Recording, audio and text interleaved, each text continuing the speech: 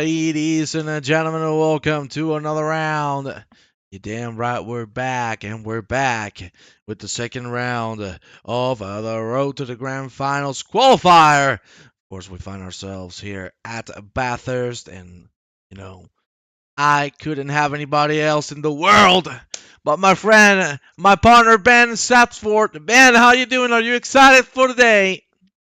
I am super excited. I cannot wait to see what the drivers bring out because it's Mount Panorama. It's Bathurst. It's one of the, I think, best tracks in the game, honestly. Hands down. It's such a different challenge for these guys because, one, the elevation, two, the amount of speed that you take on some of these sections, and the fact that if nothing else, it is just so unforgiving as a track. This is going to be amazing. Certainly is, and well, we're not gonna make you wait any longer. We're gonna go right with the action. Here you have Nick Bamba, and let's go for a little bit of a track, guys, shall we? We went through the pit straight, of course, now into Hill Corner, turn number 1. There you see, there's a little bit of a hole down. Need to keep it straight. We go now through the mountain straight, a very long straight indeed. Let's see what it can do as we are approaching the quarry bend and as we go up the hill. Fantastic turn number 3 for Nick Baba. Carrying the speed through. This is one of the most dangerous corners in this track. Of course, is the cutting. Nearly blind. And it's certainly a place where if we see a little bit of contact, things are not gonna end well. Baba carrying the speed through Solomon Park, and now McPhillamy's nicely done there from the McLaren. Of course, McLarens are completely dominating the track at the moment. There you say, oh my lord, what a lovely skyline into the S's and the dip. Fantastic section from Mr. Baba, who's absolutely rocking every single corner. Just went through the Forest Elbow, and of course time for the Conrad Straight, and one of the biggest places to overtake as we get a little closer to the chase. Also a very, very misleading corner, especially on that mid corner. You'll check it out right now. There's a little bit of a dip in there. It needs to be careful. Nicely down there from Baba. Both on entry and exit. And of course, to finish things off, it's Murray's. Another very misleading corner. Need to keep it as close to the curve as possible without touching it. Tap the curve and you're gonna go for a spin. Baba has crossed the line and he puts himself on P3. Well done, but at the moment it is Colagroso taking the upper hand with a 2:35. Nice lap there, man.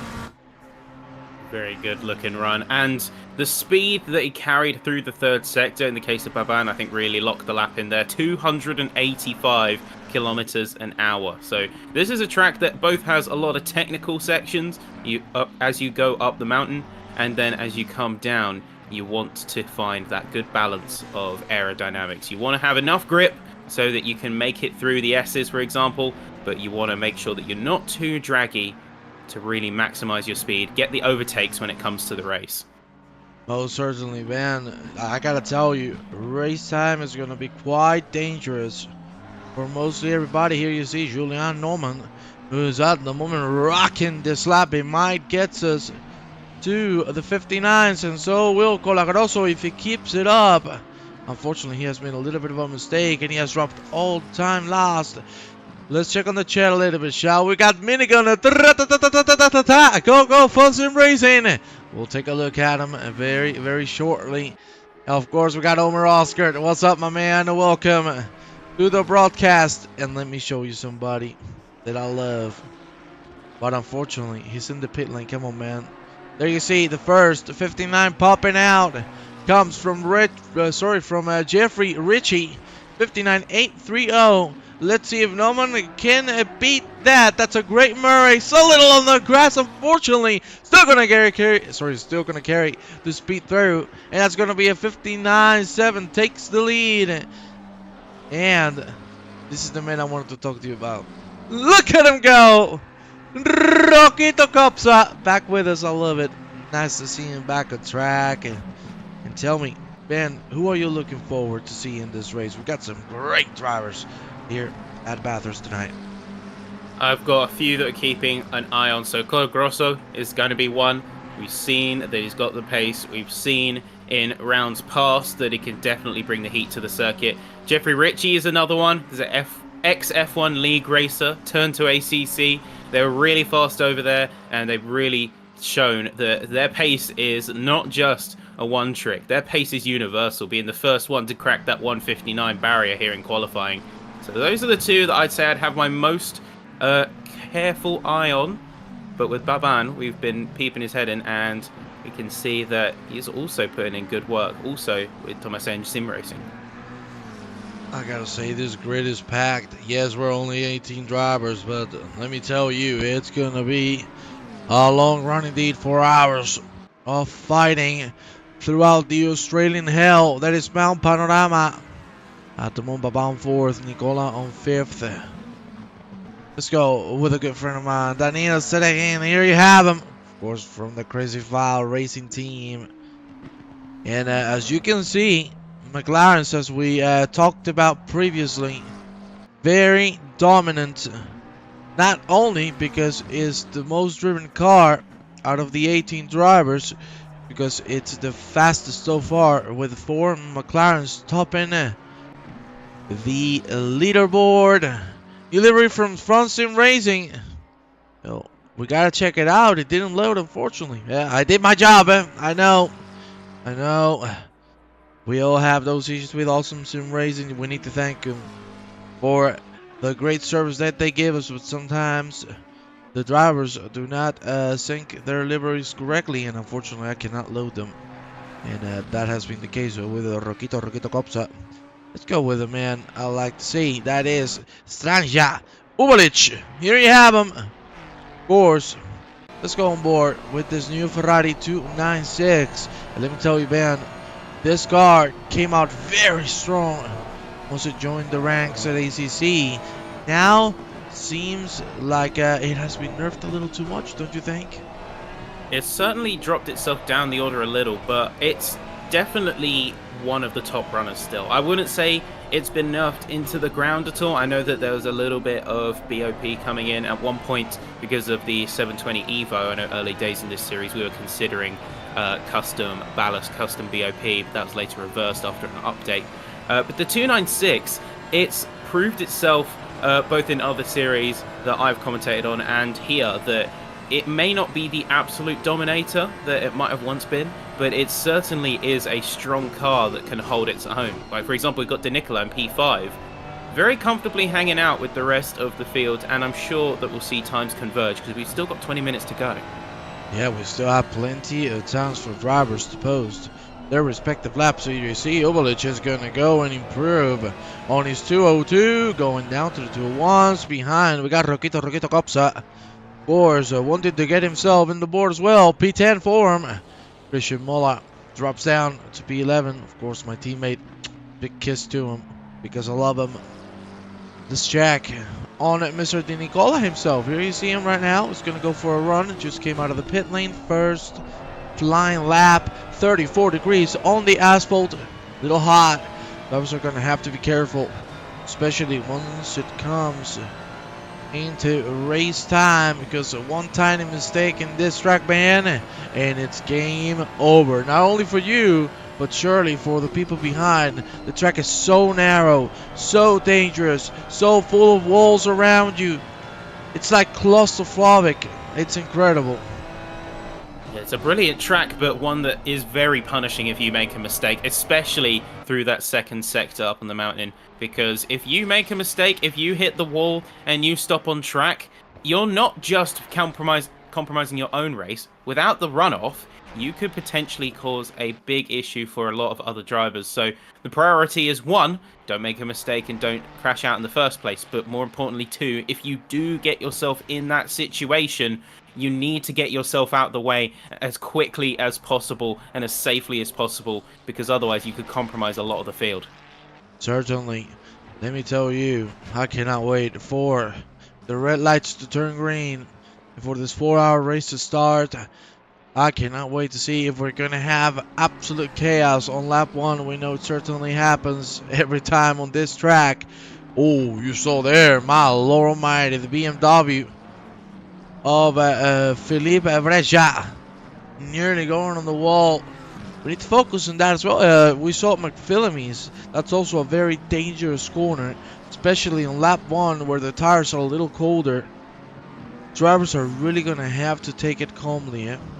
If you try to over push it a little bit, we might have the whole grid to a stop in just about 5 seconds time. We're talking about the cutting, we're talking about McPhillamys, we're talking of course about the S's and the Dipper. Of course, that whole skyline section is deadly if somebody crashes. Julian. No, man, unfortunately, going straight on the chase. He's going to go for one more round, of course. And here you see Jeffrey Ritchie setting himself at the lead just by 3 thousandths of a second. That's a hell of a lap from the Dutchman. Of course, he's going to come out immediately and he's going to keep trying to improve that time because he knows Julian Nauman is right on his tail. And that's honestly what I love about this, is the fact that he knows that he's got a really good time, but he cannot rest on his laurels. So immediately back out again, keep that pressure high, as Norman's going to be, without a doubt, wanting to recover from that mistake they had in their previous run. And everyone is going to be trying to close that gap. So the 4 McLarens at the front, the 720S Evos, they're all within a tenth of each other. De Nicola, 1.5 tenths behind, and then it's 2 tenths to the next driver of Sedegin, and you can see that a bigger gap forms down the rest of the field. I wouldn't be surprised, though, with how much these drivers are pushing. We'll see the top 5, even 6, 7, 8, within a couple tenths each other by the end. I want to ask you something, Ben. You know, we're seeing like incredible close pace, at least in qualifying, between the top 4. The 4 of them within a tenth of a second. Do you think drivers are going to be aggressive on lap 1? Oh, no, man. Tapping the wall on Forrest Elbow. Still carrying a lot of speed through. Maybe he can salvage the lap and even get it back to the lead. But what I wanted to ask you is, do you think they'll go aggressive? Because I know we've seen it on the first round at Monza. Their qualifying pace was exactly what we were hoping for in a race conditions. They were absolutely spot on, as we see Colagroso going to the lead at 6:05 for him. And what I wanted to say is, you know, with how close they're going to be with one another, as we see Alman getting the lead, these people don't want to let me finish the sentence. You know, with how close they're going to be on race pace, is it worth it to go for an attack so early? Or do you think they're going to go and take a calmer approach? Because, you know, we've seen it time and time and time again. Well, we've seen it here in Light Speed Racing, I can tell you, on the Midweek League. We've had every single time we've had Mount Panorama. Let's go with Norman. I'm going to show you exactly what I mean. This exact corner, the cutting.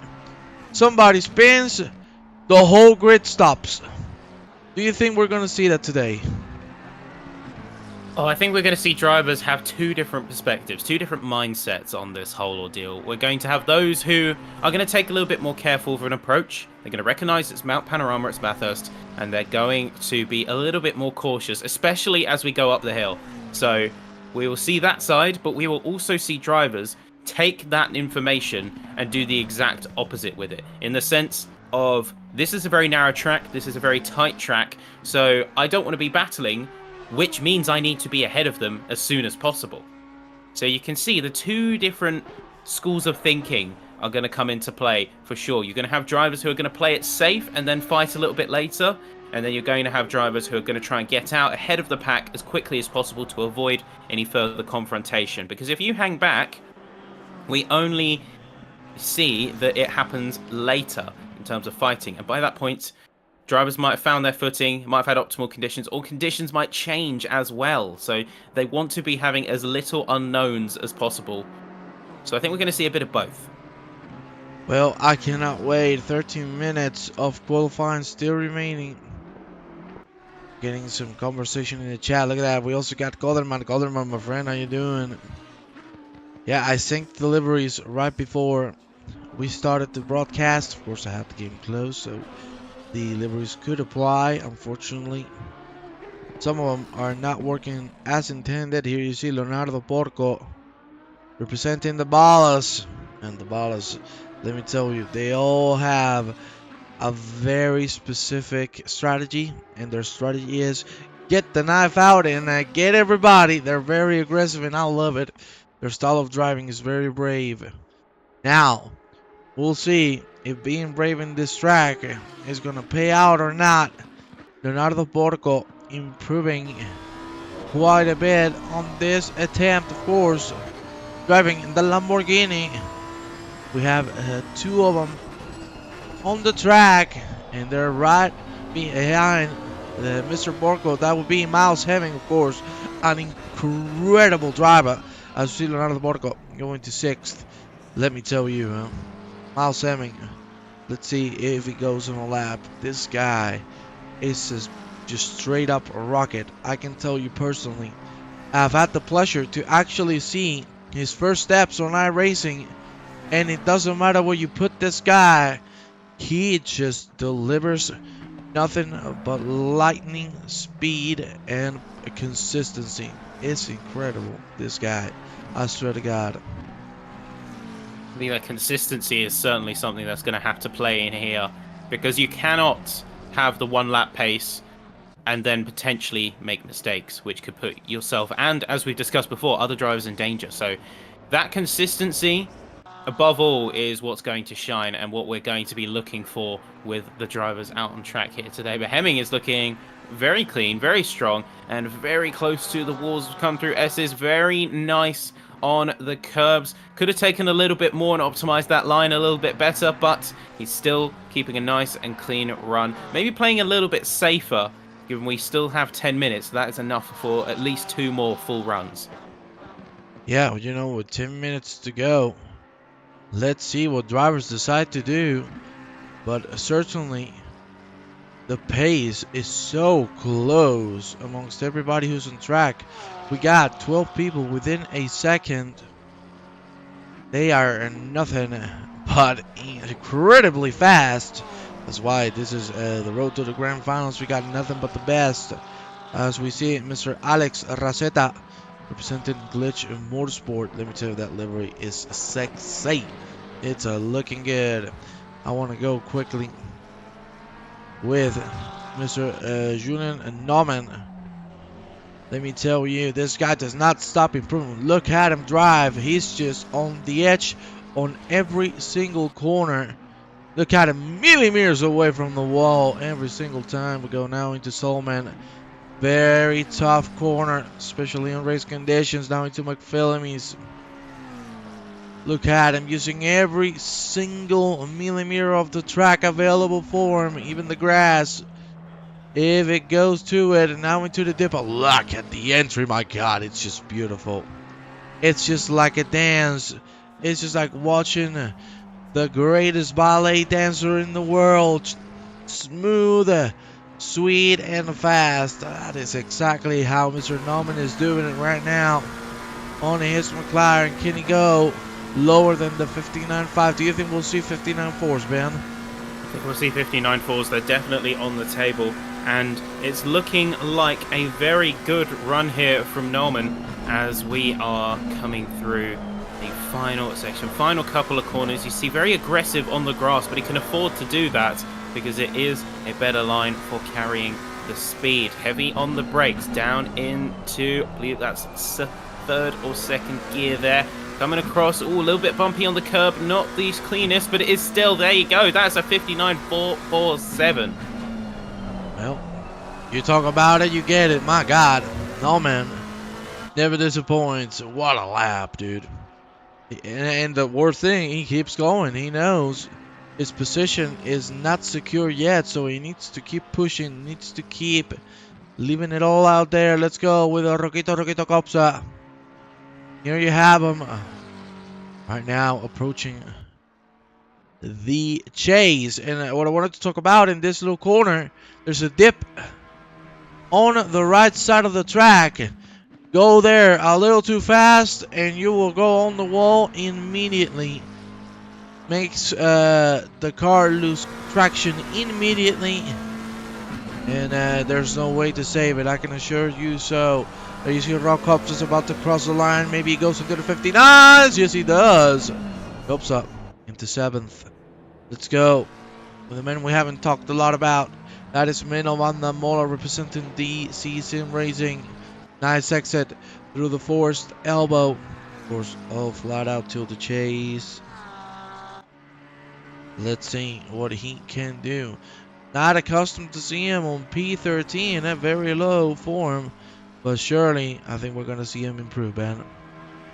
He's got to improve, really. Everyone needs to be in the 59s if they want a good competitive position heading into the race. While it is 4 hours and you can make up some time, you still need that best starting position in order to have the best strategy and not be impeded by any other cars. So he needs to be, realistically, and I'm putting my pin on it now, the goal time for a lot of these drivers is going to be anywhere from a 59.8 to a 59.5. You get in that zone, you are going to be comfortably within the mid to upper pack, you're going to be golden. Certainly, yeah. Right now, when I'm all up in the 9th, let's see if we can do a little better than that. One man that is absolutely destroying all the sectors is Christian Colagroso. You mentioned him before. This guy has shown us that he has that edge. Let's see if he can top the job. Yes, he can. 59.427. And I definitely saw him with a couple more tenths on that lap that he could have gained. So we are looking optimally at a 59.2. Man, it's getting close and the clock is ticking. 6 minutes to go. Let's see. See what they can do. So everyone's going to be gearing themselves up for their final runs at this stage. So if they're in the pits, then now is the time that you want to be out, because you could potentially get 2 runs of time depending on how far you are around the track. A few more drivers who need to get some improvement. Silev, Uvelic and Moffat are 16th, 17th and 18th on the field right now. We know that they have a little bit more pace on tap, and we could see them break into the 2 flats of the 159s, which is where they really need to be. Noticing, yeah, that the Ferraris are a bit further down the grid than first anticipated. Maybe they aren't as strong around this track. Maybe their particular characteristics aren't as useful around Bathurst. Let's see if Nauman can reclaim the lead. Look at him using the grass, every single bit of track that he can use. Be sure he will. And it's not the first time we've seen him use the grass. Maybe he uses it here again, because it looks like he actually does that on purpose. He knows he doesn't lose any traction, and he goes on to the lead with a 59.3. It is deliberate to go on the grass on the exit. The tires don't feel the difference, and they're not losing time. So hey, if the rulebook lets you do it, why not? Everybody can do so. Simone Di Nicola, as you can see, still on P5. The Ferrari keeping himself on a very good spot to start. And a very important thing to mention, even though we're going to have a formation lap, the tires can easily be overcooked in just 2 corners, especially when we go up the hill and we see chaos happening as it goes. There's going to be certainly something to watch out for. Tire management is key in this track. Those tyres are going to be absolutely boiling, so I know that drivers are going to be prepared for that. They're going to be adjusting their tyre pressures, adjusting their setups, maybe suspension geometry to be a little bit aggressive or less aggressive on the rubber, where 34 degrees track surface temp, 26 degrees ambient. That means that management of your thermals of your car and especially your tyres are going to be an absolute must. I don't think we're going to see much, if any, weaving as we are on the formation lap. Yeah, I don't think so. Like, let's see what the temperatures are once we proceed to it. At the moment it's 34 degrees. It's quite hot, and it's 2 p.m. So the temperature shouldn't go up too much. We'll see. We'll see. Time will tell. But certainly, one thing is for sure. This is gonna be one of the toughest experiences for all drivers involved. You need to be focused on every single corner. You cannot just disconnect like, what can I tell you? Maybe Monza, you have so many straights that you can just, let it go. Here you have two big straights, and then once you enter a corner, the rest of the lap is full on focus. You disconnect for a little second, you go on the wall. It's just as simple as that. Colagroso at the moment not able to improve on his time. Do you think Norman has qualifying done for him? Do you think he has that pole position secured? I don't think he has it yet. I don't think he can rest on his laurels. That's why he's back out, and is why he's going for the full push this round. He's going to be using every tactic in his arsenal, really maximising the track, including going on the grass at points, because if it's allowed, you play the games, not the players, in a lot of these scenarios. And in that case, he knows he can go on the grass and head into the pits, because he's not going to feel the effects of the dirty tyres and lost traction later on. So extending onto the grass, at least for your final lap before pitting, it does net you a little bit of an advantage, and I think we're going to see that here. Well, I want to check if Jeffrey Ritchie has something in him. It's only a tenth and a half. We know he can do that. He's dead even on his 59.4. So he's going to have to bring that extra edge. Will he be able to make this happen? Norman avoiding the lap. Colagroso still dead even on his 59.4 as well. Man, this is seriously exciting. Only 50 seconds to go. Ritchie will certainly have one more opportunity, one more lap to give it all. I think Colagroso won't be able to do so, so he needs to make this one count. Will it happen? Will he clutch it? Let's see. This is Ritchie crossing the line. This is his last attempt. Let's go with Colagroso. It is only 20 seconds to go. Yeah, I don't think he's going to be able to cross the line before the checker comes out. So let's see. Carrying this, be really close. Certainly, yeah. It's going to be very close. I think he's going to make it, though. I think he's just going to pip it by a couple of seconds. Let's see, can he do it?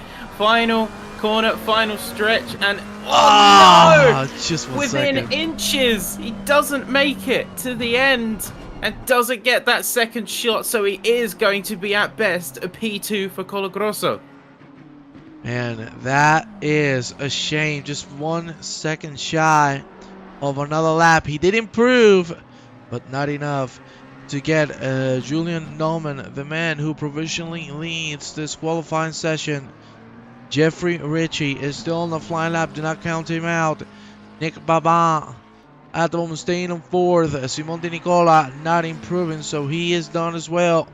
Leonardo Porco and Rob Copsa also in the lap, but Copsa is about to finish it and he's not improving too much. Maybe he can take Porco and he can claim that P6. We'll see. Copsa not enough to do so. Porco not improving either. The rest of the drivers coming into the pit lane, and it's gonna come down between Norman and Mr. Jeffrey Ritchie, who at the moment is approaching the chase. So let's see, will he be able to get the job done? He needs a tenth and a half, and let's be honest, only with Murray's remaining, I don't know how he's going to manage to do it. Let's see, Jeffrey Ritchie, super aggressive through the corner. Will it be enough though? He crossed the line. Not enough to get Colagroso either. Ladies and gentlemen, qualifying is done. Nobody else improving on the track. And well, we're gonna go back with our lovely faces as we are moving towards the race. Norman takes the lead. Colagroso on second, Richie on third, Baba on fourth, and Nicola on fifth. That was down to the wire. Unbelievable qualifying session, Ben.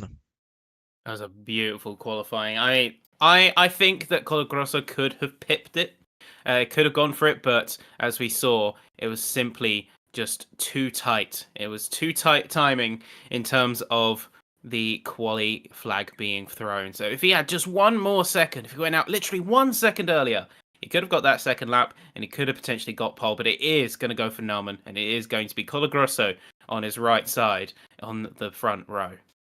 Well, it is time to go for a little bit of a grid walk as we usually do. And here you see the man who's going to lead the way, at least for the formation lap, is going to be Mr. Julian Norman. He's going to lead from Colagroso, Richie, Baba on the second line, Nicola Porco on the third, Coderman, Zeregin, Hemming and Rosetta for the top 10. Then we got Van der Molen, Mola, Brescia, Hobbs, De Haviland, Moffat, Jubelic, and Zilaev. Ladies and gentlemen, these are our 18 drivers on the track. Let's go for a little bit of a track guide. As we see here, turn number 1, Hell's Corner. Very misleading exit. Tap the gravel, and you're going for a spin. Of course, mountain straight. And this is where hell starts. This right-hander that leads us into the cutting. Here you see, let's go and take a little wider approach. You can see how close the corner is and how tight it's going to get for all drivers. We head into the second sector, going through Solomon Park. There you see, super tight section as well. McPhilliman's right there in front. And the most well-known, of course, it is Skyline through the S's and the Dipper. Here, we might see the race come to a halt. Just one little spin, and you're blocking the whole way. We keep going down the hill into Forest Elbow. There you see it. Also a very misleading corner, breaking down the hill.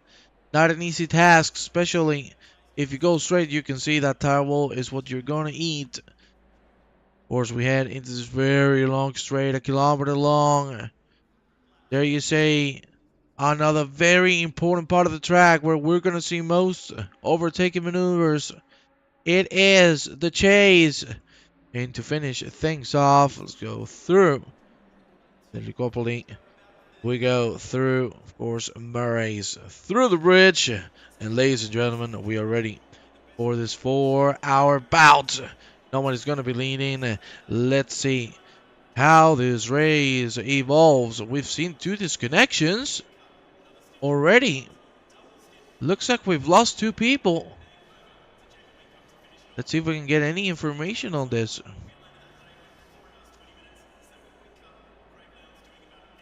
Let's see if we could get any word from staff or even the drivers themselves as to what's going on. Well, let's see if it can come back. Let's see, huh? That's a little unexpected. We didn't expect to see 2 disconnections. I'm getting information there are ghost cars. They're actually in the session, but they disappeared. Well, that's oh, that's a new thing. Let me tell you, I have never seen that before. Well, Ben, I want to hear it from you. Tell me, what do you think is going to happen on lap number 1? I think we're going to see Colagrosso probably is going to try and be as aggressive as possible because they were hungry to get that pole position, and as we saw, they were just a second away. So I think that they're going to be definitely pushing Norman and giving them their absolute everything. I think Richie is also going to be one, given they're up at P3, who is going to fight, but maybe not as aggressively. They're going to wait for the front 2 to have their squabble, have their tussle, and then come in to pick up the pieces. And then going down the field, I think we will see, as you go down in the places, drivers are going to be a bit more conservative with their race. Oof, I'm nervous, huh? I am nervous. We lost the connection. Yeah, and I see you've dropped down to last. Well, that's not good. Can we restart? Yeah, I cannot tell you, my friend.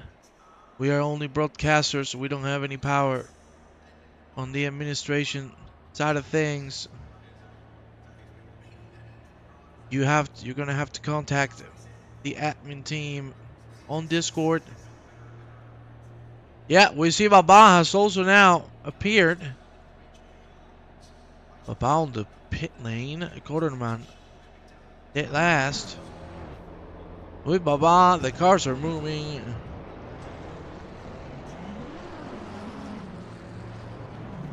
There you see everybody going through. Time to start things out. You see Martin Coleman on its way. Baba in the pit lane. He has missed the start due to what has happened. What a shame. Yeah, we've got a couple of people asking for restarts, and of course, as Tony said, we are just the commentary team. That would be at the discretion of the admins and staff running the server and running the events. But we are away now, and we are in a careful, precarious position for all of our drivers as they get themselves ready to race. Well, we are awaiting information.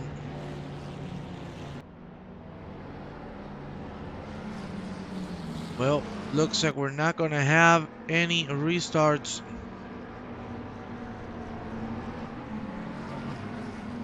Yeah, I just got the confirmation in that the race is going to go ahead. Looks like it's not gonna happen. There you see. Moria Abel is gonna be the one starting things out for the Ren Welton esports team.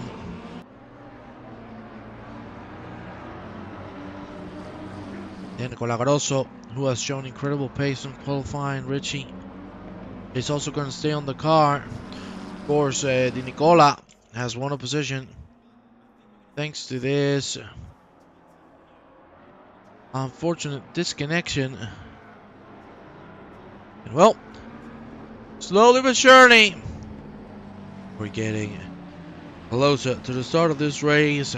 Ladies and gentlemen, we'll be right back once we get a little closer to the finish line.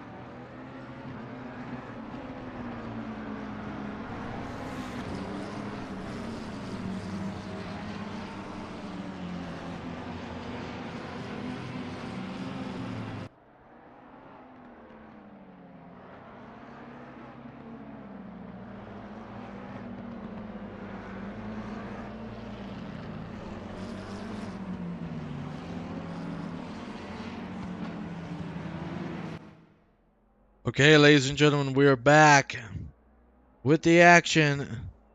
Let's see how the race progresses. Unfortunately to see Calderman and Baba dropping down to dead last due to the disconnection.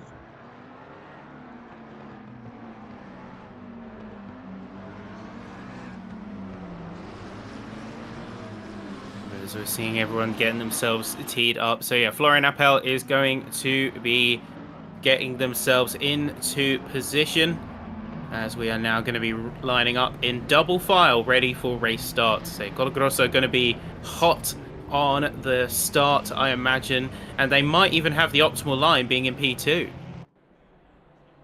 Well, it is time to rock and roll, man. We're just one corner away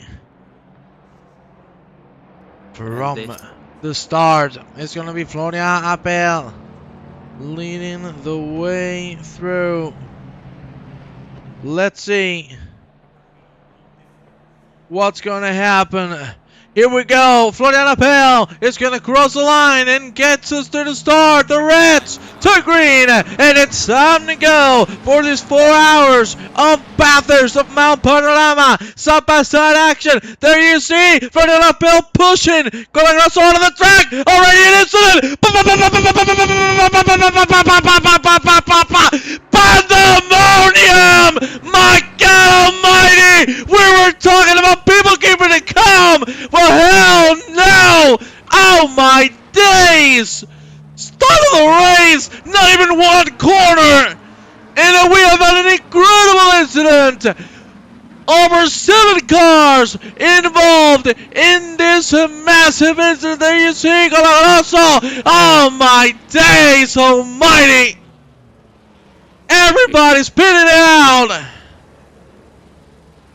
We already have such a massive incident where half the field is going to be dropping down. That is a crazy start. That is not what you want to happen. You have a situation where, say, Colagroso is going to be down from P2 to P17, just not being afforded the space by Appel, and absolutely taking no prisoners. And then we saw the massive domino effect. Holy Moses! That is a turn of events, as you said. Half the grid is now completely disconnected. Big incident there. Colagroso dropping down to dead last. And I don't even know how he's going to manage. Certainly will have a little bit of damage. You can see that line through Skyline. Not good at all.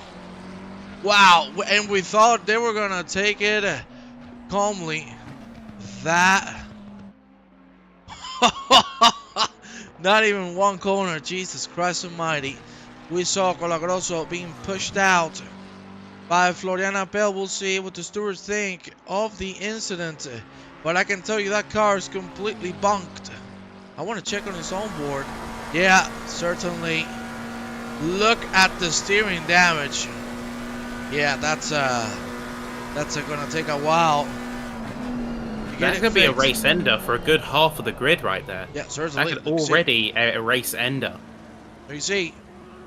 1, 2. He's going to be the third. Well, tell me he's going to stay out, right? Yeah, he's going in. Well, I got to tell you, that changes the whole scope of what's happening. You see Jeffrey Ritchie fighting with Florian Appel. Let's see how this one progresses, but certainly these 3 drivers that are coming into the pit lane are going to be long gone. Keep in mind, this is Bathurst, so anything can happen. You still have a chance of winning, even though you're going to be completely off the hook. There you see Richie keeping the speed through. Careful with tapping the grass there as we go through the Skyline in the S's. I cannot believe the incident we just witnessed. But thankfully, the race continues, and we don't see anybody retiring. Those are good news. Richie trying to get a better exit through the forest elbow. He manages to do so. Let's go with Daniel Zedegin, was representing Racing File Racing Team. At the moment, catching on Leonardo Porco. Let me tell you, he has gained a lot, and somebody else who has absolutely hit the jackpot is Mr. Miles Hemming. He started 9th right now on the 3rd. Well, that is exactly what you could have been hoping for. For a start, look at this. We got side-by-side action between the leaders as we head into Murray's. Let's see who's going to come out the victor. It's still side-by-side. We have had an incident. We're going to have to check it out. Raceta. We'll see if we can finally take a look at it. There you see Appel losing the position to Richie. Now Porco, Hemming, set again. 5-man battle for the lead. Super close. Let's go on the helicopter to take a wider look at everything that is going on. My days, what a turn of events. What a turn of events indeed. And for the leaders who have survived the altercation from that first lap or so, they are absolutely laughing because they have got a massive gap to any real contenders on the field, and they have got their own race in effect. Everyone else is going to be picking up for scraps. As you can see, a plus 5 second gap between these top 5 drivers and anyone else on the field. And then you got the next set of 10 with Daniel Moffat over 5 seconds away again, not even accounting for those with damage and those in the pit lane who made that pit stop. Well, let me tell you, as I said, even though we have people way far back, as you see here, side-by-side action. Ay, ay, ay, ay, ay, ay, ay. Well done from Nicola to back out because he tapped Moffat and pushed him into the wall. Even though you got so many people behind, especially, I think the biggest loser on this is Mr. Christian Colagrosso. It wasn't a fault of what happened. We'll see what the stewards finally decide, but certainly he is right now nearly a lap behind. Still has a chance, you know. Another incident like that can happen, especially we're seeing that the top 5 are fighting really, really hard.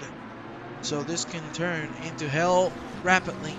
For the guys at the front, here you see Richie starting to open a gap. The rest of the drivers behind us making sure that gap does not go further and further away. There you see, so again, great move on the inside of Miles Hemming. Well done, easy through Murray's. Hemming going a little wide. Not a lot he could have done. Let's see if he can reclaim the spot. 7 minutes in. Let's check on Nick Baban, man, who started on 4th. Unfortunately, with the disconnection, ended up last. And now, slowly but surely, trying to go through the field. Let's see if he can make the move on Daniel Moffat.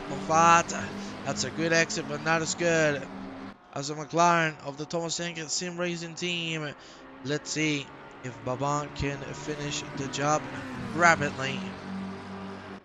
And looking around, I can say that with the move on Miles Hemming, that is because he went for a move on Porco for P3 and ended up making contact with the other Lamborghini. So coming through the last corner, didn't have optimal speed. That resulted in him dropping both to Porco and Sergin, who capitalized coming through the start-finish straight. With Baban, you can see how close he is getting, how much proximity he has, but can't go for a move yet. Not in this critical section. He's got to nail it and then hopefully have the speed to come down the hill. Well, let me tell you, Baban's being patient. That's what you have to be, you know.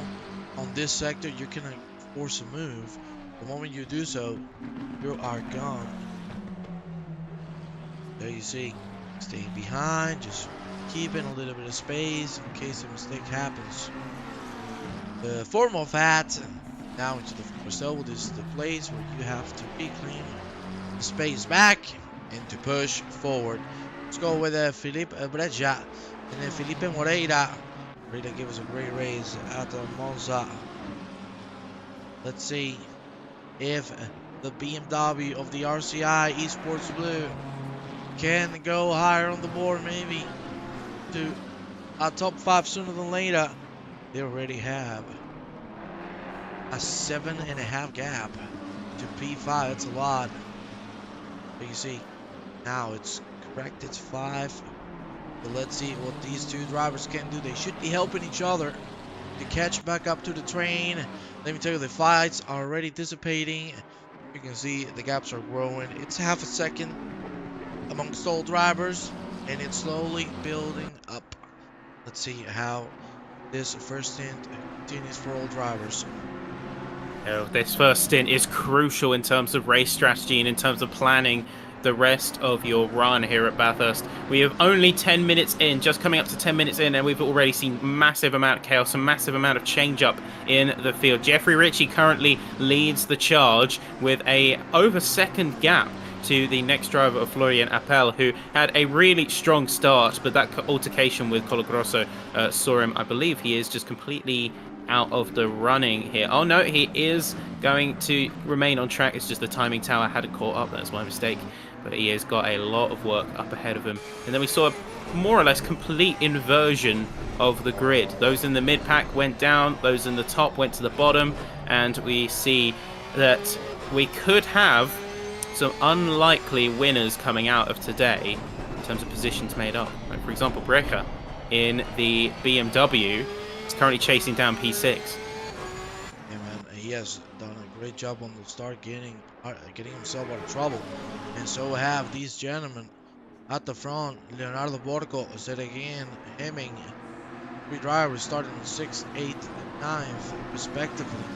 And then look at them now, fighting for a P2. Richie already opening the gap to Floriana Bell, who's feeling the pressure from behind. Many cars giving it their best to go through. Leonardo, look at him go, showing the nose. Showing wants to get things done ASAP. I love it because that means the fight is going to continue. Look at this. This is a great spectator spot. Miles Hemmings P5. He has a second gap to the rest of the drivers, but of course with the ongoing fight, that gap is going to disappear immediately. Certainly, I don't know if he wants it to disappear, because we know one little tap, especially here on the cutting, and you're going to get yourself in big trouble. You can see already he's back on the train. Let's see how this fight progresses. Already 10 minutes in, things have drastically calmed down after that insane incident on the first corner of the race.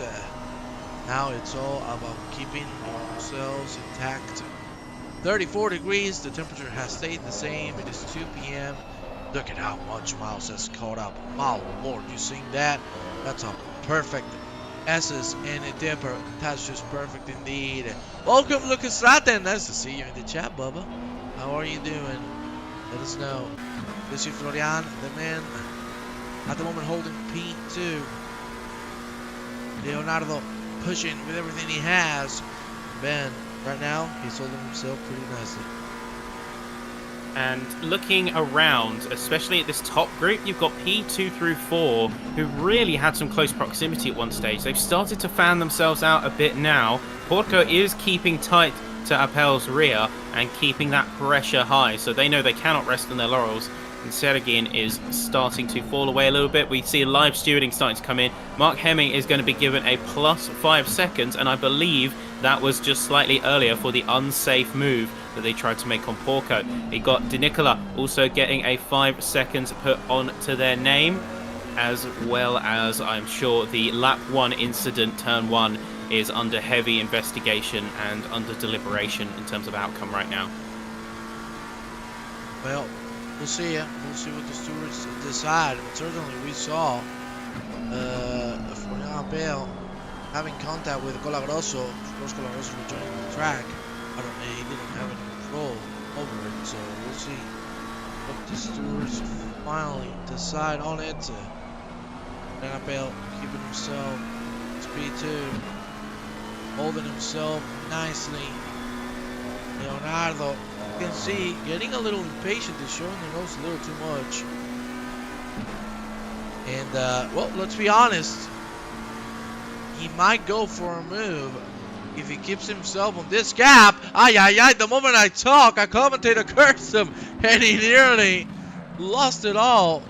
If he keeps this gap as close as it is at the moment, Guetta could exit on forced elbow, and the move should be done without any issues whatsoever.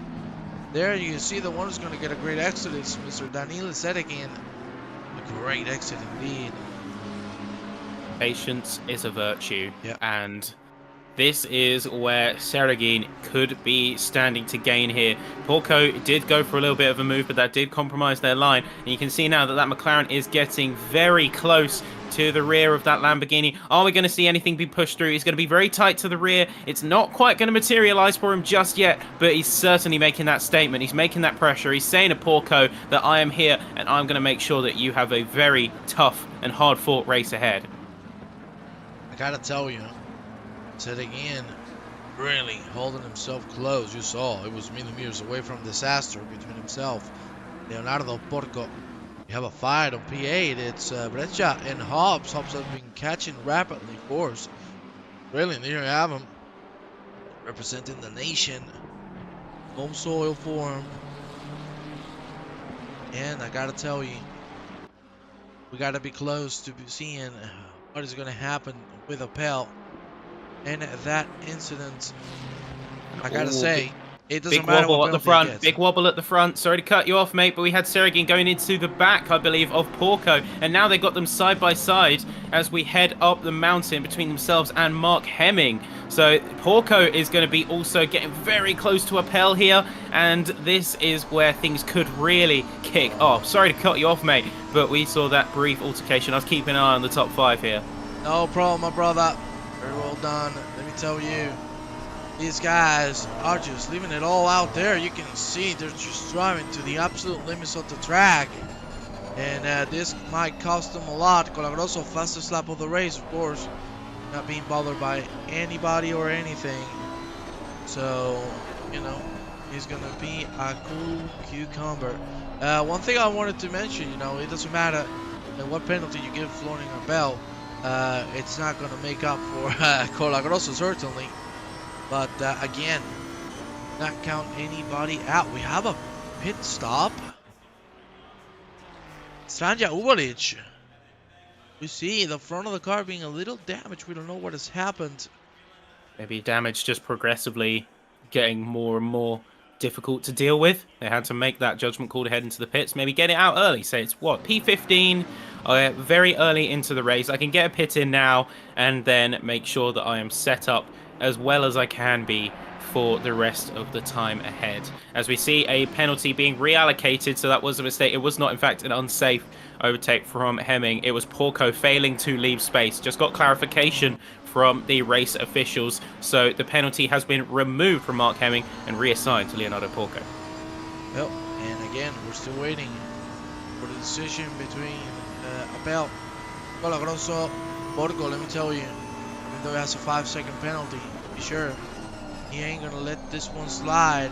He finds himself in a very good spot on P3 now. Of course, with the big fighting happening, he has managed to get a gap on a set again in having fighting with one another. And I gotta tell you, the one winning the most by a mile is Jeffrey Ritchie, already 3 seconds ahead. And let me tell you, that gap is only gonna keep growing. At the moment, the leaders running on 201s. Ritchie too low. Colagroso, the fastest man on track consistently. 2-1 dead and high. Let's go back with Porco. Let's see if he can try something on Appel this time around. Well, Richie's doing really good on the early race here. They had a clean outing, they got themselves into P1, and now it's all about building up that gap to get themselves in a prime position for when they eventually make their pit stop, make their driver swaps as well. They are in a very good spot. If they can open up that gap by a few more seconds, that's going to prove very advantageous coming into the later stages of the 4 hours here at Bathurst. You see Porco going a little bit of a different line in order to stay out of the dirty air as much as possible through the corners while still having a good exit. So a little bit of micro strategy coming in from some of these drivers. Uy, uy, uy. Here we see Felipe Moreira dropping the position to the BMW Breccia, which are finally moving into 6th. Good thing to see everybody never giving up. That's what we want. Yeah, they really are fighting hard. This battle for P6 through P8, because Hobbs is also in the mix with this as well. They are certainly going to be a driver that we keep an eye on. Moreira and Hobbs. Those two, I think we're going to see a bit more fighting come out of these guys. And this sort of little mini mid-pack, P6 through 8, is going to be one to watch. Well, I got to tell you, Leonardo Porco is certainly never going to give up, penalty or not. Jesus Christ, this guy, let me tell you, has a lot of nerve. I don't know how he has the cool mind to keep himself so close to the car in front in such tough corners where braking 10 meters earlier can send you right to the wall. There you say, go through the dipper. Great line from both, and again, Porco could have a run here on Forest Elbow. But let me tell you, Florian Abel is doing a great job of keeping himself safe. Of course, setup is also a big factor. I think the setup with these guys, we're going to see a couple of different philosophies start to come into play. So, as we mentioned briefly in qualifying, the two main philosophies of this track are about balancing drag with grip. You don't want too much drag because as you come up and down the hill with the two main straights, you want to maximize your speed, make sure you have the pace to go for overtakes, but also you want to have enough aerodynamic grip in order to ensure that you don't fall behind through the more technical sections up the mountain. So it's finding that balance as well as making sure that you can take good care of your tyres heading into the hot asphalt of this track. As we said earlier, 34 degrees Celsius track surface temp. So tyre management, higher tyre pressures, maybe even reducing the contact patch a little bit is going to be an absolute must. Yeah, I'd say I completely agree with you on that. Of course, the tires are going to be struggling in, I guess, around 15 minutes or so with such high temperatures and how demanding the track is on the compounds. Certainly, drivers are going to have to be aware of the consequences of pushing to the limit. Here you see Simone Di Nicola slowly trying to go through the grid. He started on 5th, unfortunately, dropped down to 11th after that incident. I would really close proximity. like to say if he can make a move on Rosetta pretty consistent on that Porsche, the only one on track at the moment. You'll see updates on penalties, 2 that have been awarded. Nicola has done through the dip. Race continues to win. And out of the Porco again. On the tail, Floriana Bell.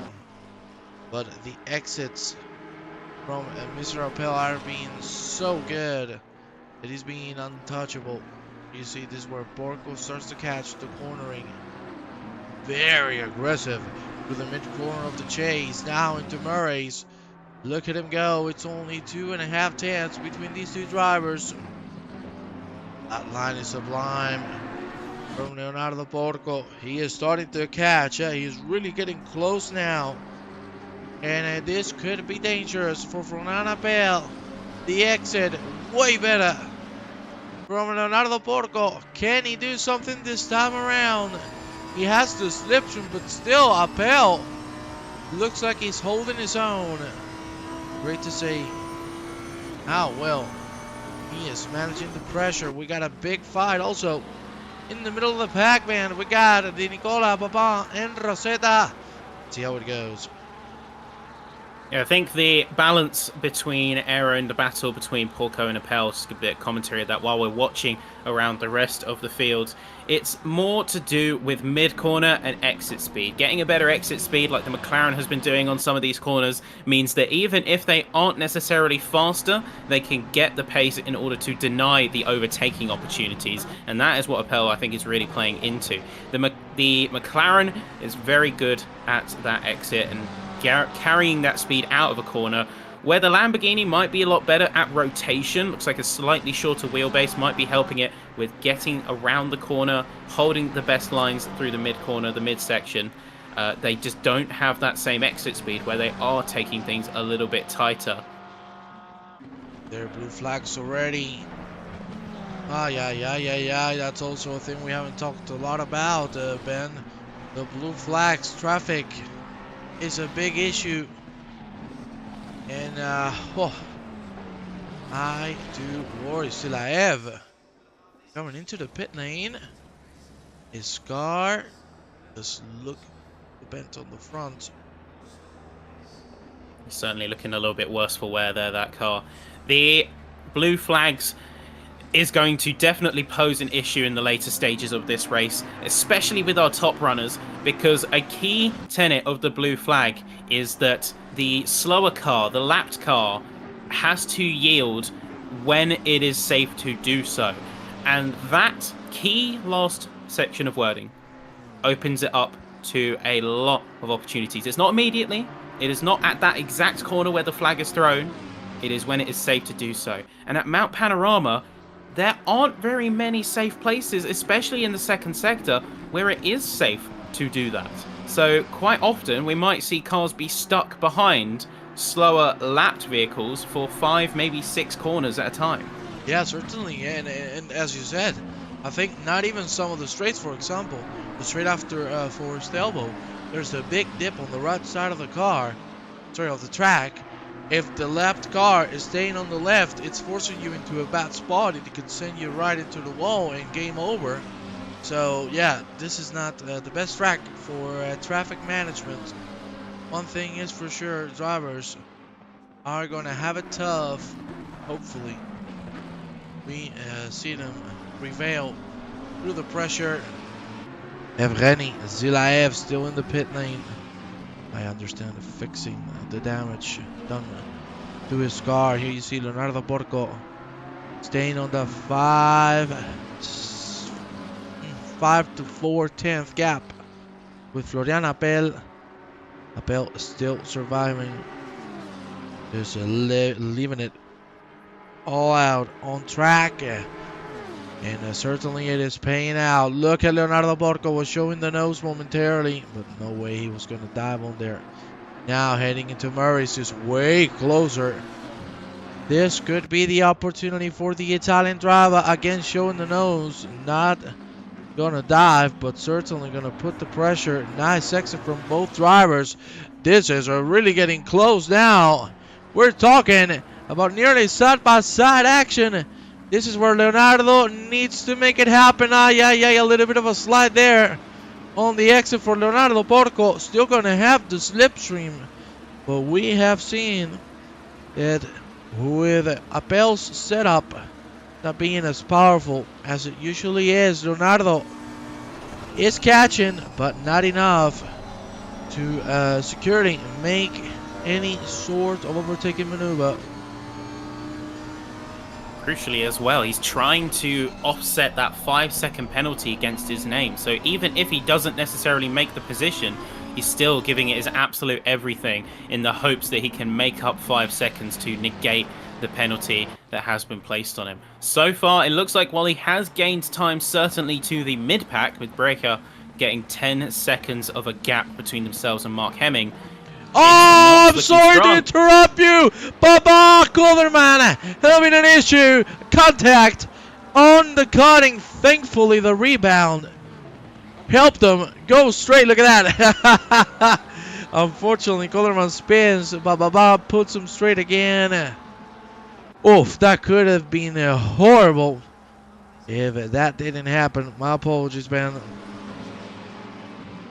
Alright, and we're looking around as well at the rest of the field, seeing there could be a couple mid-pack battles. Moreira is very close with Hobbs as well right now, so we've got a fight at the front, we've got a fight at the mid, and we've got a fight nearer towards the back. Porco, though, you can see him, he's pulling out to one side, looking for moves, and even if he's not completing them, what we're seeing him do here is establish pressure and build that pressure over the course of multiple laps. You got to think now, Porco has been on Appel's tail for over 5 laps now. So the pressure is certainly starting to build between that Lamborghini and that McLaren. Appel is going to be feeling more and more antsy. They're going to start to think a bit more about worrying where the Lamborghini is rather than focusing on their own race, and that is the crucial tell. As you can see, a little bit of a drag race here between 2 Ferraris down in the mid-pack. That is Hobbs going to be peeking down the inside. He's not going to be getting the move, but he has made the run on the inside and sent that clear message to Moreira that they're about to have a very interesting next couple of laps. I cannot wait to see them battle it out harder and harder. Here we go, back with the 4-man pack for P2. Jeffrey Ritchie just flying away. Already 6.5 seconds of a gap. Leonardo. Leonardo, I swear, was a millimeter away from the wall. I don't even know how he's still alive. Man, that was close. The 4 cars going down the skyline into the S's and the dipper. Wonderful job. This pack staying together. Of course, the ongoing fight is just helping the leader grow a bigger lead. Right now, Jeffrey, of course, still cannot relax. Needs to make it as big as possible. You cannot just lay back and wait for everything to be over. Let's see how this fight continues. Now, Leonardo really is close. Careful with Murray's. We've seen Mr. Porco have the better exit through the chase.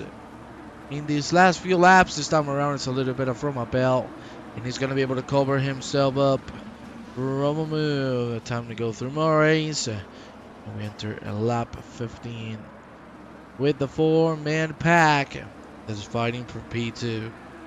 It's no longer two pairs as well. Sergin and Hemming have caught up to Porco and Appel. So that is a demonstration of the effect that fighting has on your overall pace.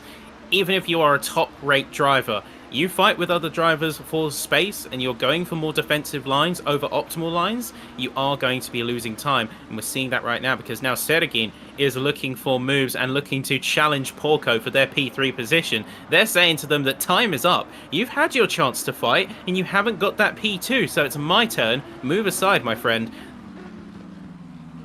You can see, Ben, I do want to tell you something,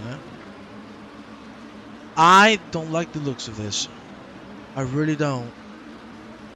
I don't know if you're noticing that we're starting to see desperation coming from a couple of drivers in this pack. Do you think they're going to be able to hold themselves up? I think as time is passing, we're going to see more and more rash moves come out from some of these guys, especially in the case of, I think if anyone's going to crack first, it's going to be Porco, just because he has been aching to get that P2 spot for a long time now, and eventually you do get tired. Everyone's patience wears out. That's not a fault of anyone. That is just us as human nature.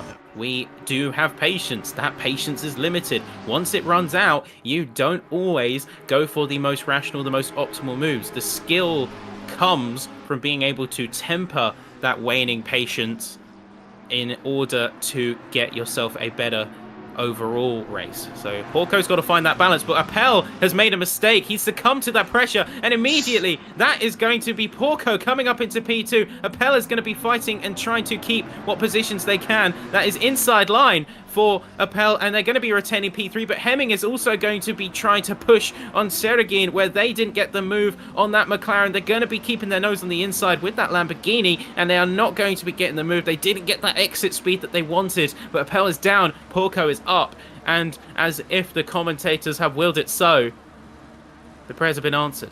Yes, he succumbed to the pressure. There you had it. Florian Appel couldn't hold it.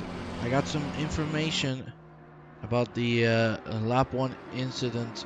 It will be reviewed at the end of the race, post-race stewarding, because it was a massive incident, and we're going to need some more eyes on the matter.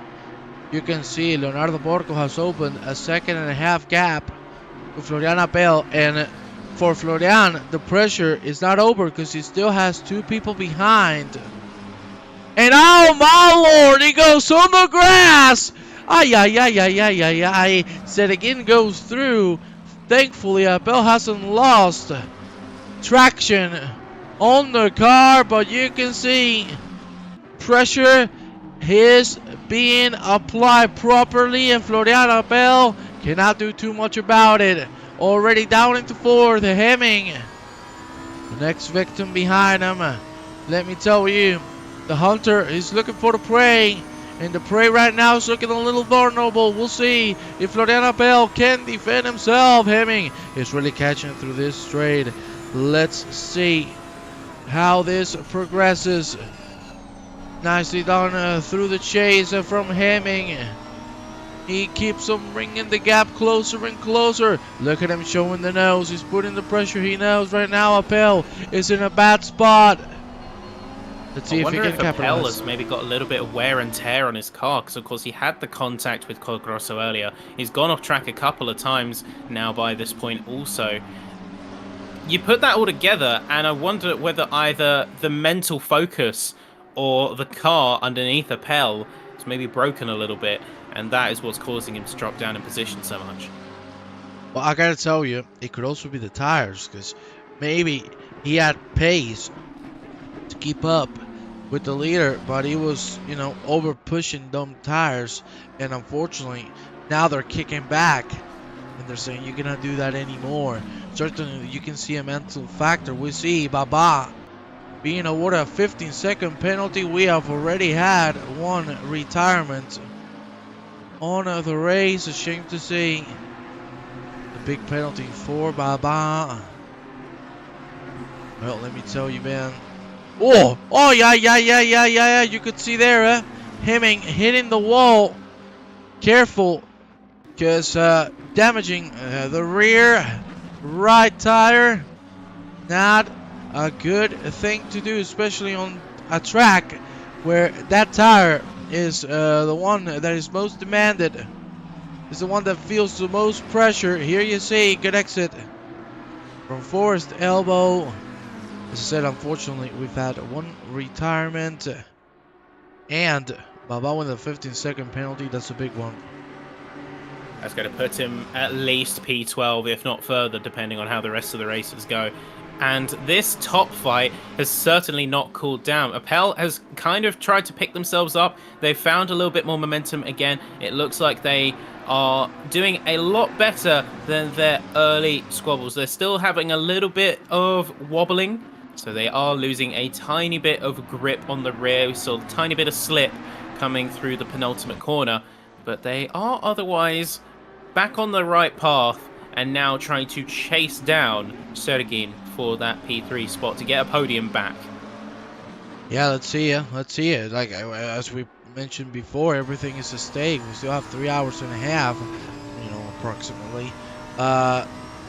One hit on the wall and the whole race changes, so you cannot count anybody out. You cannot even count out Christian Colagrosso, who's dead last, a lap down. You cannot count him out. He is still in the battle. He still can have a shot at the lead, because this track is so unpredictable. You know, it's just, as I told you, you disconnect 1 second and the whole race is done for you. Here you see Hemming trying to keep up with Florian Appel, who seems to have brought back his usual pace. And a tap on the wall again from Hemming, who's seriously driving like this was his last lap ever. Wonderful consistency. Driving the 201s. Nearly everybody is on the 201s, from P1 to P11. And then, of course, Mr. Colagrosso on dead last. Really good pace overall from all of the drivers. Let me tell you, McLaren's doing a great job. Leonardo Porco having the time of his life. The Lamborghini showing it can be a big competitor. The big competitor they have to be in this situation. They've got about a second on Sergin and 8 seconds down on Jeffrey Ritchie. They still have the 5 seconds to their name, so now that they've got a little bit of clean air, they need to do what we've been saying that Ritchie's been doing, which is utilizing the clean track to gain time, to offset any losses that they might potentially have. And around the field, as everyone has made a good either recovery effort from the start of the race or just put down a good race in general, have to ask, are we going to see any major change-ups in terms of strategy? As we saw Hemming, I believe that was Hemming, losing the car into the gravel for a split second. It looks like we are on our way at least to seeing who is going to come out on top, with Porco currently about 9 seconds, so 8.5 seconds now ahead, and a little bit further behind you see Miles Hemming is going to keep that very tight proximity, that close proximity to Appel. They are not letting anything slip and get past their radar. They're driving every lap like it's their last, and I'm seeing on the weather radar we could potentially have some clouds rolling in, which might mean the track temperatures are going to go down and become a little bit more manageable. We haven't talked about that. Hopefully we don't see any rain, because if we see rain, Ben, oh, well, that is the cherry on top. For us, for the drivers probably, they're gonna want to kill us. If already the track is as tough as it is on normal conditions with the rain, it's just another whole universe. Let me tell you, one way or the other, top 5 doing a great job. The gaps have opened drastically from P6 below. I do have to say that, you know, right now we're getting into the point where pace is what matters most. People do not want to make any moves unless there is an enforced or maybe forced error from any other driver. Richie does not stop building that gap up, as you said, 9 seconds, and give it a lap or two, it will be 10. Ooh, not a good exit there from Floriana Bell, and maybe Miles Hemming can have a shot at the end of the straight. You could see him very bumpy throughout that exit on Hill's Corner. I don't think he's going to have a shot, but he's certainly going to pick up some tenths that he lost. So again, it's a second ahead of these two, and Leonardo Porco is starting to also pull away from this 3-man bout. We'll see how it progresses. We also had Mitch Hobbs and Felipe Moreira. You were talking about him a couple laps before. Great fights between these two.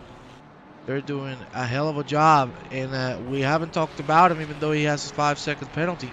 Simone Di Nicola really starting, to catch up back to the group after being involved in that incident on lap number 1. He's making sure to get some time back, and a great drive from him so far. Yeah, it's a really good drive. He needs to put it down at this stage because he cannot afford a 5-second penalty on top of struggling for track position. So he's going to have to work hard, but if he can make this up, if he can make it back, then he's going to be in a much better place, of course, when that 5 seconds is applied. If he keeps it, he could go and serve it, which will make things a lot easier for him down the line in terms of knowing where he stands. Yeah, well, what can I say about that? It's like, exactly. Like, also something else that we need to talk about. We've seen already 3 drivers with penalties. You have the choice to either serve it on the pit stop itself or to add it to your final time. Would you take the penalty immediately, or would you try to push it as much as you can and then do it a little later? Because you can also play a little bit with that, actually.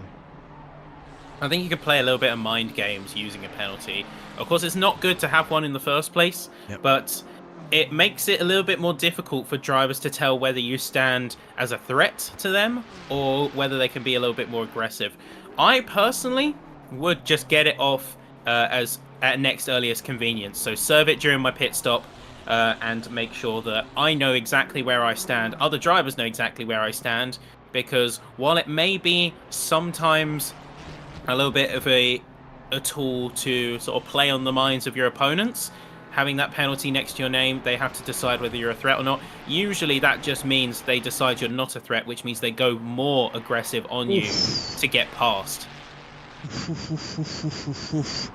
Mitch Hobbs hit the wall. I don't even know how he kept it alive through Solomon Park. Oh my god, that is a big save, of course. Gonna back down from Moreira a little bit, but my lord, I don't know if you saw that. Whew, that was scary. The gaps are opening all throughout the grid. The only fight that we have at the moment is Mr. Christian Colagroso, and you can see him. He is on Ubalich's tail. Of course, behind them both, there is one special somebody, and that is Marjan Kolderman, who unfortunately is quite a ways behind as well. They have caught up to traffic. I think Colagroso should make the move here. He has a 2-second lap difference per lap on Uvalich. There you see Colagroso makes a move through, moves up into 16th. Plenty of time to recover from the Italian driver. Still has 3 hours, so do not count him out. Yeah, he could certainly make up time.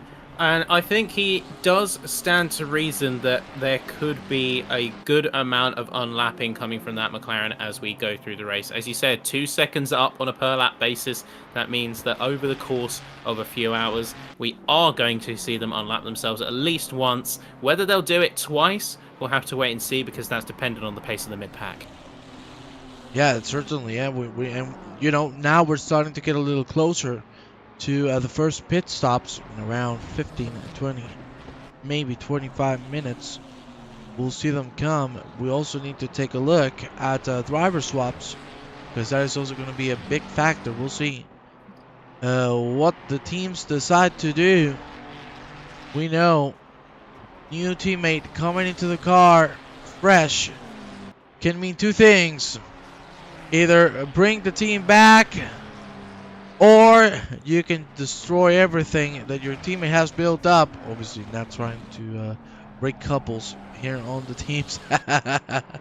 But you know, it is like that. You know, you haven't driven yet. For example, what can I tell you? Colagroso did qualifying and is also doing the first stint. If you're his teammate, you feel the pressure that you won't. In his case, let's talk about another person, because right now I don't think he has any pressure. You know, he's been dead last. He's just trying to put laps in and trying to get time back. Let's say, for example, Mr. Jeffrey Ritchie, right? He has done qualifying. Right now he's first. Now his teammate is going to have the whole pressure of saying, damn, I'm P1. I need to keep this gap up, and I need to keep building it up. And, you know, that pressure can get to you. And, unfortunately, bring it down with a crash, with a spin, whatever it is. You know, it's a lot of pressure for these drivers. That's why you have to do really the best job that you can with the situation that you have. So when your drivers are coming in to make the swap, as the teammate coming into the car, you, of course, do have a weight on your shoulders. You know that, let's say, for example, Jeffrey Ritchie, he's got 9 seconds up. He's had pretty much a perfect first stint, at least so far as races goes.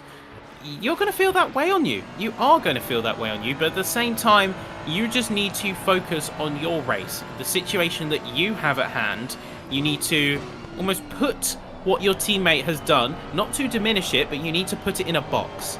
You need to put it in a box, you need to put it away, and we need to ensure that everyone is going to be content with your performance as opposed to the performance of others. So it's about separating. Oh my God. Really. Don't tell me we have just disconnected from the server. So I think that might have just been you, because I am doing fine personally. The I race hope is so. going ahead. Well, ladies and gentlemen, we'll be right back. Let me put my face on this. Please bear with me for a second. What has happened here? Yeah, I've been disconnected from the servers. At least we know it's not just drivers who have been affected by this. But it should be quick reconnection back in, just a mild hiccup, and then we are straight back on the action. And who better to jump in with, because Miles Hemming is chasing down Florian Appel. They got very close for a second there, coming through the penultimate corner. And Appel is not taking the best line through some of these apexes. I could see them under threat. Oh, there you see, we're back with the action. Our apologies. Well, my apologies, because it was my disconnection. That happened to us at the start. Yeah, you know. That's ACC for you. Is he Hemming and catching on Appel, as you mentioned. Gap still coming down, but Appel seems to be back on track. You know, back with his confidence. Temperatures starting to come down, which is way better for those tires. But in general, the race right now, pretty calm. Just packs of cars here and there. No fighting, just building trains, trying to catch the rest of the drivers. They are on board, and that's what's happening at the moment. And now we look around. We see, yeah, so disconnections coming through. And everyone is just trying to put down the best they have with the situation. So we have a few drivers who, of course, did get affected earlier on.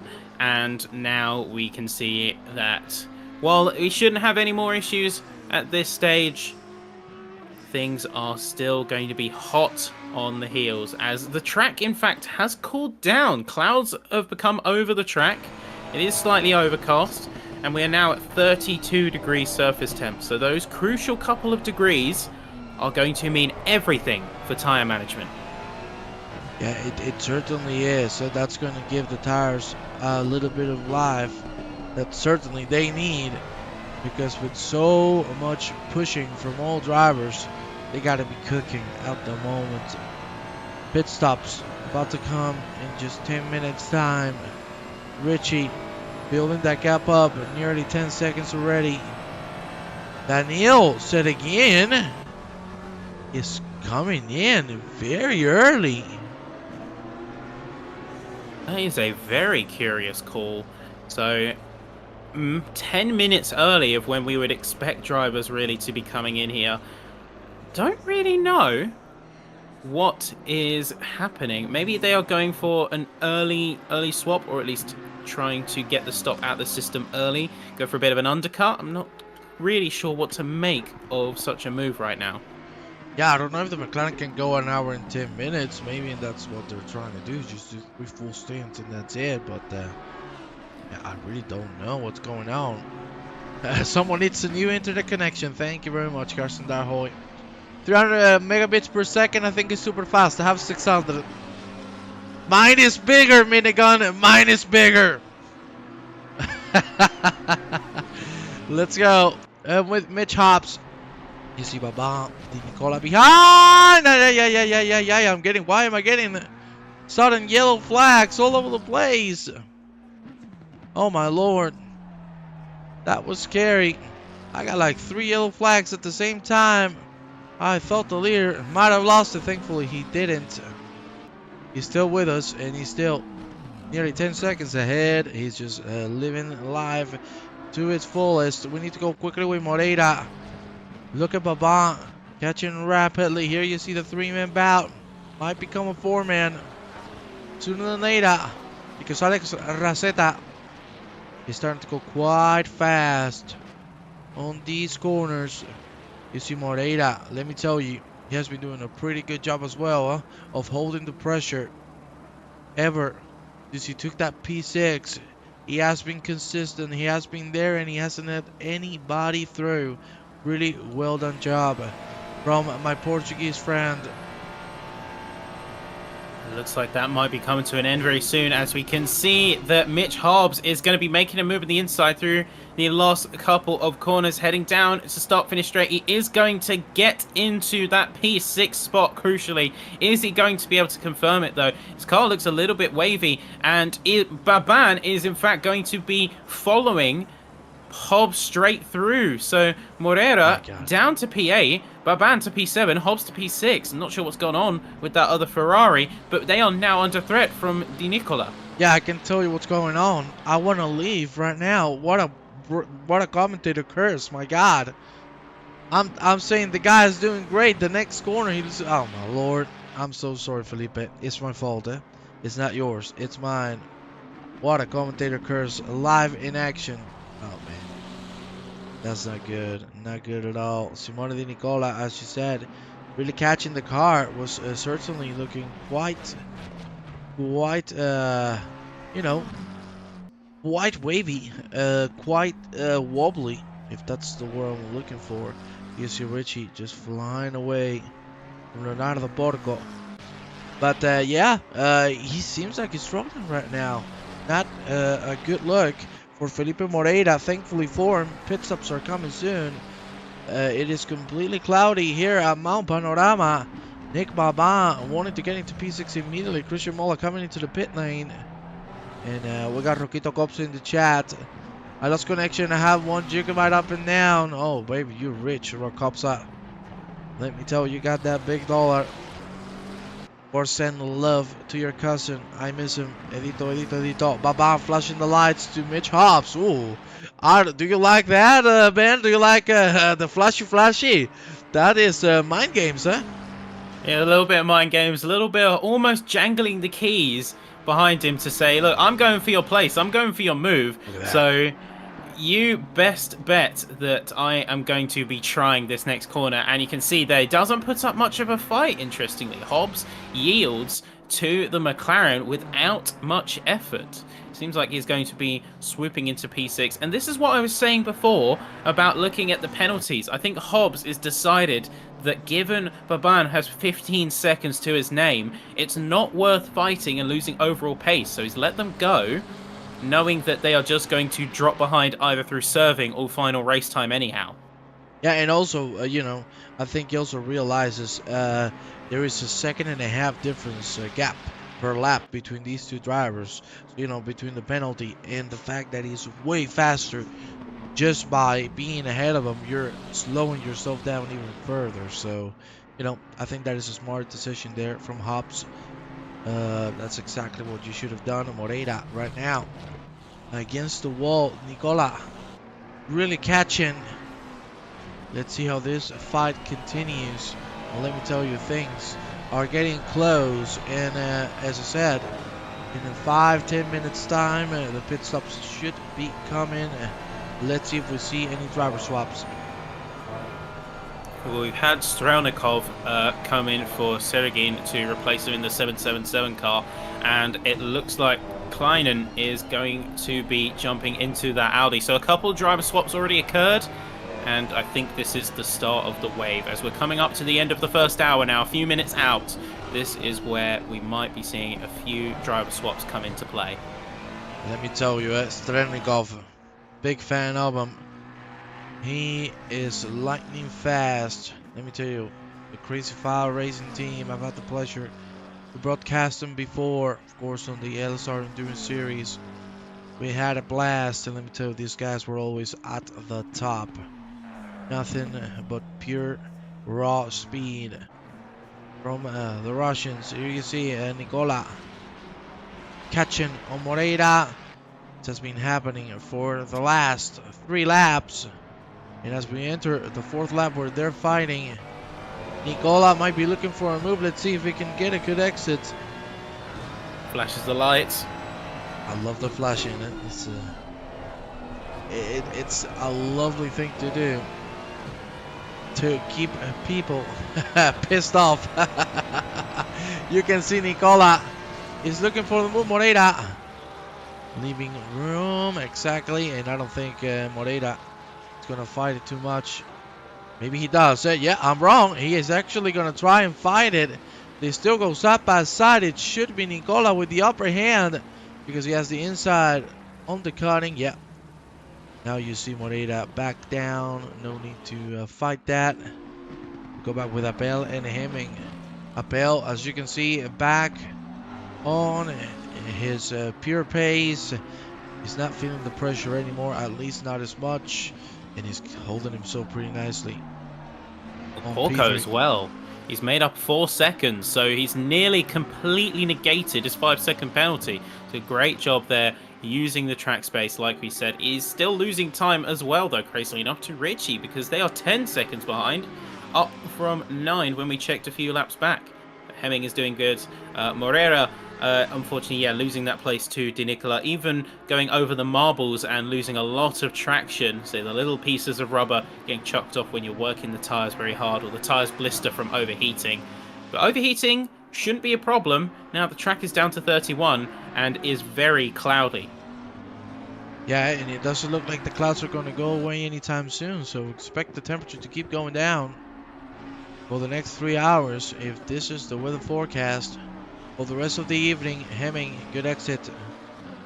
Let's see how Baba keeps going, because let me tell you, see right now he's back on his pace, 2:15, and a lower. Mitch Hobbs has come into the pit lane. Well, I want to check on Brandon Klein. I had a little bit of an issue through the chase. Of course, he has taken the car from Christian Mola. On retirement at the moment. And something that we haven't talked about, Mitch Hobbs, unfortunately, you can see a lot of ping. The ping bar is that red bar that is topping right beside his name. Fortunately, internet not working too great. Of course, this gentleman is from far away from the server, so the connection is not going to be great, and that certainly is not going to help some drivers, because you're going to see the car at times teleporting, which is definitely not optimal. We see some more pit stops coming, Moffat coming in. Troquet has taken the car, and let's see what he's capable of doing. He's a very fast driver, so let's see what he's up to. Yeah, I think the high ping is certainly proving to be difficult with some drivers trying to overtake. Not even in the sense of teleporting, because I think we've been lucky to not see that come out of Hobbs. But in terms of the car movements, looking very floaty, not necessarily looking like they are in the direction they are actually moving. So their car might be a little bit slow to rotate when going around corners, but they still hold the same speed. And that inconsistency is certainly playing havoc with drivers who are trying to get moves done, who are trying to confirm any passes, but also with the high ping, as Morella is going to be stepping into the car. That high ping means that you yourself might struggle to judge where your car is placed and when trying to make moves yourself. Yeah, it plays for both sides, both for the rest and for yourself, because you're also going to see the rest of the drivers a little floaty, as you said. Robert Brandon is the term used in ACC for this sort of internet issues. You know, that's something that the game doesn't handle pretty well. Thankfully, the hitboxes are a little better. And, you know, for example, if we compare ACC to iRacing, there's no net code, at least way less than what it is on iRacing. That is something that ACC has nailed. The contact, in my personal opinion, really good. We see more pit stops coming, as we mentioned. We got Calderman, Raceta, Moreira, Hemming in. We'll see whether Jeffrey Ritchie will come. He surely won't have too much left in the tank. I guess maybe one lap or two. That should be it for the McLaren, who has led every single lap.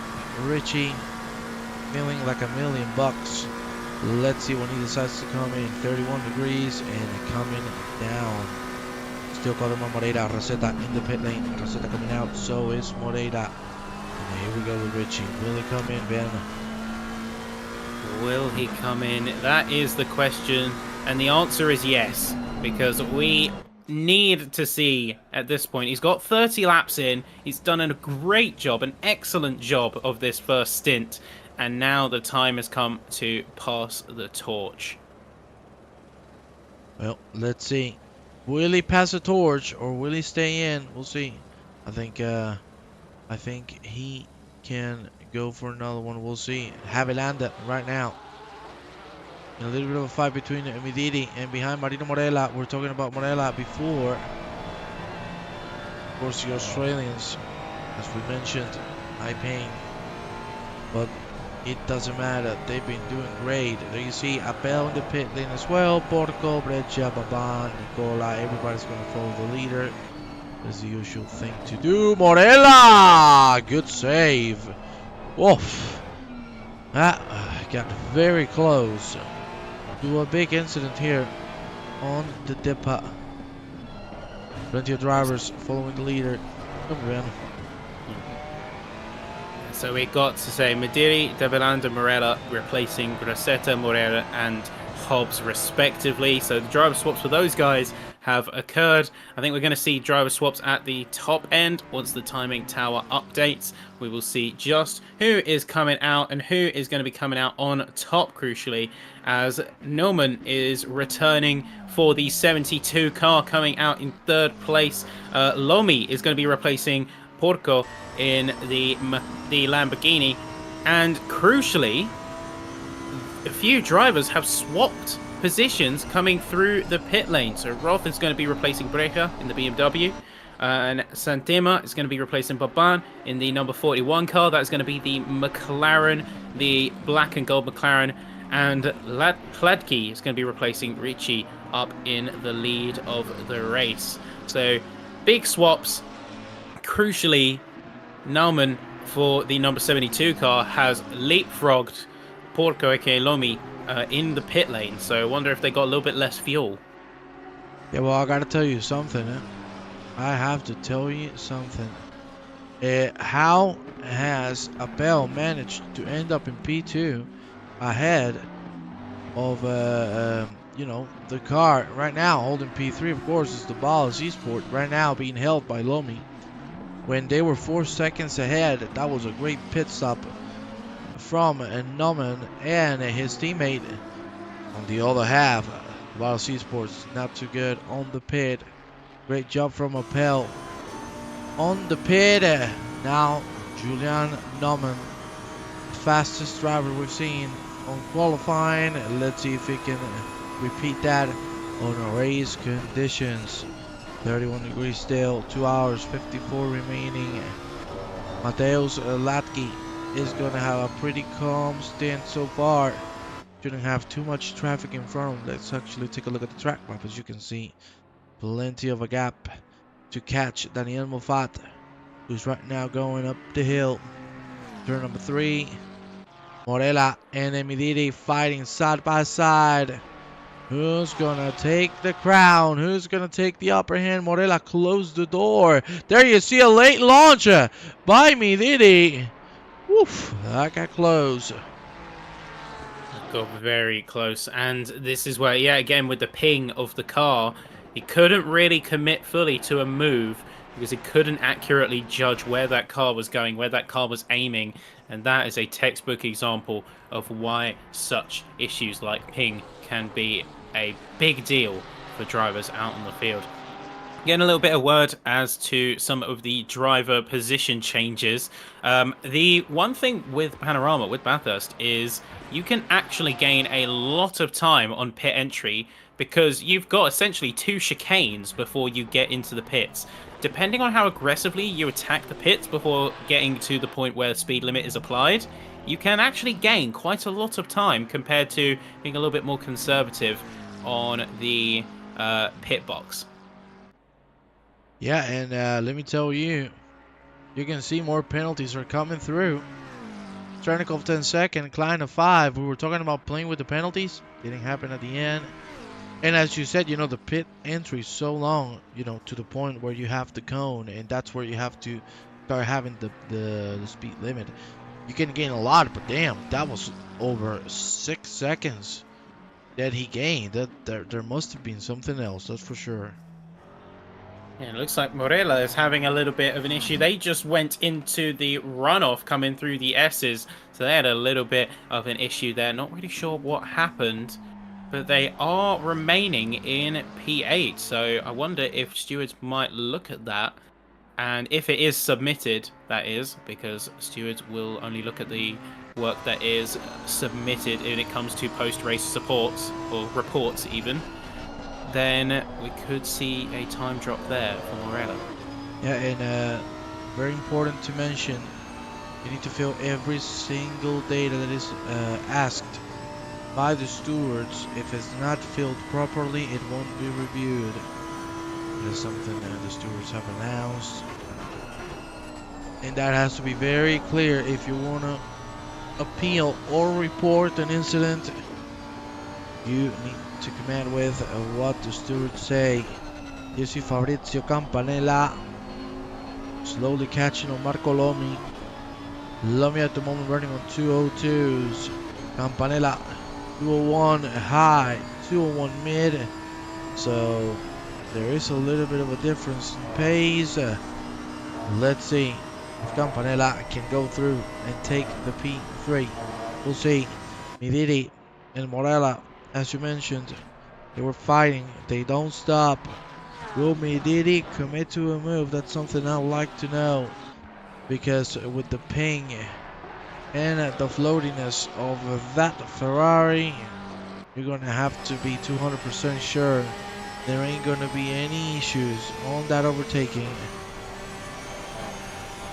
Yeah, the rubber banding, while it does sort of band-aid the bad ping and you don't see any jerkiness coming from the car, it is still an intermediate solution that doesn't always serve to accurately judge where your car is going. So of course we keep a steady eye on them, and we see a little bit of a dirt trail coming from Naumann at the top of the field. He has got himself a fair amount of space completely to himself, so credit where it is due there. Colagrosso into the pits now in P15, so he did make up some good time there. And we can see that Mateusz Flaki is doing very well in terms of time. He's not gaining or losing time, it seems like, which is ideal. The fact that Richie got such a good first stint out meant that Flaki could get himself used to the car for a couple of laps and then really start to roll in the pace without any pressure from behind. Yeah, like you can see him, he's just so comfortable. You know, he doesn't have anybody in front. You know, just get your run in, get comfortable, and then if you want to start pushing, go for it. You're going to be clear. You're not going to have any issues whatsoever. He's just enjoying life right now with a 15-second lead over Julian Naumann. But he needs to be careful. Naumann is really fast. We saw it on qualifying, and surely we're going to see it now on his race pace. Will we see Naumann catch up to Latke? It's not going to be easy, but never say never, Ben. Never say never, indeed. We've also seen a few drivers who have used the opportunity to serve penalties to their name. Not all of them, and not all of them fully as well. So we can see currently the penalties as they stand is that Strelnikov in the 777 car has currently got 10 seconds, with Kleinen in the Audi going to be holding on to 5 seconds. But some of the other cars have used the time to serve it alongside their driver swaps.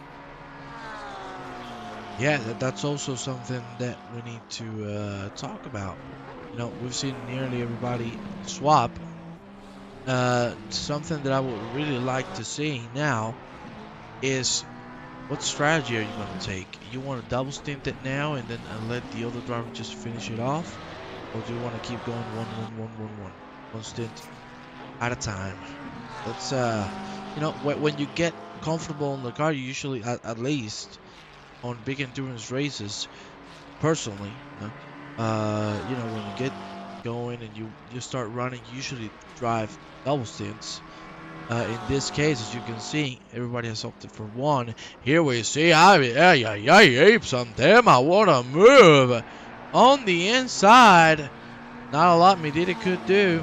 Door open, and of course, McLaren is going to take the opportunity and go through immediately. Really good job there capitalizing.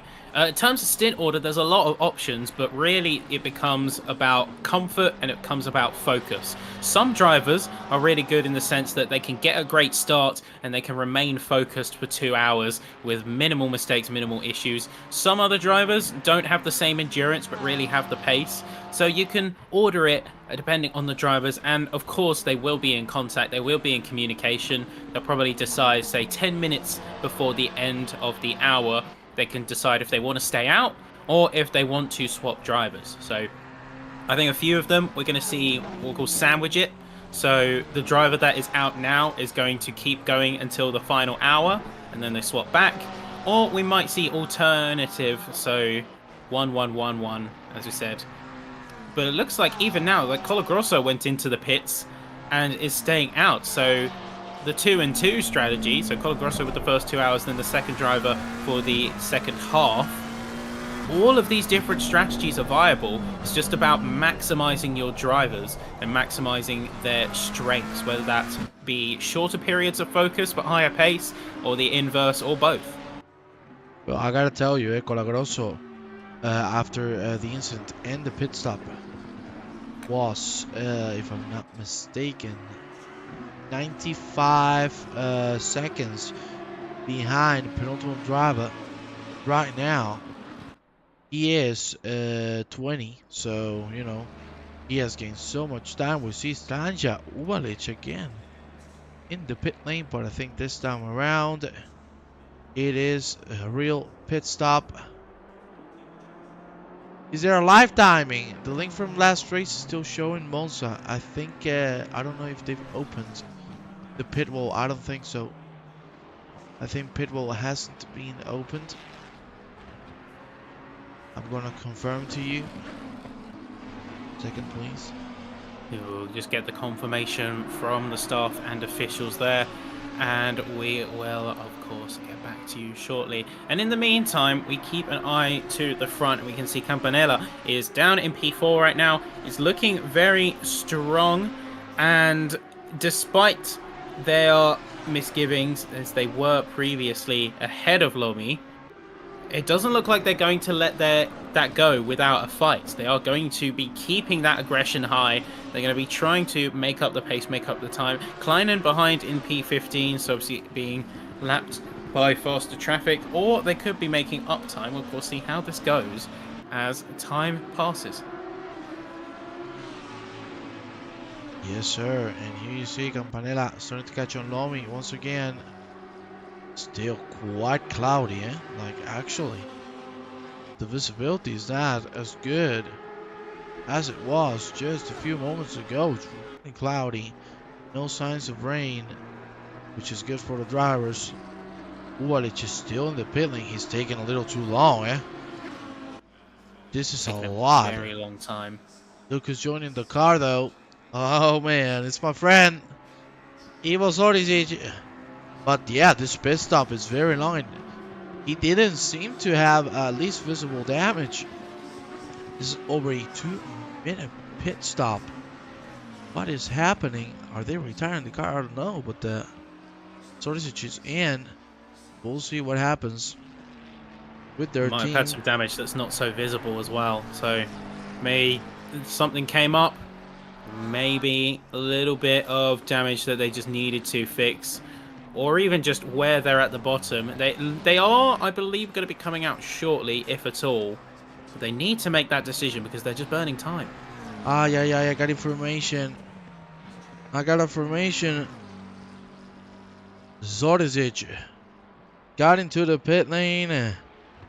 Well, it was Uwalic. He gave the car to Zorisic, and unfortunately his controls are blocked. That's why he hasn't been able to move. Oh man, that's a shame. His controls were blocked. Very curious.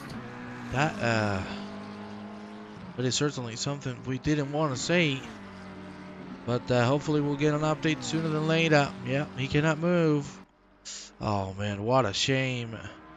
Let's go with Ave Santema. Let me tell you, the Dutchman doing a great job already catching on Morella. Next victim on his list. And let's see if he can make it happen right now. He's running 2:01 lows.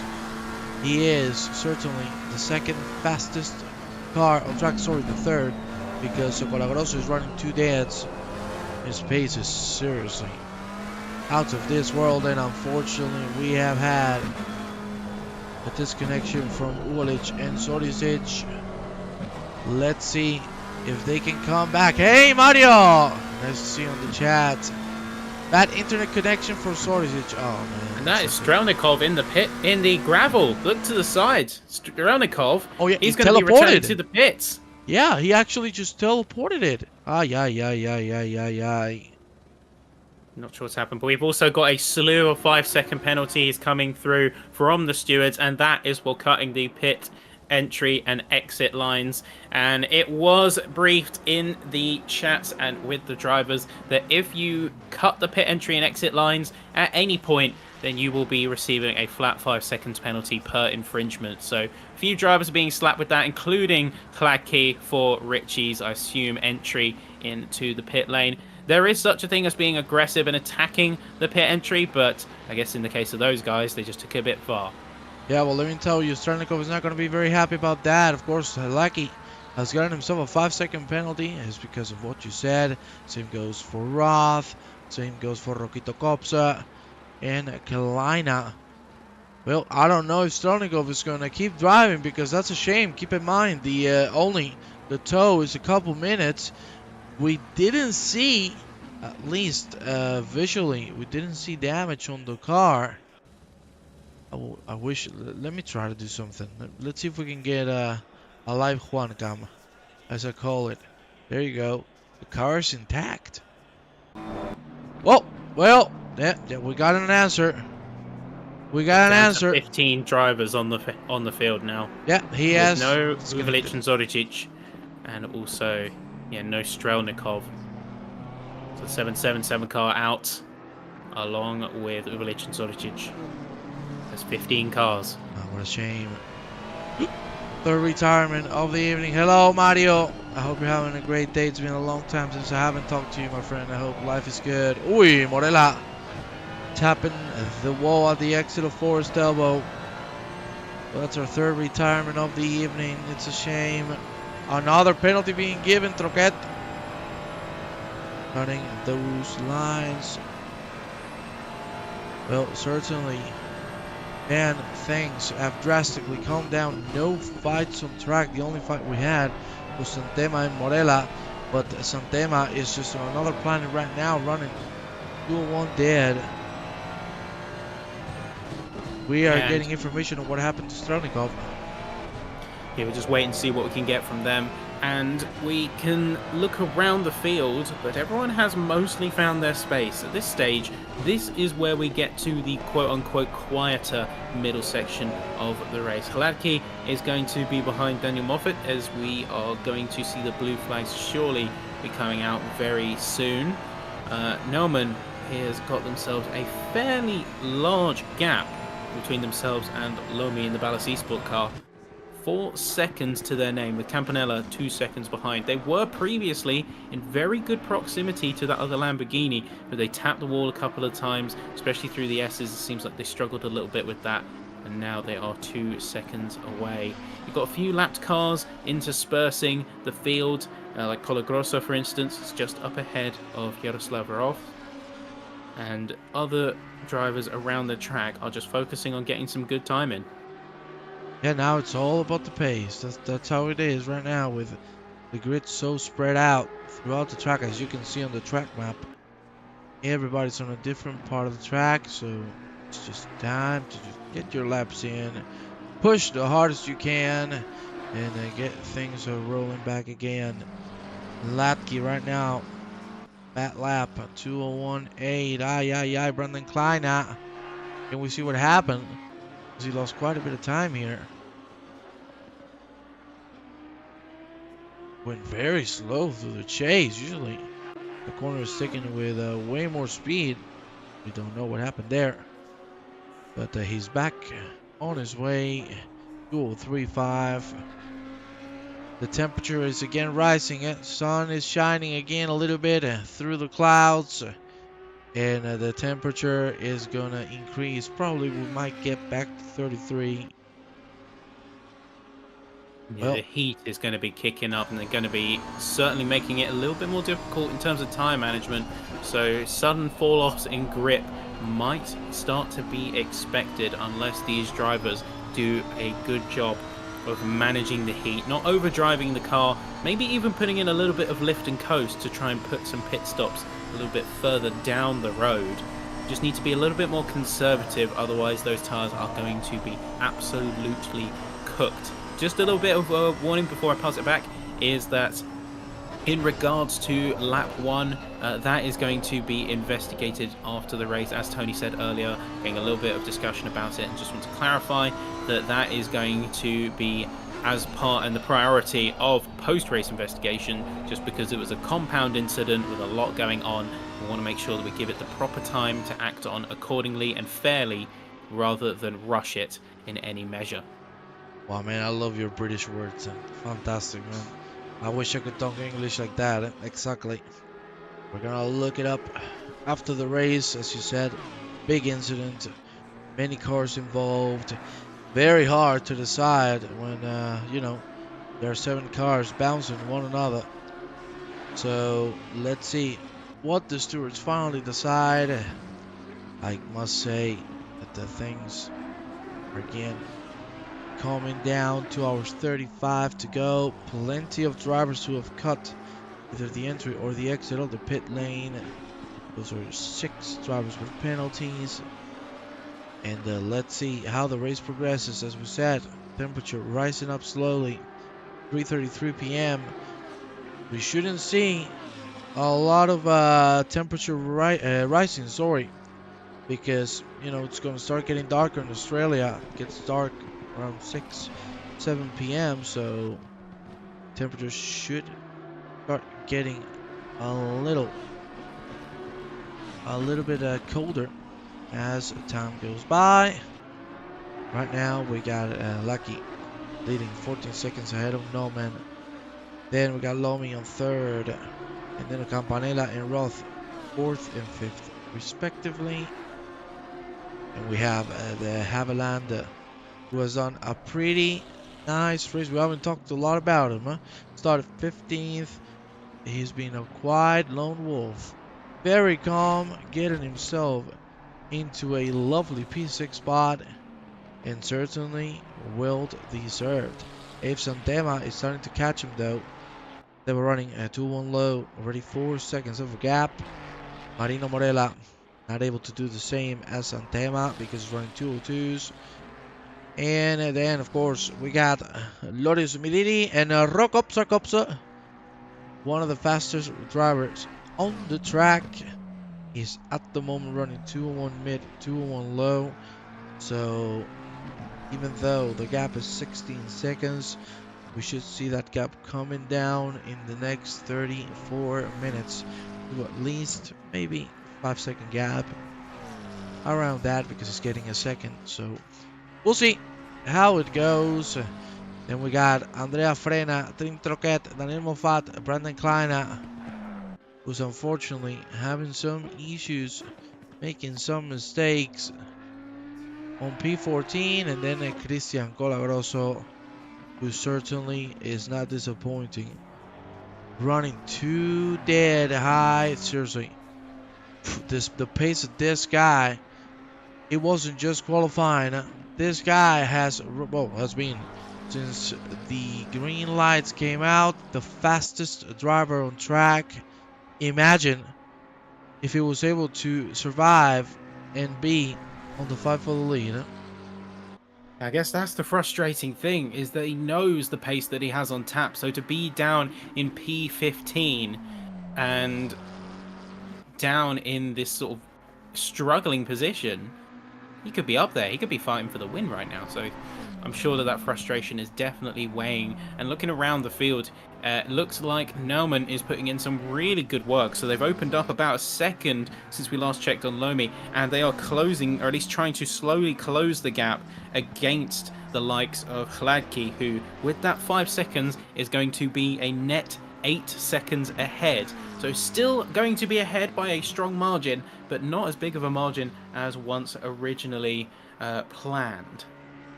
Yeah, we'll see. Yeah, we thought Norman could have done a better job at closing in, but let me tell you, Latke is showing great pace, and he's keeping those 13-14 seconds of a gap alive. That's exactly what the team needed. Of course, we are now 43rd lap of the evening. In 32 minutes, we'll be at halfway point.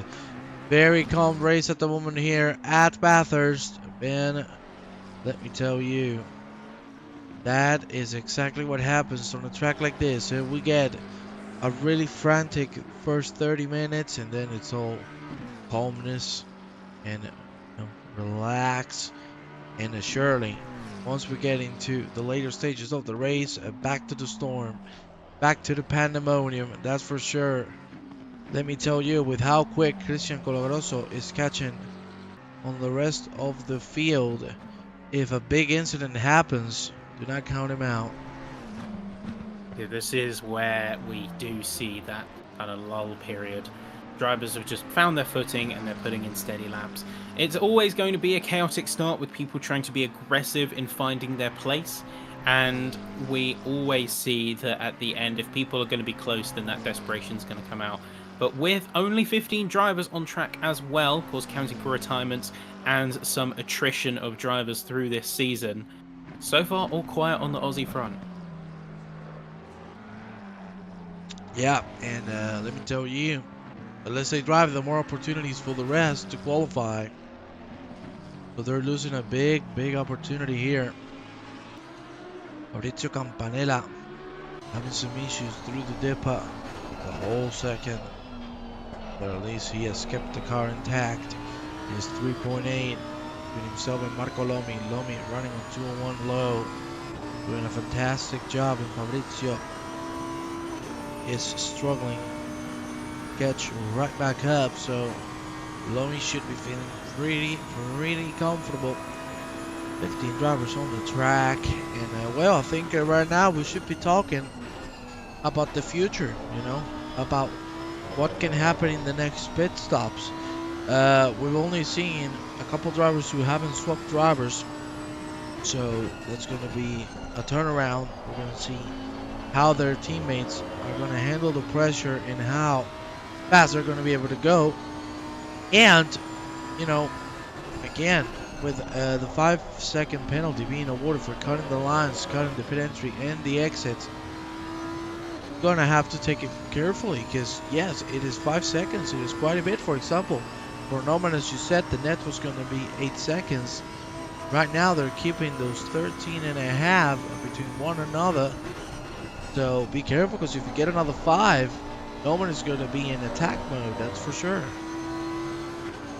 Need to be in attack mode, because penalty or not, you've got to put your absolute A game down. If you've got a penalty, then it's going to be to negate that time loss. If you haven't got a penalty, you still want to put in your best race, especially if you are against someone who has, because everyone wants that top spot. Everyone wants that crucial chance to qualify, and with this race and the driver numbers dropping down a little bit, that means that this one is even more crucial for standings and for position, because they're going to have to leapfrog a lot of others, and they have more points on the table. Yeah, well, let's see, Ben, at the moment we're going to stay with Campanella, because we were talking about him not being able to catch. Well, I was wrong. Lomi made a mistake this lap. It's already 3.3 seconds behind. Let's see if we get a fight. We want to see some people fighting. Come on, people, get angry. We want to see some battling on track. Let's see What they can do. Yeah, the drivers have got well, it's kind of a dichotomy, actually, because on one hand, yes, of course, as spectators, we want to see people fighting. We want to see people showing their racecraft against one another. But for the drivers, this is ironically both the most boring situation, but also the best situation for their race, because a quiet race is the best one with no drama, as little variables as possible. On a pure performance front, this is perfect for the drivers, which is really odd to think about. But that is actually true. This is the most boring for us, for example, because of course we're not having any action on the track. But for the drivers, it's an opportunity, to not feel that much of pressure. Just put your laps in, get faster, and at the end you're gonna leave the ball to your teammate to get and do the hard job if you catch up, but you're not able to go through. So yeah, right now I'm sure the drivers are feeling comfortable with what's going on, so yeah, certainly a good spot for all the drivers involved, Ben. It's looking like a fairly good place for the drivers to be at, because now they're just chewing up the miles, chewing up the laps, and making sure that they don't put a foot wrong. They haven't got any immediate pressure around them from their competitors. I'd say the closest that does have it is going to be Abe Santema, who is 1.2 seconds behind Daviland in the VRM Ferrari 296. But they are going to be just some of the drivers who are looking to make a move. As you can see that Nerman is going to be getting a blue flag around Moffat. Colagrosso is the one that we are focusing on right now, however, as they have been chasing and closing time to the point where now they could be making a move very soon on Kleinen. That Audi looks to be very balanced, a bit of a jack of all trades, and of course adorning the LSR livery as they are with one of us, let's say the in-house team.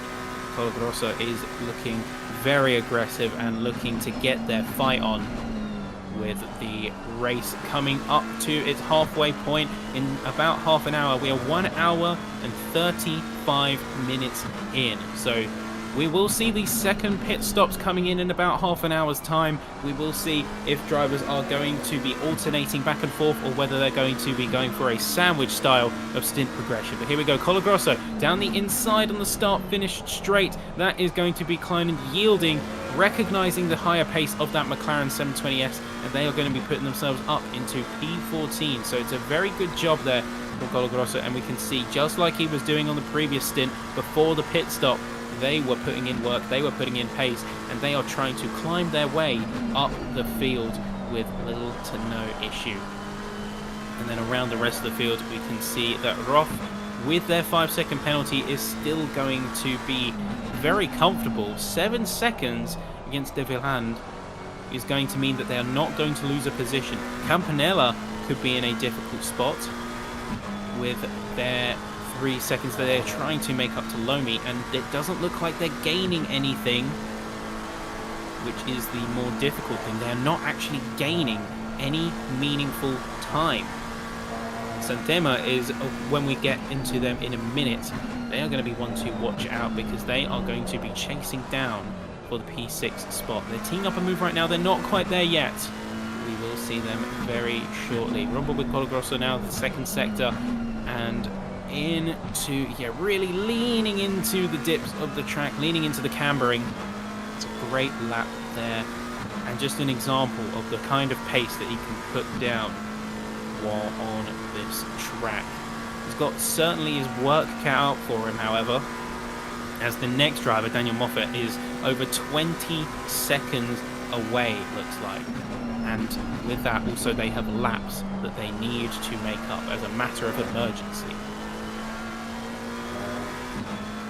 So that is currently the field at hand. We might see a move come very soon from Abe Santema. They're going to be teeing up and practicing, getting some pressure on, so hopefully we'll jump into them in a little bit once the fight starts between those two properly. And you can see that penalties are coming through on the screen, so a couple more penalties are going to be dished out, namely a 20 seconds is going to be coming in for Naumann, for Julian Naumann. I'm not sure what incident that is for. We're just going to get some information and check on what happened there. That is, 20 seconds being added onto their time. That is, for Naumann there. Let's just check. See, so there we go. So getting the word in now that Naumann did not leave enough room for car 563. That is going to be Colagrosso, who is, and this is where we have some of the turn 1 shenanigans start to be adjudicated. So the original information is that we were going to have them evaluated at the end of the race, but now it looks like we've got the sufficient personnel and additional help. We have got the investigation currently underway, and there's the confirmation. That's for turn 1, lap 1, for not giving the space to Colagrosso. Naumann is going to be handed 20 seconds on their books. So that is going to be a big compromise to their race strategy for sure. But they are going to be the only one penalised in this whole ordeal, because all the rest were as a domino effect resulting from that initial incident. So Naumann is going to be coming into P3 with the penalty applied. All the other drivers, because they got collected, are going to be subject to no further action. Well, yeah, we see there the 20-second penalty, no? Oh, and then we also see here Santema and de Havilland. Oh, nicely done there from de Havilland, letting Santema play it tough. Didn't work out for him. And de Havilland reclaims the P6. We see a 20-second penalty for Naumann. Still 15 drivers on track, which is nice to see. Naumann is starting to catch up to Mateusz Laki. Of course, with that big penalty, everything is just gonna go back to where it was and way worse, because certainly Norman is going to lose a couple of positions. I think it's going to end up with P4, considering Roth is in P5 as it stands with a 25 seconds behind P4, so yeah, he should be covered on that. Norman still on the 201 dead. Mateus Laki 202s. Race pretty calm still. Only this fight between the Haviland and Santema, and let me tell you, it doesn't stop, and I love how consistent, how well these two are driving. Thank you very much for clarifying this to Ben and I. Carson, penalty situation, highly appreciated. I do have to say, these drivers are doing such a good job. Seriously, like, just keeping themselves alive in such a tough track, in such tough conditions, but with it being over 30 degrees, they deserve a medal. Let me tell you that. And let me tell you also that after this race is done, we're in the Ecuador. We are in the middle of it all on the road to the Grand Finals qualifying event. In this case, the championship. Whoa, look who's in the chat. Could it be my baby boy? My baby boy, the Martin Klassen. Klassen, how you doing, my friend? I hope you're having a wonderful, wonderful day. Well, let me tell you, these two are having such a blast of a fight, and they ain't gonna stop. Let me tell you, my friends, that this one ain't gonna end soon. Santema, look at him go. He has the slipstream, he has the pressure. We know he has the skill to get things done. Let's see. He's carrying the speed through. Again, Lucky back on his pace on the 201 low, 201 mid. That's exactly what he was looking forward to. There you see Santema carrying a lot of speed. Will he be able to try something? He's showing the nose. So, he's going to have to back down. No need to force it. But surely he's putting a lot of pressure. And it's not easy to cope with it. That's for sure, my friends. That is for sure. There you see the Haviland nearly hitting the wall. Careful with that. Bulls are deadly on this track. Here we go now through Solomon. And now McPhillamy's right in front. Great lines from both the Ferrari and the McLaren. Santema seems to be a little more comfortable through this second and third sector. Certainly the Haviland feels like home on the first one. There you see, going down the hill. Forest elbow, nice exit from both. We know Santema's setup is a little faster on the top speed, so certainly this one is still alive, and hopefully we get to see what they're all about. There you see Santema right now, really pushing. Again, he's gonna show the nose, not gonna have a chance to go for a dive, but he's looking forward to it. You can see he doesn't want to wait too much. The moment he has the chance, he will go for it. Nice line there from both drivers, and the fight continues. Klassen, tell me, how are you doing, mate? You're having a wonderful evening, afternoon, rather. It's 3 p.m. CEST. It's a hella hot this here in Spain. Not a lot going on the race except for this incredible fight. Let me tell you something. I told you he didn't want to wait. He makes the move and no problems whatsoever. Haviland doesn't put any resistance. Where's Siata, Malinowski, etc.? Did they pull out of the championship? Unfortunately, they haven't showed up on this particular race. I know Siata right now is on travel, so he cannot make it. Of course, you know, Siata, big friend of mine. Need to see that he's not able to come on track. But hey, hopefully, see him sooner than later. Let me tell you, Klassen, when am I going to see you drive again, man? When? Like you don't even know who I am, which is unbelievable. Martin Klaassen, you are my child. There you see Haviland. Nice exit out of forced elbow. But of course, I told you about the setup difference. Even with the slipstream, Santema just flies away. And yes, he did leave the championship after what happened on round 1 at Monza. They unfortunately decided to part ways.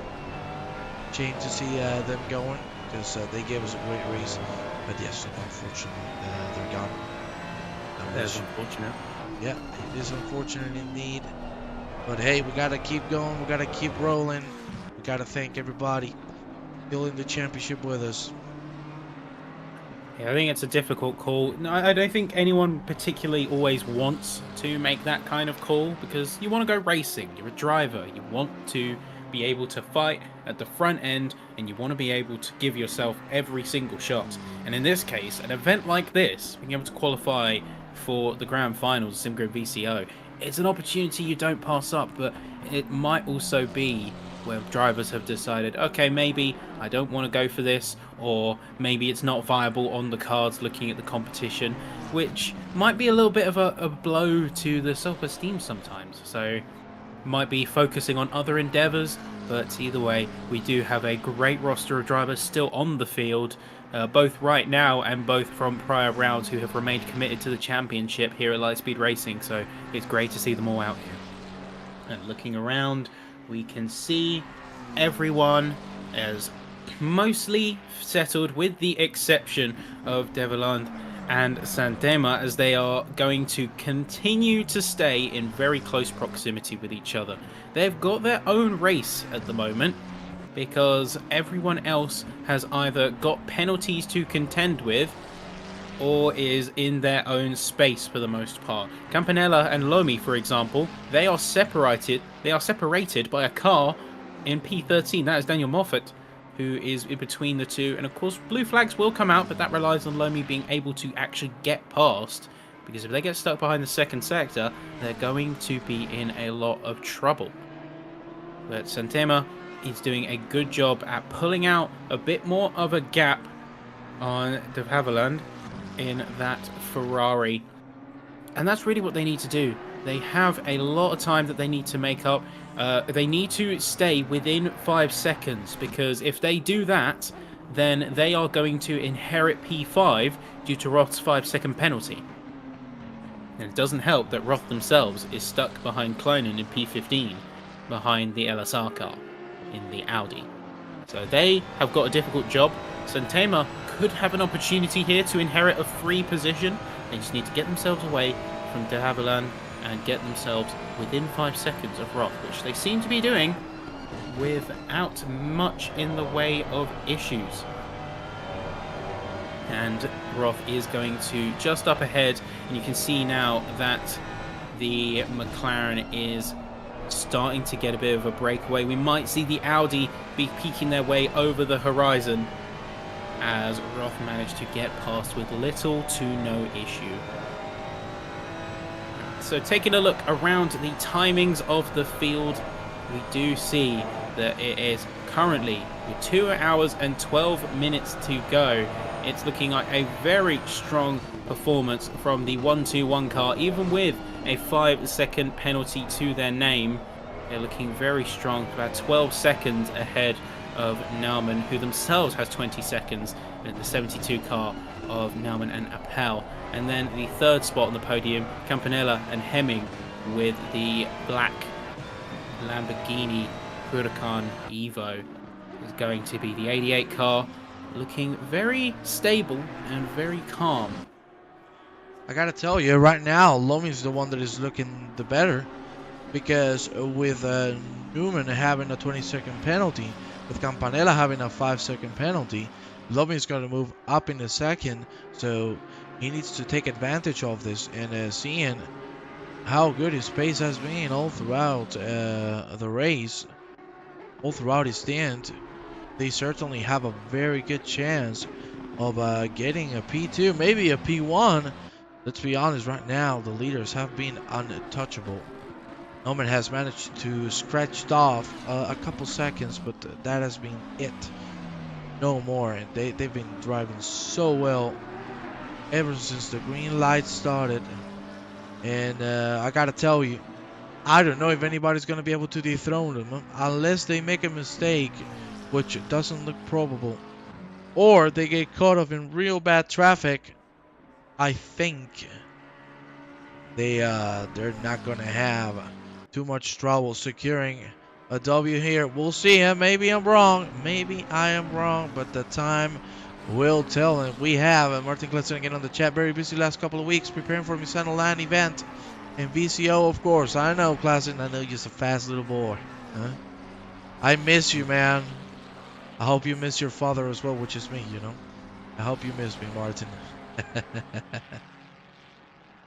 Looking around the field, so to apply the provisional standing, and oh, big off there from the Ferrari P7. That is going to be a big off, and that is going to be a real difficult spot to find themselves in. They're trying to keep the proximity to Santema, but they are going to be losing time and might even have done a little bit of damage to their car. You saw how much they were bouncing over that infield. But applying provisional standings, the current standings would be Hladky with the number 121 car in first place, with Naumann being dropped to P4, Campanella being dropped to P3, and Lomi being dropped into P2 position.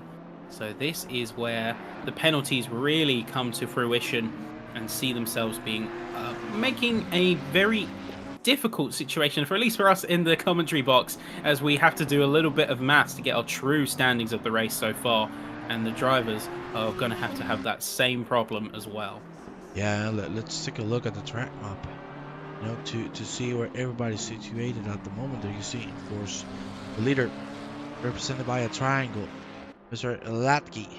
You can see he's in no man's land. He's in a perfect spot to just fly away, get things sorted out with ease. There you see Brandon Klein leaving way for some of the drivers. Of course, he's being lapped, shown the blue flag. But yeah, you know, at least most of the drivers are getting traffic in good spots, in the straights mostly. So, you know, you need to take a look at the positives in there. That we haven't seen any crashes with traffic yet, thankfully. And hopefully that won't be the case in this race. There you see the Havilanda, the 1 second and a half behind Abe Santema. So let's see what Havilanda can do. Oh my lord, I cannot believe it, Ben. Today I have the commentator curse power maxed out. You saw I talked well about him and he went on the grass, nearly losing the car. I think I should shut the hell up. I think in general, it's not anything you've said. I think it's in general that he's really seeming to struggle with keeping the car under control. We've seen multiple times now he's gone into the runoff through the S's and tapping the grass, tapping the wall. So I think whether he's trying to overdrive the car a little bit too much. The tracks are still good temperatures, 31 degrees, so it is still a lot better than it was at the start for controlling tyre temps. But if he's overdriving the car and wearing that rubber aggressively, he is going to see a little bit of trouble in terms of keeping consistent levels of grip and preserving the tyre life. So that is something where he maybe needs to slow down. You don't usually say this, but slow down, focus on getting consistent laps in, because overall he's still losing more time than he's gaining on Santema. You know how the saying goes, slow is smooth and smooth is fast. And I think that's what definitely the Havilanda should go for. Because I think he's, you know, you put yourself in a situation, he's doing 202s and he goes, okay, I need to do a 201. I need to target 215s to keep up with this guy. But the problem is, by thinking that, you're already pushing, and by pushing, you're taking unnecessary risks that are making you lose even more time. And by thinking that you need to target a faster lap time than what you're being able to do at the moment, is going to make you even force more mistakes upon yourself. You can see how aggressive he's attacking the curbs. We haven't seen this at the start of his stint. He seems a little obfuscated, a little annoyed with himself that he's not being able to catch up to Santema. He's not able to keep up with the 201 mid, which he was doing at the beginning of the stint. I guess he's feeling a little frustrated. The thing is by trying to emulate that same level of performance he had at the start of the stint, he's going to have a lot of wear on his tyres by this point, so he cannot match that pace. It's as simple as that. And with that in mind, you've got to be a lot more careful. So by overly aggressive driving, you are going to, ironically, be destroying your tyres even more through, let's say, more aggressive turn-in or being slightly later on the brakes and overdriving the grip that you have available. See, Colagrosso has in fact caught up to Daniel Moffat, and it could be going for a P13 spot. Lomi headed into the pits because they were outside of the 5-second realm, to where they would no longer get the rain from Campanella, and so they're making that swap. Colagrosso effortlessly around the outside before we head into the second sector up the mountain. Very nice move there. Well, I gotta tell you, remember also that their team were the ones who pitted super early. So yeah, a perfect stop for them. I think it is what I told you. I think they decided to go for a 50-minute first stint to just ease up the other 3 stints they're going to have to do. Because I think they can get an hour in 10 minutes on each stint on the Lamborghini. So very well played from Lomi. And we'll see if he's going to swap cars with his teammate. He is. He's going to be swapping. Porco is back in the car, so they're going to be doing alternating stint strategy. So Porco is going to be back for his second stint in the car, and then we are going to have Lomi back in for the final hour, I imagine.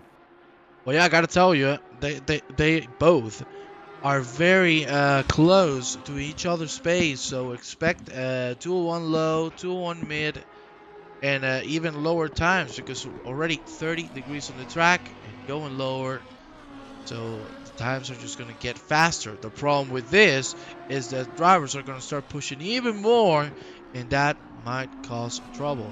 Let's go with Midiri and Roquito Copsa. Roquito Copsa has been running 201 high, 201 mid. Fortunately, Midiri on the 202, 203. So I don't think there's not going to be a lot of a fight here. Copsa is flying away. Something we haven't mentioned, Ben. Santema, my God, he's been doing a wonderful job. He's catching on Jaroslav Roth already. 2.5 seconds of a gap. And we were so focused between Santema and de Havilland. But these two have been pushing so hard that they've sort of helped each other to catch Jaroslav. And yes, pit stops are coming very soon. Certainly with the 5-second penalty, he's going to get the position either way. But he's showing some incredible consistency. Consistency is the name of the game here, because you've got 4 hours of driving.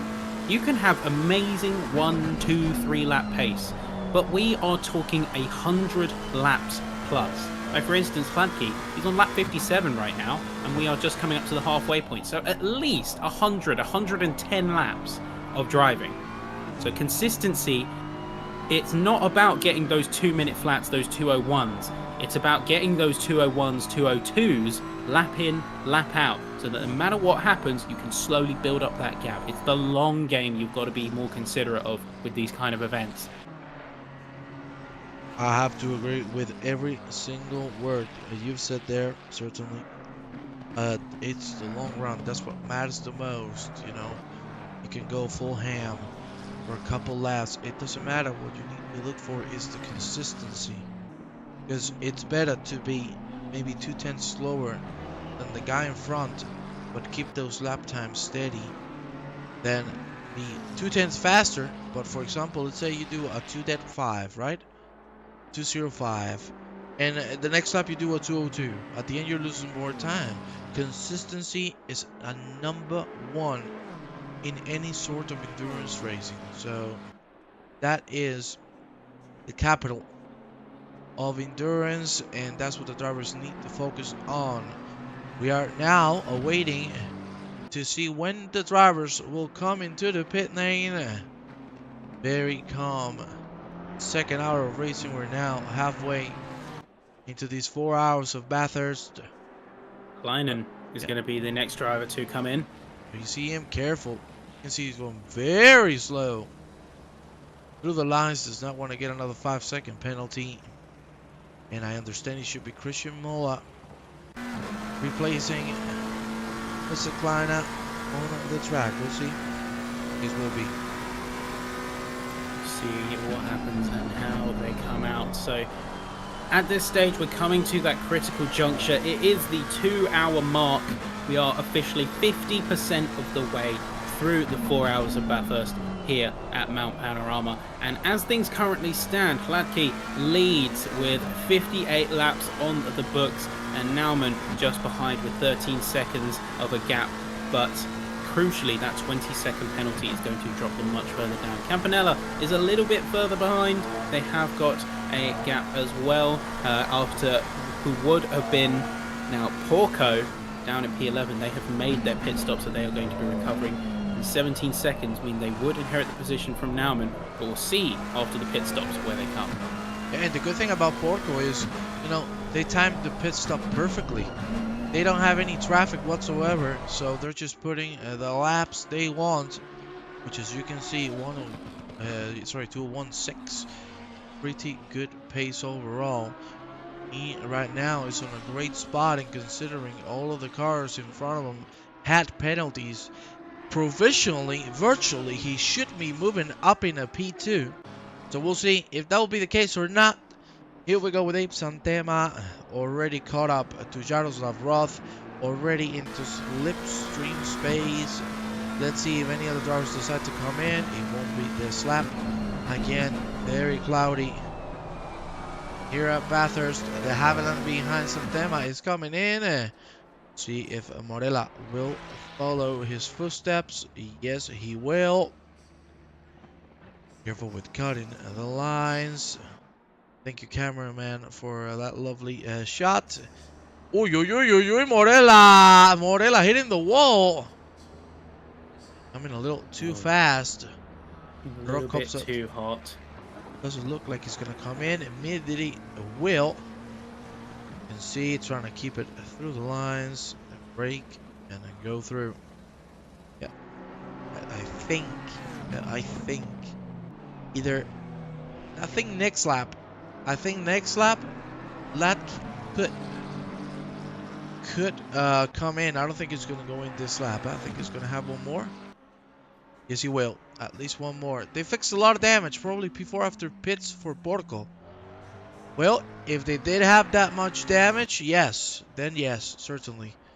If the damage wasn't too much, maybe 5 seconds, maybe he can still have a chance to get the P2 back. I don't know how many seconds they got on damage. At least I didn't see any instance where they hit the wall or had any sort of contact. So Giacomo, if you could please inform us of what happened, we would really appreciate it. It looks like we've got a few driver swaps coming through as well. So we've crucially got Morera back on track, taking the 349 car, taking the helm from De Valan. We've got Hobbs coming back in also into the number 70 car.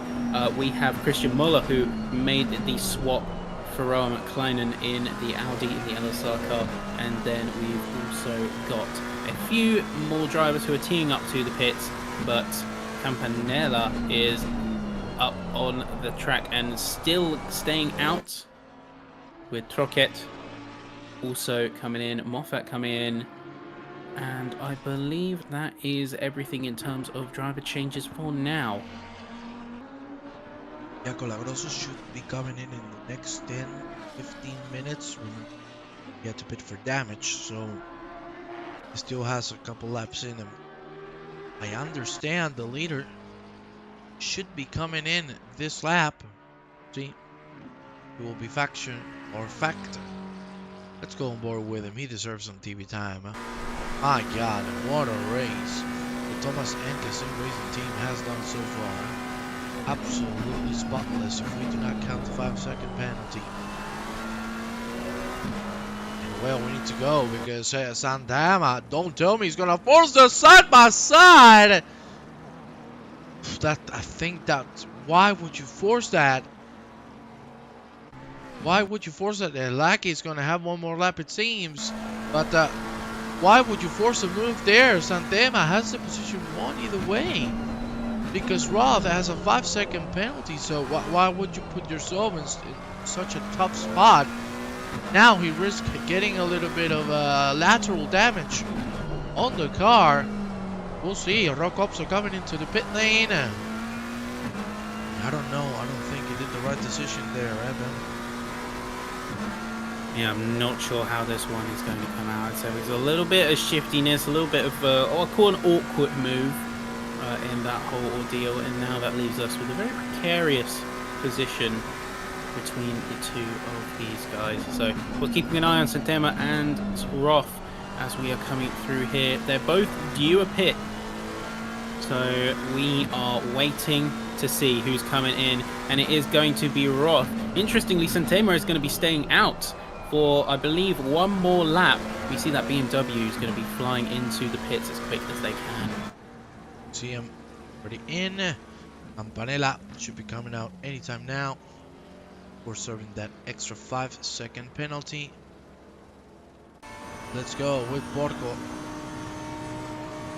Campanella still not moving. I will keep you informed. But yeah, it does look like Porco had to fix quite a bit of damage. Campanella, I think, is on his way. Yes, he is. And Porco is always behind. Yeah. What has happened to that car to stay in that much? What sort of damage did they pick up? Because seriously, that is a lot. That is a big gap between Porco and Campanella. We are talking 16 seconds. Of course, we have Lackey and Norman remaining to pit. You can see Lackey is going to go for one more. So is Norman. Santana should be pitting this lap. See how that goes for him. And we had Felipe Moreira now trying to catch on Jaroslav Roth.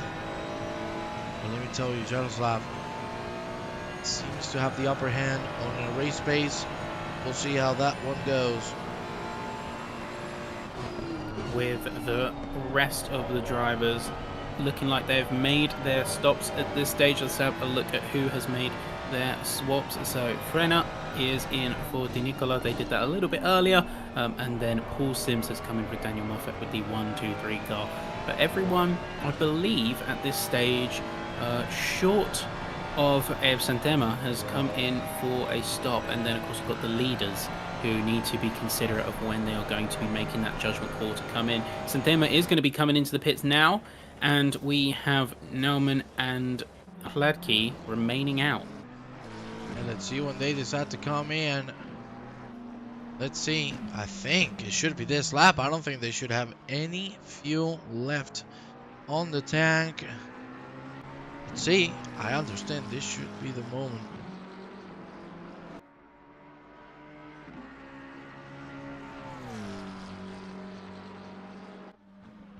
Well, my friends, it's time to check it out. Let's see.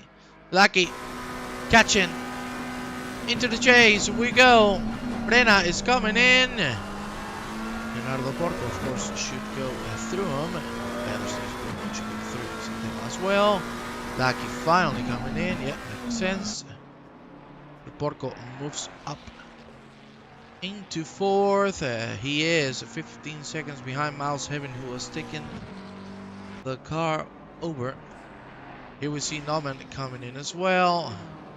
Let's see if he nails the entry. Pretty good. Gonna have to serve that 5 second, of course. So, probably 20 seconds. Lucky with the 5. So let's see how that pans out. Hemming is really behind, so there shouldn't be a way for him to make any moves. So let's see.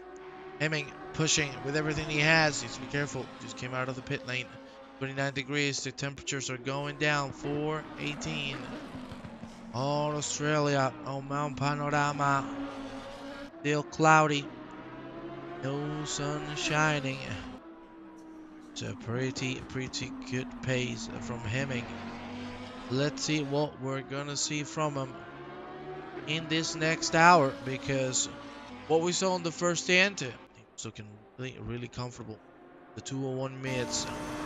Let's see if he can repeat that, or if he can go a little quicker, considering that the temperatures are dropping. Lucky is already coming out. No man, not yet, but it should be in the next 5 seconds done. Well, I don't know, because I think he might have picked up a little bit of damage, if we remember. He had a little bit of a touchy. He is now coming out. Hemming just crossed the line and not going to be able to go through. But he's certainly not going to be too far away. I'd say around 5 seconds, 6 seconds between one another. Let's see. Yeah, that is absolutely crucial for him. So just being able to pip Hemming for that spot as they now swapped back. Jeffrey Ritchie is swapping back into the 1-2-1 car and retaining that top spot. Crucially, they're also going to be serving their penalties. So Norman no longer has the 20 seconds to his name. Ritchie no longer has the 5 seconds. And then Porco also doesn't have a penalty either. Only penalty left on the track unserved currently is Koderman with the 966 car, with Roccopsa with the 5 seconds. But that is everyone. Colo Grosso, in fact, has made a really good push. And although they will probably have to come in very soon to let their teammate Filippi take over, they've managed to bring things up to P10. So very respectable performance. Yeah, I gotta tell you, seriously. Top drive from this guy. Colagroso actually should be pitting in the next 5 to 10 minutes. But what can I say, man? They got crashed out at the beginning. They went dead last, a minute and a half behind the penultimate driver. They're already on P10. What can you say? This guy is the Drizzling's beep. In a good sense, he is incredible. The pace. He hasn't gone down to 2 dead. Like, you see him, and he looks like a goddamn robot. And sorry for the goddamn, he looks like a robot. He nails every corner, every time, no issues, gets it done, manages traffic perfectly. This guy, seriously, one of the best drivers I have ever seen in my entire 4 years of experience in sim racing. What a man, seriously. Yeah, and honestly, that exactly, being like a robot, being ruthlessly consistent and committed is what makes the best drivers, and how he's managed to make up this time. And with his performance, even though he got dealt a really bad hand at the start, he's done such a good job of repairing what otherwise would have been a doomed race in many others' hands. Yeah, let me tell you, I think, to be honest, if it were another person, that it wasn't him, we would have said, okay, we're done. Just hit it, and let's go. But the courage of staying there and keep fighting, man. This is the kind of people we're looking for, and my God, what a drive. What a drive. Now let's see if his teammate can live up to the high standards that Colagroso has put, because his pace has been immaculate. And let me tell you, I don't even have words, man. I don't even have words to describe what this guy has done so far. Nothing but the best. I do want to talk about Sir Miles Hemming, 5 seconds and a half behind Julian Norman. Let's see it. Norman, I thought he was going to be a little quicker on race pace, but he's actually struggling a little bit. These early days, I think that with the pit stop, they got used to the car behaving a certain way. Even if you are the same driver who has stuck in with the car for, well, coming up to what will be a 2-hour half of a 4-hour race now, you do see that you get used to the car operating in a certain way. So if you're used to the car, say maybe having older tires, being a little bit heavier with a higher fuel load, You go into the pits and come out with fresh rubber, you're going to immediately feel the difference, and that's going to take a bit of an adjustment period. So that is where we may be seeing some of that pace going. Hemming is doing well as well, but yeah, 5.5 seconds away. Crucially, without the penalties, now drivers fully know where they stand in terms of pace and what they should be expecting to try and gain.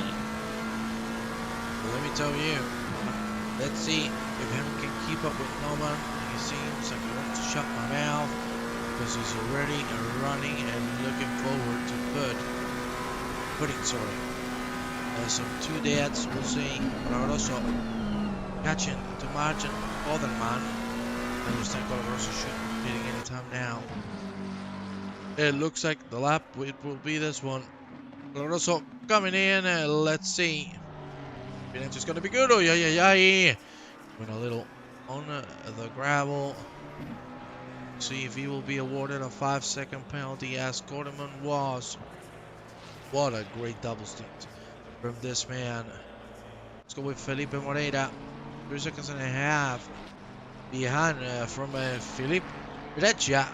We haven't talked a lot about Breccia. He did a very good first stint. And his team, they're doing a great job. Gotherman. What has happened with Gotherman?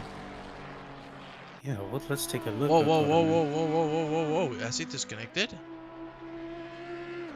What happened there? Did you see that? Or was it just me? Looks to be fine on track. I'm not sure what's happening. Now he's back. Maybe he had a little bit of a disconnection there. Oh, we lost him for a second.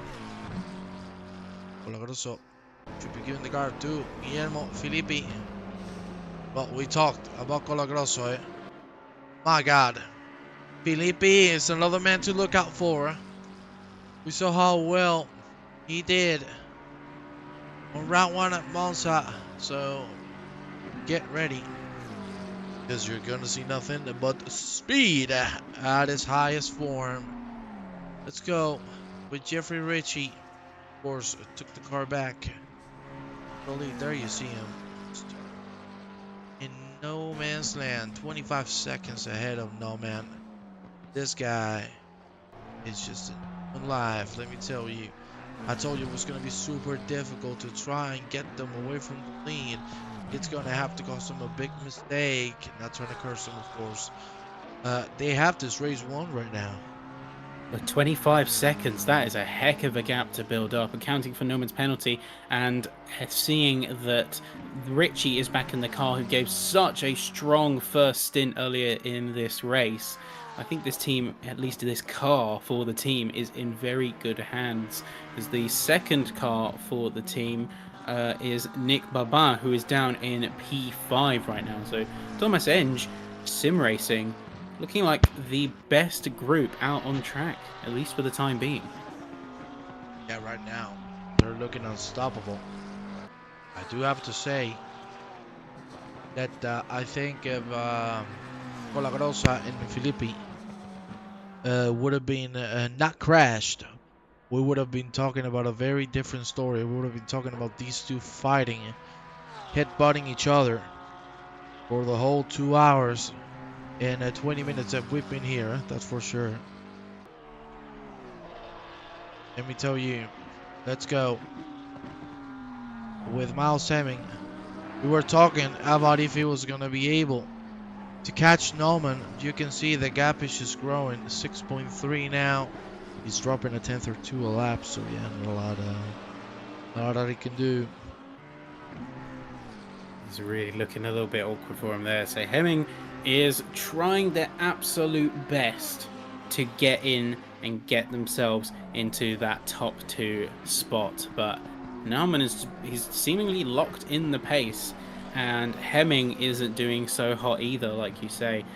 The big thing here is I think that Hemming just needs to focus on themselves, get their head down. There's a back marker in between them and Naumann that they're going to have to deal with. That is Filippi having come out the stop from Colagroso. So they're going to have to focus on getting past them, then worry about Naumann, because after that, well, you have a more clear idea, and you would have got a bit more time down, because Naumann might have had a little bit of tiring out from doing a double stack. Yeah, but now you said it was between these two gentlemen, but let's be honest. If Felipe has the same pace as Colagrosso did, I think it's gonna be rather a question of these two letting Felipe by, because if he keeps that pace alive, let me tell you, we're gonna be in for a treat. Our 40 minutes remaining. Let's be honest, if the Gato Chain Ballers Esports team can secure a top 10 finish, that would be insane. After what happened, and that would be a great result. Yeah, and a result they really want and need on the books, to be honest. That is ideal position to have. The Thomas Enge Sim Racing team are looking formidable in this current state of affairs. And with Felipe as well, being one of the other really strong drivers alongside Colagrosso, we've seen them be a proven force out on track in rounds prior. So by no means is anyone really truly out for the count. Yeah, right now, Felipe running 2014. That was his first line lap. Let's see if we can keep improving that. Let's go with Martin Calderman. We haven't talked a lot about him. The Fun Sim Racing boys, let me tell you, they're amazing. You got Roquito Copsa, you got Calderman, friends of mine. Big love to them. Very unlucky of what happened at the beginning, both for them and for Baba. But hey, they've been doing a great job recovering. Baba on P5, Calderman on P9. Seriously, they have been driving a very nice race as well.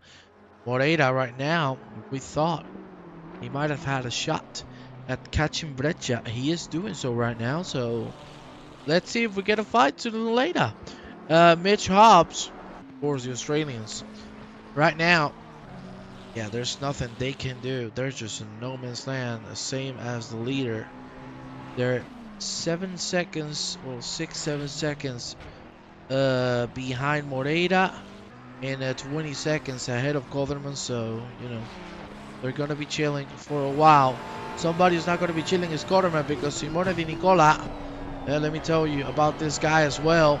One of the guys who got collected at the beginning of the race is now on Calderman's tail, and you can clearly see the difference in speed. And Di Nicola putting 2:09. Calderman 2:02s.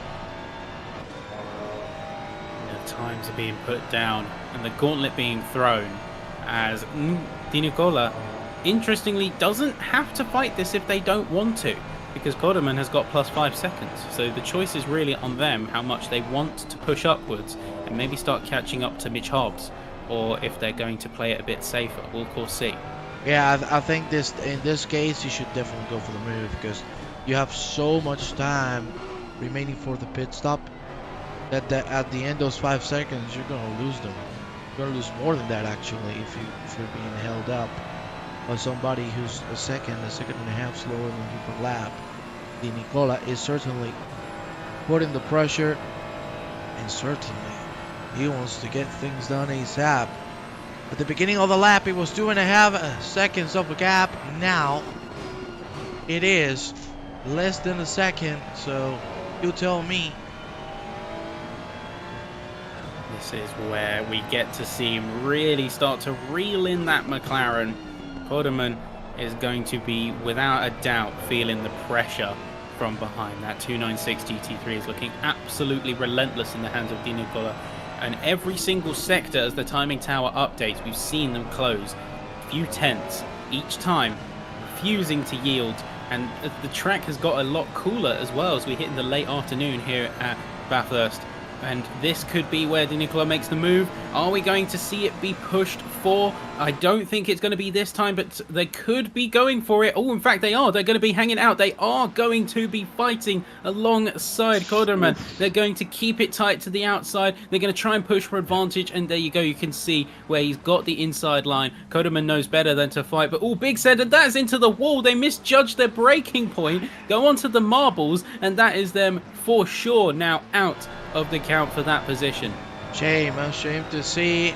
ended it like that. You know, Quarterman provisionally let him through, but now everything turned around with that incident. Well, my friends, we'll see. Everything is back to calm, no more fighting on track. Well, my friends, let's see how this one continues. I will be right back with all of you in a second.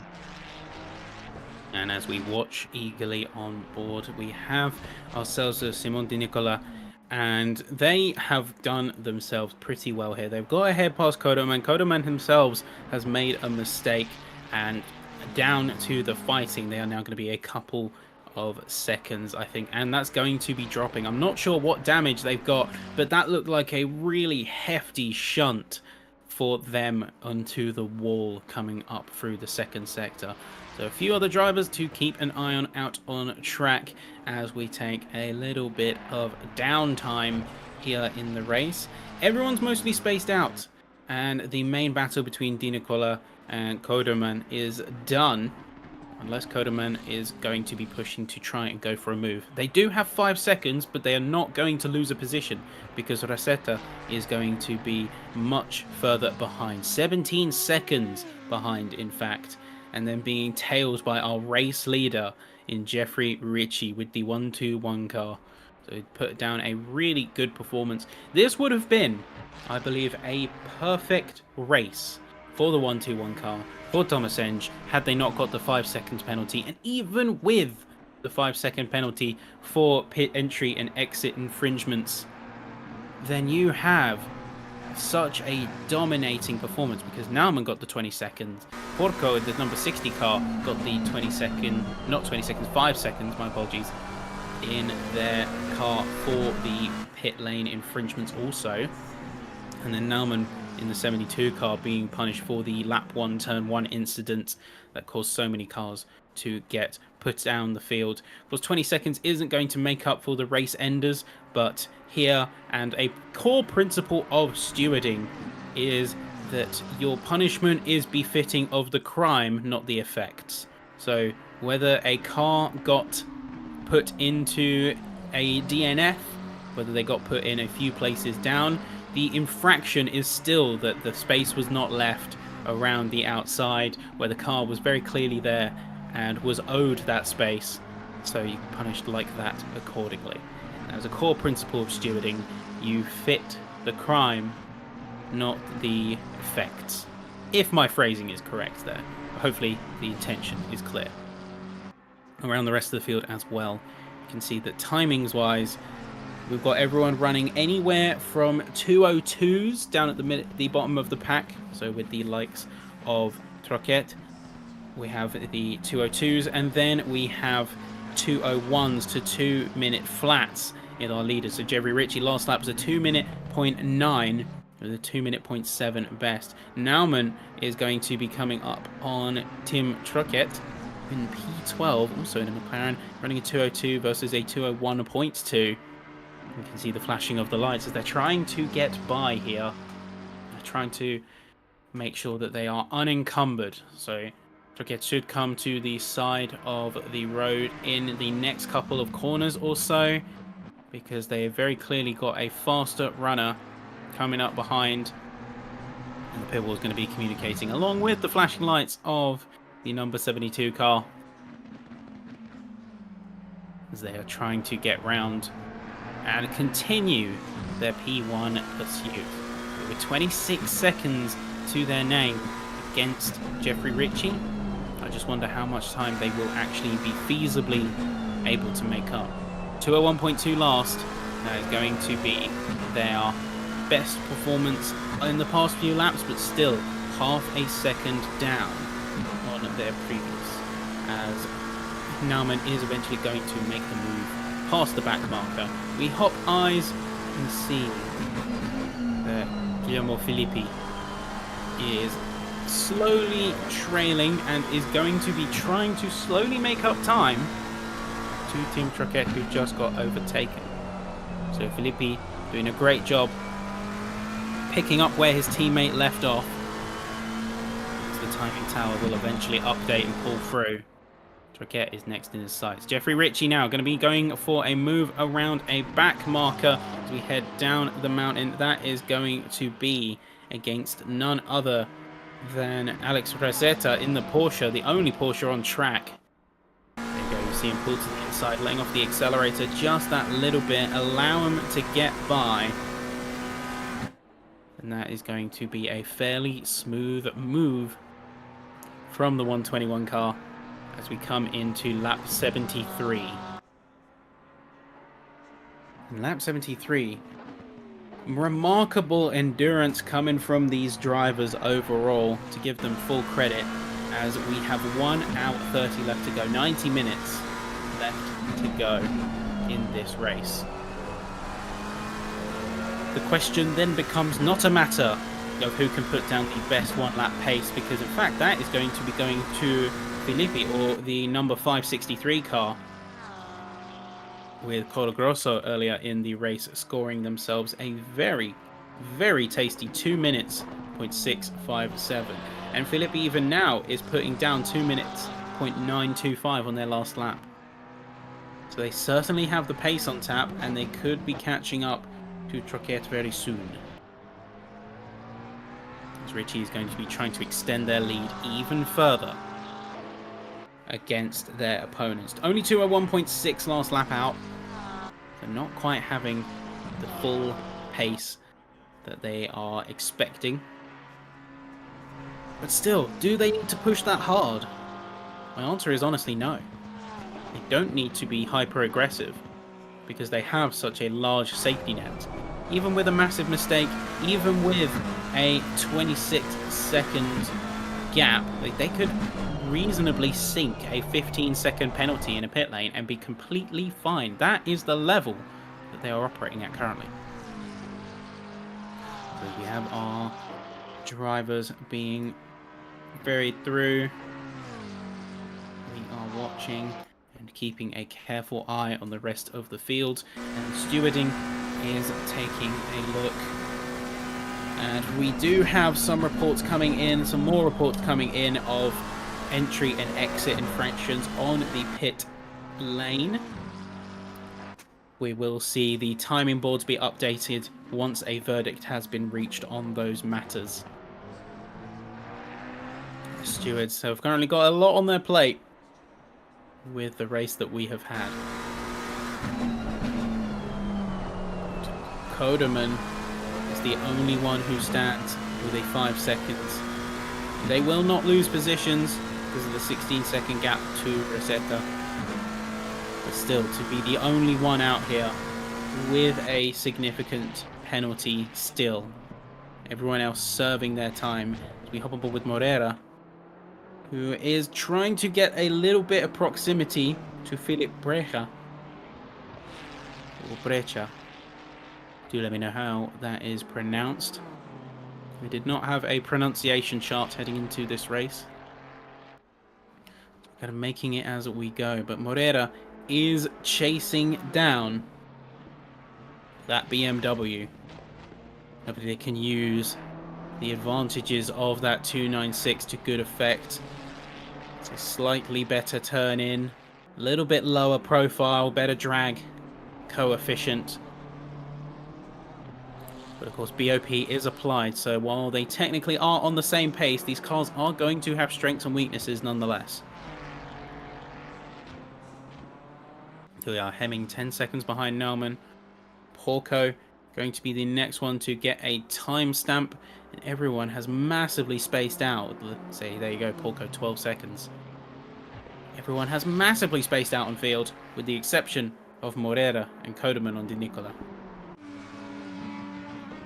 Filippi could be looking at moves on Troquet very soon. As we switch down to the back end of the field, we can see Christian Muller, who is chasing hard to try and get a position on P14. That is Paul Sims, who we've seen in the Twilight Cup here at LSR as well. Muller is going to be getting around, so it's a drag race heading up to the mountain. And that Audi is going to be making quick work of the situation, with Paul Sims being pushed down into P15, into last place of this race so far.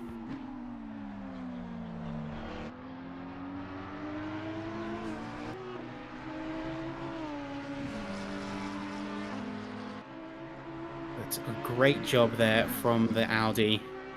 And despite not having a great race, I'm not sure if they were caught up in the situation that happened at the start. But one thing I do know is that they've tried to make the best of the hand that they have been dealt, as Filippi has managed to get past Troquet here for P12 and has made quick work of that second McLaren. The next thing for them then becomes the charge up the hill in order to try and gain time. They've done a great job of what they have handed, as the track is 29 degrees, but it's getting hotter as the track is no longer subject to massive cloud cover. Still no winds. And then Filippi is keeping a good lead, trying to secure their move against Troquet here in P13.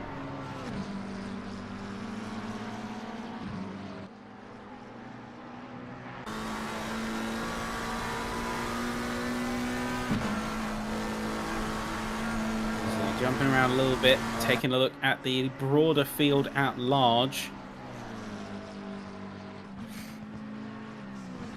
Filippi is trying to make the gap out and pull it out against Troquet here. They seem to be doing a good job at that through the second sector, through the S's, through the dipper. They're keeping very good line. So a great job there from the number 563 car. And other drivers putting in just as much work. Naumann making up a little bit of time, so making up about a second, but it might not be enough. They need to make up a second every single lap at this stage if they want to make it to catch up and get it to the end. Unless any penalties are put in, this is where a lot of drivers need to fight hard.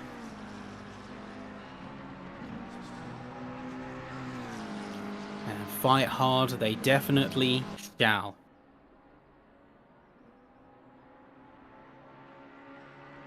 So Filippi going to be coming up to the back of, I believe that is Naumann in P2. Is this going to be the crusade? The great crusade for unlapping? You see just how far Naumann is behind Richie. That gives you quite a bit of perspective.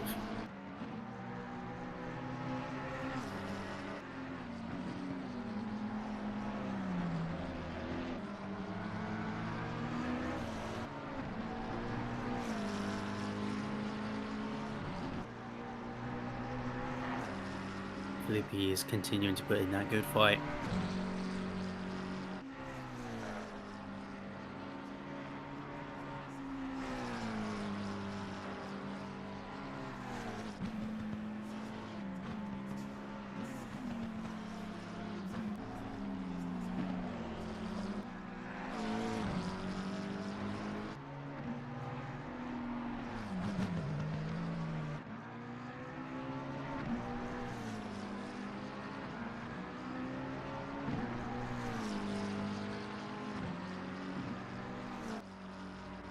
Take just a brief second.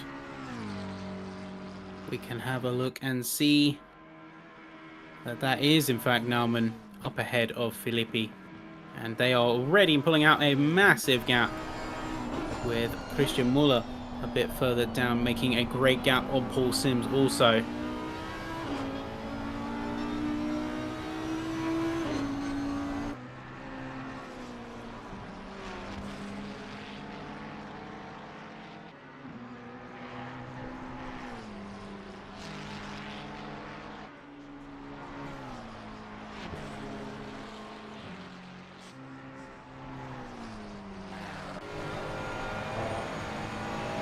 Simon Di Nicola is who we're going to be hopping on board with next. They do have a bit of a different scenario than the rest of our drivers we've seen, as they are behind Paul Sims and looking to unlap themselves from the back marker here. Down in P9, very good position to be in, honestly. It is a very good position to be in, and everyone is giving it their absolute best. But here we go, blue flags is going to be waved. And as the camera has a little bit of a moment, we do see Simon Di Nicola getting past Paul Sims in the P15 of the 1, 2, 3 car and is going to see themselves push further and push harder.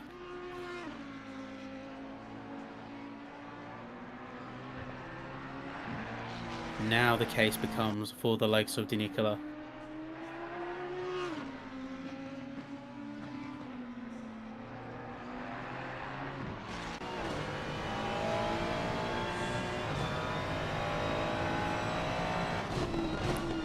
Nicola 17.8 seconds behind Hobbs as we jump over to Morera and see that they have not so far been able to get much of a gain, get much of a lead on their previous times. So for reference, we have got Philip Brescia, who last lap ran a 201.6. Morera ran a 202 flat, so they need to be improving by at least half of a second in order to start gaining time. 3.2 seconds is their benchmark that they need to be hitting by, I'd say, within 20 minutes.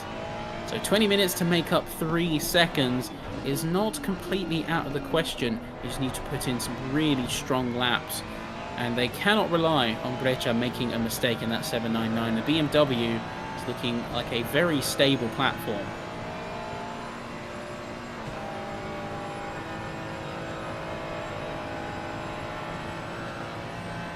And that Ferrari, by comparison, a little bit more skittish at times. We have seen people lose the rear, but otherwise is a very good car for rotation.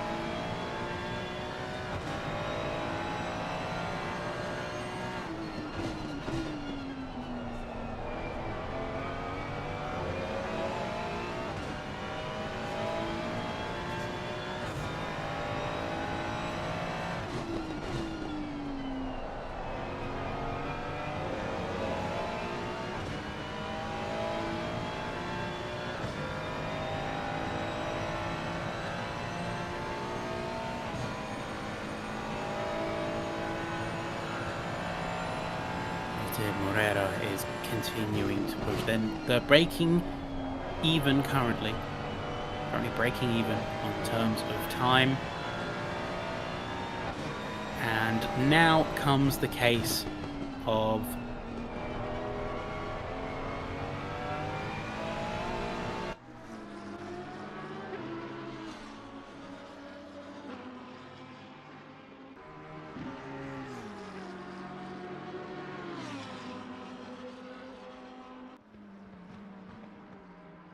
but time will tell how these drivers push. One of the drivers that is certainly pushing and giving it their absolute all right now is Miles Hemming, who is going to be having their work cut out for them. 11.6 seconds stand between themselves and Naumann, and they have got quite the battle ahead. They've been doing really well, and that P3 spot is nothing to be shy with Koderman now in P10 as well. They are going to think about their pit stop because they want to get that penalty off the boards.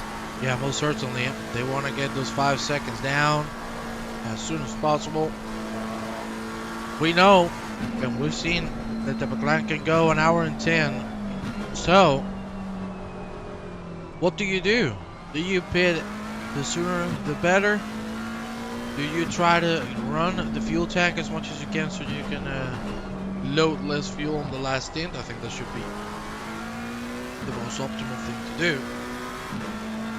But certainly we'll have to see what they decide. I think that's what they should do. So run the fuel tank until it's empty. Load less fuel. Also, that's also important. Careful with the fuel you're adding, because an extra lap here is quite a bit of fuel, and not calculating that can get you to just not finish. So that's also important. Yeah, what is important here is, as we come up to the final pit stop window, is that drivers, as you say, will have to calculate for maybe an extra potential lap.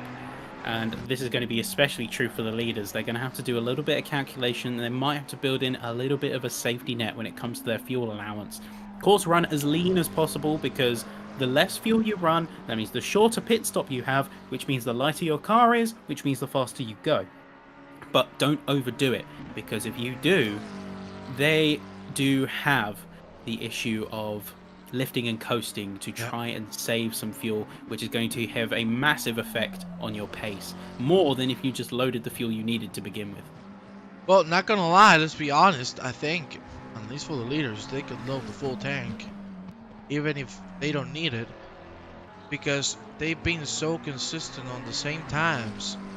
But yeah, just, you know, they're not gonna suffer from it. It's not like it's not like they're gonna pay for having 30 extra liters, because as you've seen, from full tank to now, they've been doing 201s. And the fuel tank, that becomes a point of contention for drivers. I know that there's two different schools of thinking when it comes to that. Some drivers prefer to lift and coast, and others prefer to pack in extra fuel and go full max pace to make up for the extra weight. I'm curious to see who is going to go with what, because within the next 10 minutes, we will see drivers going in for their final stops. Well, I have to tell you, do you think 10 minutes is going to be the window? I think so, because we've seen the few drivers. Well, look at the first stint. They pitted with only 50 minutes into the race. Then the second stint was about 5 minutes in. So I wouldn't be surprised if at the 1 hour 5 minute mark, we see a couple drivers go in, and then the majority will go later, but this is kind of the start of the final wave. Well, yeah. Well, let's see, huh? Let's see. You know, that'd be nice to see if they actually commit to a 1 hour, stint and just let it run. Certainly. Has Colacross already been? I hope I didn't miss his race. Yes, you have. Unfortunately, Lucia. Colagrosso has done his 2 stints. And let me tell you, you've missed nothing but perfection on track. That guy is incredible. Tony, can you tell me why did car 966 got the penalty? I think you got the 5 seconds because you cut. Yeah, you either cut the pit entry or the pit exit line. Yeah, so that is usually, if it's 5 seconds, then that is, as we've seen with a lot of other cars in this race so far, if it's 5 seconds to your name, its chances are going to be for pit entry and pit exit infractions, and that is dependent on the reports that are submitted. So if it does get reported, then of course it gets applied either live, courtesy of our 2 live stewards, or post-race afterwards. Yeah, 5 cars cut pit entry. Well, you can report it. You can send a proper report. We got the form. Yeah, we got the form. You can send it, and they will get their penalties as well. So, or maybe it has been awarded already, and they've certain. I don't think so, because they haven't pitted most. So yeah, you can report that if you've seen other people do the same thing. You can report it, following the form that is given to all of you, and. With that, it should be good. You should be able to get it done.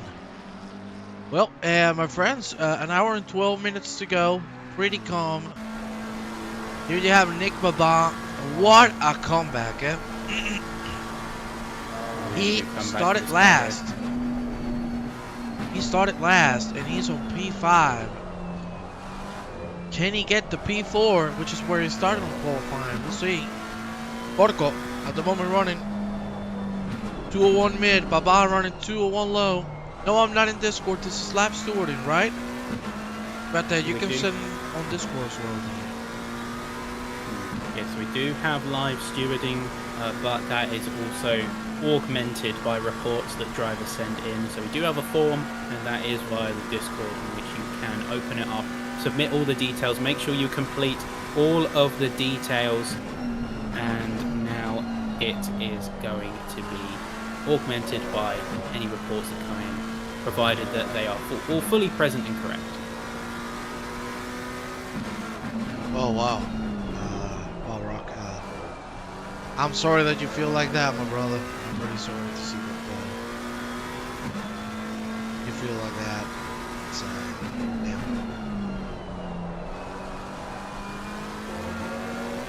we move and we look forward, and Yes, right now we can see that Morera is about 3 seconds away from chasing down Breccia, but all eyes are at the front as Hemming has got a little bit of an issue in the form of Troquet being ahead of them. They are in P13, they're a back marker technically. Blue flags are being waved, but remember what we said earlier about this being such a tight technical section that there's not really an opportunity to get round. Yeah, you know that if you get the traffic after the cutting, unless the person purposely slows down, you're not gonna be able to go through them after forced double, which is what we're doing right now. So you know, we apologize if you don't agree with the decisions made by the stewards. There's not a lot we can do. Hopefully we're being able to entertain you, which is what we're here for. And yeah, you know, Hemming quite a ways behind Norman. Norman running on 201 mid, Hemming on 201 high, so the gap is gonna keep growing if he doesn't, you know, get his grip. I do want to go with Moreira because Breccia has made a mistake and has lost half a second. And it seems like Moreira is starting to feel himself. He's starting to feel more comfortable with the car in these last stages of the stint. We'll see how it pans out, but with 1 hour and 10 minutes to go, let me tell you, things are getting closer. And I think once the last pit stops are done, chaos will ensue. We need to see drivers really capitalize on the situations ahead of them. So in the likes of Moreira, for instance, they know that Breccia made a mistake. They need to be pushing and they need to be capitalizing on the mistakes that their opponents are making. Right now, Moreira's problem is that he's not putting the pace down. I don't know what is going on. It's a 201.7 compared to a 201.9 from Breccia's last lap. So he's technically making up time, but he's not making up enough, and the pit window is going to be a massive benefactor into how these drivers end up, but he needs to be putting that down on the track. Yeah, certainly. Can't rely on the pits. Yeah, and also, as I said, I think we're now entering the gap where you were talking about pit stops might be happening. Certainly, the only person off sync is Guillermo Filippi, and of course our good friend who has shown nothing but perfect pace, Mr. Colagrosso. And they're going to be off pace. They're going to pit at around 50 minutes time, I think, remaining. Somewhere around that. The rest of the drivers will pit very, very soon. And I must say, let's see. Because I fear now, if drivers, again, cut the pit entry or the exit, it could play a big factor. Because if you notice, Hemming is in P3, 8 seconds behind his Leonardo Porco, and 9 seconds behind his Baban, who's starting to catch. Breccia is a little further away, 16 seconds, but Moreira is 3 seconds behind him. The gaps are coming down, and those 5-second penalties could mean a lot. So let's see how it pans out. Porco could be one to keep an eye on for sure, as even though they had a lot of time lost, and I believe as we discussed earlier that was for repairing damage, they have made good on what has conspired on track. So they're 8.6 seconds behind now. That is a lot smaller of a gap than we previously saw, and Hemming has dropped away a little bit in terms of pace, I've noticed, whether that was them being stuck behind the back marker previously, or that is just where they're organically losing a bit of time and they've maybe overdriven the car a little bit.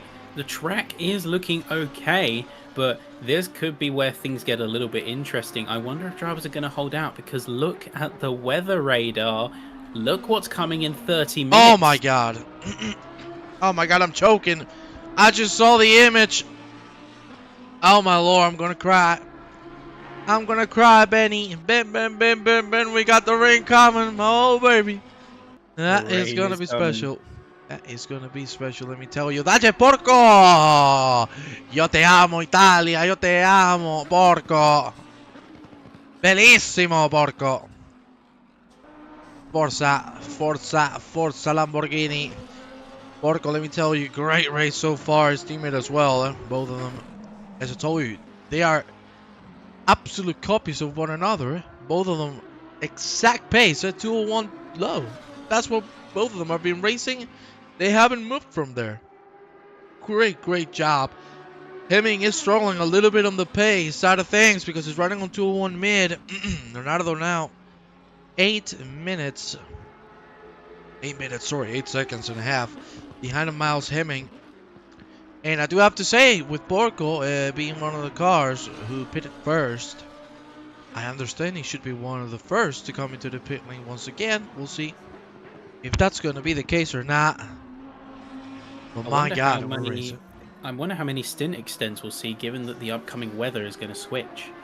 Or if we're going to see stint extends, not to that degree, but certainly try and eke it out. So they might make a little bit of a questionable call if they're going in at normal time, seeing the weather, and then coming in half an hour later, depending on the severity of the rain. So we might see a few drivers try and just maximize their time out on the same compound, and maybe even look at, I don't know, maybe switching compound. This could be the big winner. This could be the big winner, Felipe. Considering they have to pit it like 30 minutes, they could actually try and make it so they don't have to pit twice. Once for dries, one for wets. Careful, huh? They could have a chance here to bring it back. Yeah, this is mainly dependent on the stint order that these drivers took. So if you've already got a driver who needs to swap in for the last hour, you can't make that kind of choice. But if you've done, say, 2 and 2, where you've had one driver out for the first 2 hours, and then you have another driver out for 2 hours, you can augment the stint so that you have a much longer first stint, go straight to wetter compound, and then not have to double up, as you say. Yeah, I gotta tell you. Let's see how it pans out. But, and well, let's see if the rain stays, because it could also disappear. We don't know. One thing is for sure, ladies and gentlemen, we're about to get into the last hour of the race. Things are starting to close down. Let's go with Raceta for a little bit. We haven't seen him in a while. And representing Glitch Motorsports. 6 seconds behind Calderman. Who are the favorites to win? Well, here you have, let's be honest, the sole favorites at the moment. The Thomas Enge Sin Racing team, led by Jeffrey Ritchie. And of course, his teammate, who showed some great pace as well. You know what? I'm going to show you timetable so you can see all of the names involved in the race. So you see at the left, the drivers who are on track. At the right, the drivers who are in the pit lane. It's Ritchie and Latke who are right now leading the race, as they've done ever since the green lights came out. Right now, in my opinion, the sole favorites to win this. Well, looking at it, 26 seconds on the board, and they've kept that consistent since the start of the stint, if not further. So, with Ritchie's case and Klacki, by extension, those two have done a really good job of the race here today, and are certainly the guys penned on the books to win this round here at Bathurst. Nolan has been doing a good job as well, alongside their teammate Appel. But they were handed a 20-second penalty for an altercation, lap 1, turn 1, 20 seconds, so that of course harmed their race efforts in the end, and I think that was why they have such a massive gap. You got the two Lamborghinis of Hemming and Porco, the 88 and the 60 car, with their teammates of Campanella and Lomi, so they have been doing a real good job as well. But it is looking like Ritchie and the 121 car are set to win this. And they will have to, of course, switch to Hladky for their second hour in the box, in the car. We'll see what comes out of this. Well, I want to see, because I really want to get to take a look at Lomo. Once again, I think it's going to be the one to finish the race. 1 hour to go. I tell you. There you see. Time for a pit stop. Lomo, get ready, big boy.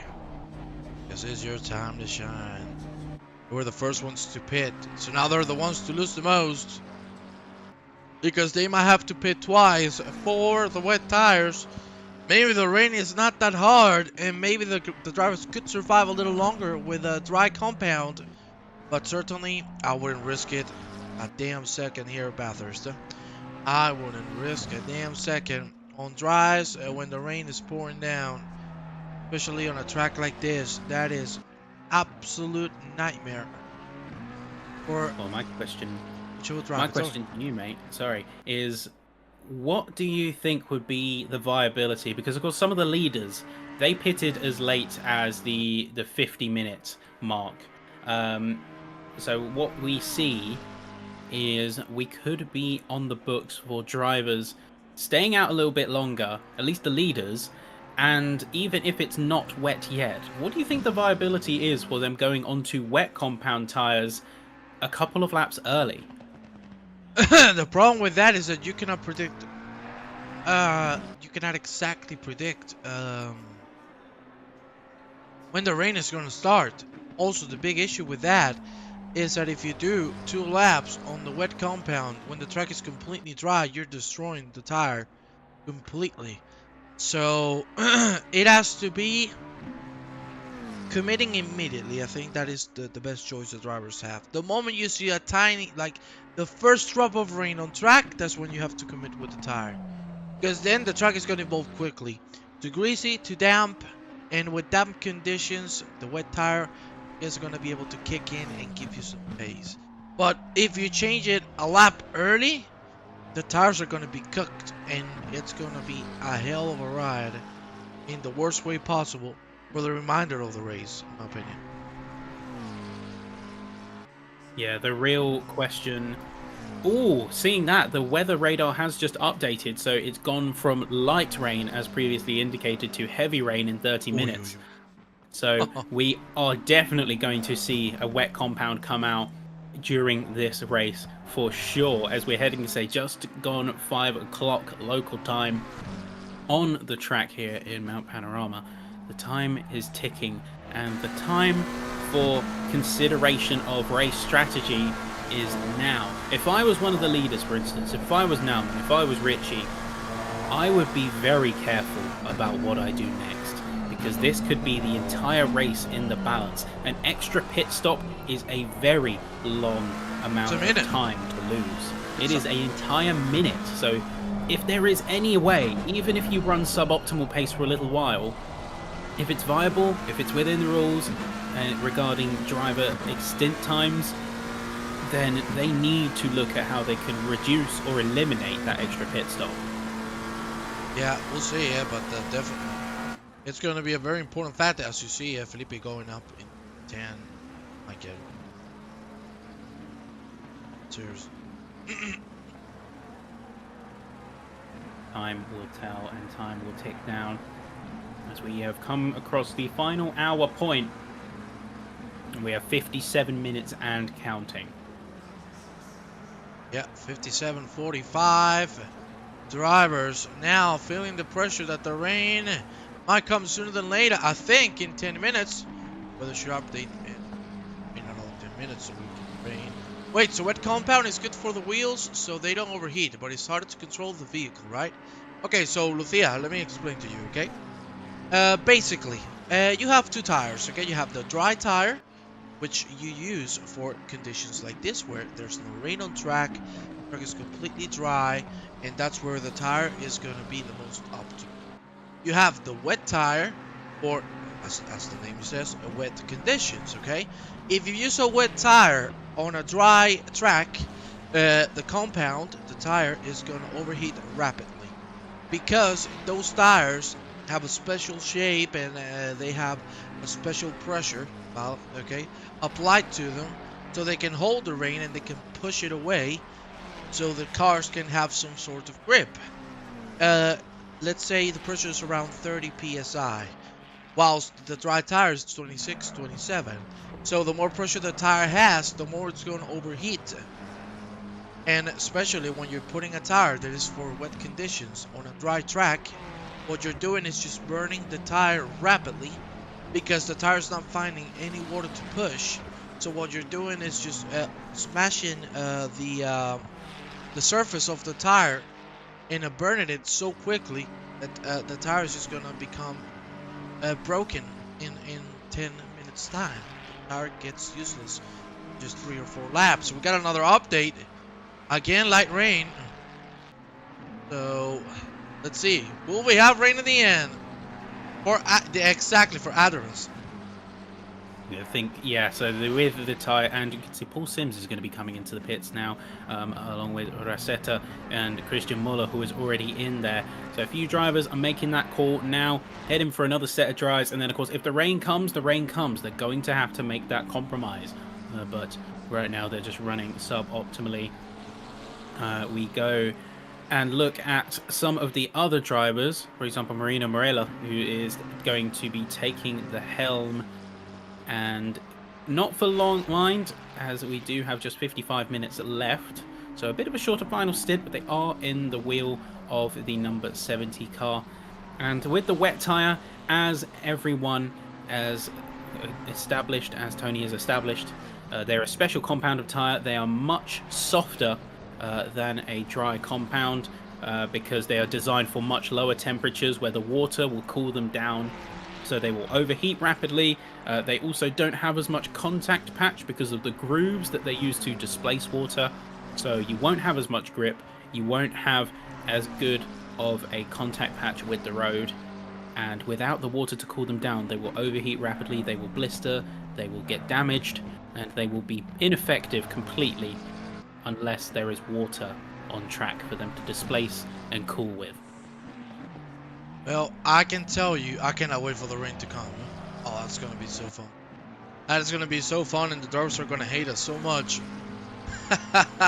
We still don't know if it's definitive, because we had 3 changes already on the rain. Will it stay or no? And of course, yeah, no problem. Any doubts you have, we're here to solve them. And of course, help. Come on, let's give some love to Italia. No, viva Italia, coño, viva Italia! Forza Italia. Well, Norman 26 seconds behind Richie. No penalties on track. 15 drivers still, thankfully. No parents. Guillermo Filippi, P9. What a race. Obviously, when they hit again, they should drop down the order.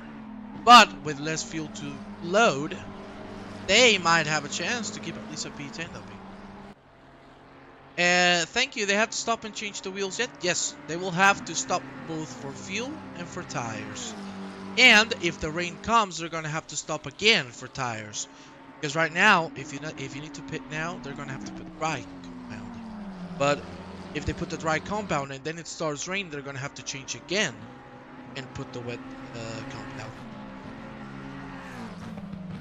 Yeah, I think the call at this point is because we're seeing such variance in the weather monitor. The dries are the play. I don't think anyone is going to overextend to the point where they're gambling on the wet tyre when it's already dry, still on track. So I think they're going to be coming in the next few minutes for dries, and then they'll just have to sink the extra stop, like everyone else will at this stage, should that come to fruition. Because we don't know. You can see on the weather monitor, it's gone back to just overcast. So the rain might not be on the books at all, and I think that's all the confirmation these drivers need with this gamble that is constantly going on. I think just play it safe for now. There's also the fuel load to consider. Drivers might have run lean for this penultimate stint, so they wouldn't be able to extend out much further without some serious lifting and coasting. Yeah, certainly. That is correct indeed. And, well, as I told you, look at that. No, Ben! We were like 2 children with the candy. Can you hear the candy? Ay, they took the rain away. They took the rain away. Filippi is going to be heading into the pits now. One more driver who is going to be coming in, playing that safe hand. I wonder when the leaders are going to be coming in, because we are on lap 92 and not long before we cross the 100 lap barrier. You see, as you said, where will he come out? I understand, behind Rokopsa. Maybe behind Troqueta. Oh, he missed. He missed the pit box. He missed the pit box. What a shame. Well, also another thing that we didn't talk about. Out of the porco. Look at him go. 4 seconds behind Simone Di Nicola. Leonardo on the 2:08. Fantastic lap times as per usual. With this guy. My God. We got a very exciting 15 minutes left of this race. So we see everybody starting to pit now. Hemming. Breccia goes in. Still out. Now I think we have the top 6 remaining come in. So see when they decide to do so. Hemming, Breccia in as we said. And it will be a top 3. Richie, let's go with him. Let's see what he's doing. He's staying out for the moment being. They went very long on the last stint, so what do you think? Maybe 10 more minutes? I wouldn't say that. I think 5 more minutes is being a bit more realistic, because if they had a long previous stint, this would be about keeping them even, because you'd have a medium stint and then a very short stint. Would say the last 45 minutes would balance out to the 4 hours. So with Richie's position, it's all about just you have your clean track, you maximize your time on it, and we've seen that Richie has excellent 1-lap pace and consistency. So having your best hot lapper out for as long as possible within the confines of the rules is a absolute must. Well, I do have to agree with you on that, and something I also need to mention that Campanella, as we see, has come out now. Di Nicola, what a great comeback. And, you know, I want to focus on Lucia's question now. She says, what's the best opportunity to pass someone? You should just do a driver. Well, that depends on many things. On this track, don't overtake. Just wait for a mistake. You know, usually you want to make overtaking maneuvers when you're getting closer to a corner, when you have a straight and you can carry the speed out. Go to the inside line, as you say. You know, we would have to explain you what an apex is. I don't know if it is any concepts. Man, see, I love this. You know, this is a very fun part of broadcasting. You know, we get people that are new to the world. It's so cool to explain how the world works. You and I, Ben, you know, we've run many roads. Finally, we run them together. You know, my baby boy. So, as we say. That's one way of putting it. Hey, one way of putting it, yes. Hey, we gotta be happy. We gotta keep pushing. As Simone Di Nicola, who wants to make a move of Campanella. Let's see if Fabrizio can hold himself. Look, you want to see an overtaking maneuver? This is a very good chance. He has a lot of speed. Campanella covering the inside. Oof, that could have ended badly, huh? That switch. This is a difficult track to do it on. Very difficult to place yourself. Very difficult to know for certainty when you have a move on your books. So in Di Nicola's case, he had a bit of overspeed compared to Campanella, but he didn't have enough to get alongside. And that's the key difference with overtaking. It's one thing to just have your nose in, but if you've got just the tip of the nose of your car into a corner, you're not owed the space. You have to be what's called significantly alongside. So that is at least 1 axle ahead. So if your front axle is ahead of your opponent's rear, they are giving you space. You are entitled to space. But he couldn't do that. And he couldn't risk it, especially around this track. You see how tight the walls are as we jump on with De Havilland and he's chasing down Breja. You see how tight the walls are. He cannot afford to make a mistake, because that's the other thing with overtaking. It's the responsibility of the overtaking driver. So in this case, De Havilland, if he made a move on Breja, to do so safely. Yeah, you can see it. De Havilland wants to make a move. Really pushing now. Both already pitted, so now this will be final. Wait, the rain has appeared again! Havilland! Big hit on the wall! Oh, that's gonna hurt! The front left! What the hell? Did you see that? That was was a little very laggy good. from the Haviland doing a little bit of skateboarding through. So this Forest elbow. situation has turned a complete 180. Wow, that was that's the new sim racing. You know, they're gonna have they can do the 180 turn. Unbelievable. Well, Simone de Nicola in the pit lane, Ben, and I think the biggest surprise, and you gotta take your hat off, Nick Baban on P3 after pitting. Holy. Oh my god, what a race from this guy, huh? What a race indeed. Done a massive job of this whole race. And I think, say, Baban's case, last to effectively third. Of course, we're not accounting for the pits just yet because we've got still people who need to take a pit stop. But yeah, look around, you look at what's gone on with this race, and so many drivers have worked so hard with this race and really made the best out of this situation. I don't even know where to find the words because there's so much that's happened over the course of this race. We had, of course, the scuffle early on. We've had a lot of overtakes. We've had some back markers who have done nothing short of driving heroics in order to make up for lost time. You look around the track and there are so many stories that have unfolded all simultaneously that it kind of can almost be difficult to keep up. And we've almost come full circle with De Nicola, Breccia and De Havilland coming together once again. This three-pack of cars seem to be inseparable. And you can see they're going to go all in now. Let's see if the rain stays. This would be very, very, very light rain for 20 minutes approximately. So we'll see how that pans out, but right now they haven't. Breccia and Di Nicola, I think they don't care too much about the weather. They just want to fight, get their knives out, and time to rock and roll. So you see the Haviland with a great exit. Breccia, middle of the pack right now, the faster of the three. Mr. Breccia to mid. See, of course, Di Nicola right now, first flying lap.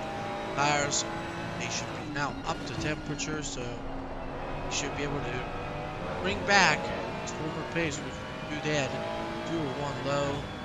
That certainly would make a difference. We'll see how this fight progresses. Do you see Nicola starting to pull away from the other two? You see, well, 43 minutes to go. I would love to see the rain. I would love to see it. Will certainly be a massive mix-up. As you can see, it's come very overcast, very grey with the clouds once again, and we have been teased a little bit over the past 3 hours and a quarter in regards to the weather, because we've had stints of very sunny weather, and then the clouds come over, it looks very grey and overcast, and then the sun comes back. But it looks like this time we might actually see a fair bit of rain. Will it be enough to make the drivers decide to go on the wet compound? Because if it just brings the track to, say, a little bit greasy or a little bit damp and then stops again, then of course it's not worth the minute time sink. It's just worth taking it a little bit slower to keep your car safe. Oi, oi, oi, oi. Here you see Haviland. Seriously, showing no remorse. And unfortunately, no remorse is gonna pay because he understeers and goes into the wall. On the forced elbow. Well, certainly that is going to be some damage, and he's out of the fight. So now it's all about Breccia and Di Nicola. Yeah, and keep an eye on these two for the time being, as they are certainly going to be coming to blows with very immediate effect. They both got a lot on the line for this one. Key points. And these two, they're doing their second stint, so drivers and teams will enter a car within they which swap into. So 2 drivers per car, 2 hours total race time for each of them, and they swap over during pit stops for different stints. So Di Nicola is completing his second hour, Breccia is completing his second hour after coming straight away from the previous stint. they stayed in the car in their case. De Havilland is looking like they're having a lot of connection issues coming off of that incident because their ping bar has absolutely skyrocketed. So we'll have to keep an eye on them. And Britcher's trying to make up time to De Nicola, but it seems like he's losing it more than gaining. You can see that's why we saw the 360 flip from De Havilland.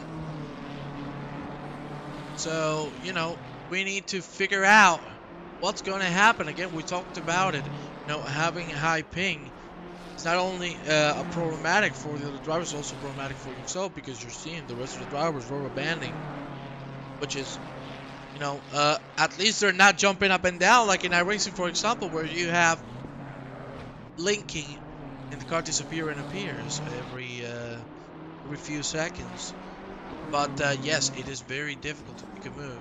A situation like this where you don't know where the car is going to end up on track, because 1 centimeter away and you're going to collide with the other driver. And this is not like, for example, for one where the car goes invisible. The car is there and you're going to crash, so it's inevitable. No ghosting. And that is a terrifying prospect here at Bathurst. Certainly, yes, certainly. And the rain should be dropping any time now, huh? We have already hit the 40-minute mark, so we should start seeing the rain coming already. Do the racers change, or these are those who finished the race? I understand these should be the final drivers. Well, I cannot say so, because maybe the drivers in the pit lane are better in the rain, and they want to come in, so that, you know, that's a decision the teams will have to make. Yeah, the crucial decisions coming up as we can see on the monitors, in 10 minutes are projected to have heavy rain. But the duration of the rain will be the decider. And this is where you introduce a few strategic options. Do you go early and preemptively as soon as you start seeing rain in order to get the jump on your opponents where they will lose pace? Do you go only when the track says it's greasy? Do you go only when the track says it's damp? You've also got to consider where you are on track, because if it turns to damp halfway through the course, that second half is going to be absolutely nightmarish to drive. We're seeing the wipers start to come on for a few cars, so I wonder if the rain is starting to patter down, or if maybe the cars or the drivers are being a little bit preemptive. Well, you know, I think the optimal point would be, if you see rain start, give it one lap and then come in. Because you're going to get the track on a place where it's still not completely wet, so you're going to be able to heat up the tire while it's getting wetter and wetter. And then you're going to have a massive grip once the track becomes damp or else wet. And here you have it. The rain is out as we have side-by-side action between De Havilland and Philip Breccia. Ay, ay, ay, ay, ay. Things are gonna turn very quickly. De Havilland on the inside of the chase. Fantastically done there. Now, will they come in this lap? I don't think so. They shouldn't. Yeah, they should give it a little more. The track is still fast. You still gotta give it time. It's green. It's gonna become greasy in just a few short seconds. This is not just a little bit of rain, eh? It's a little more intense than we were expecting.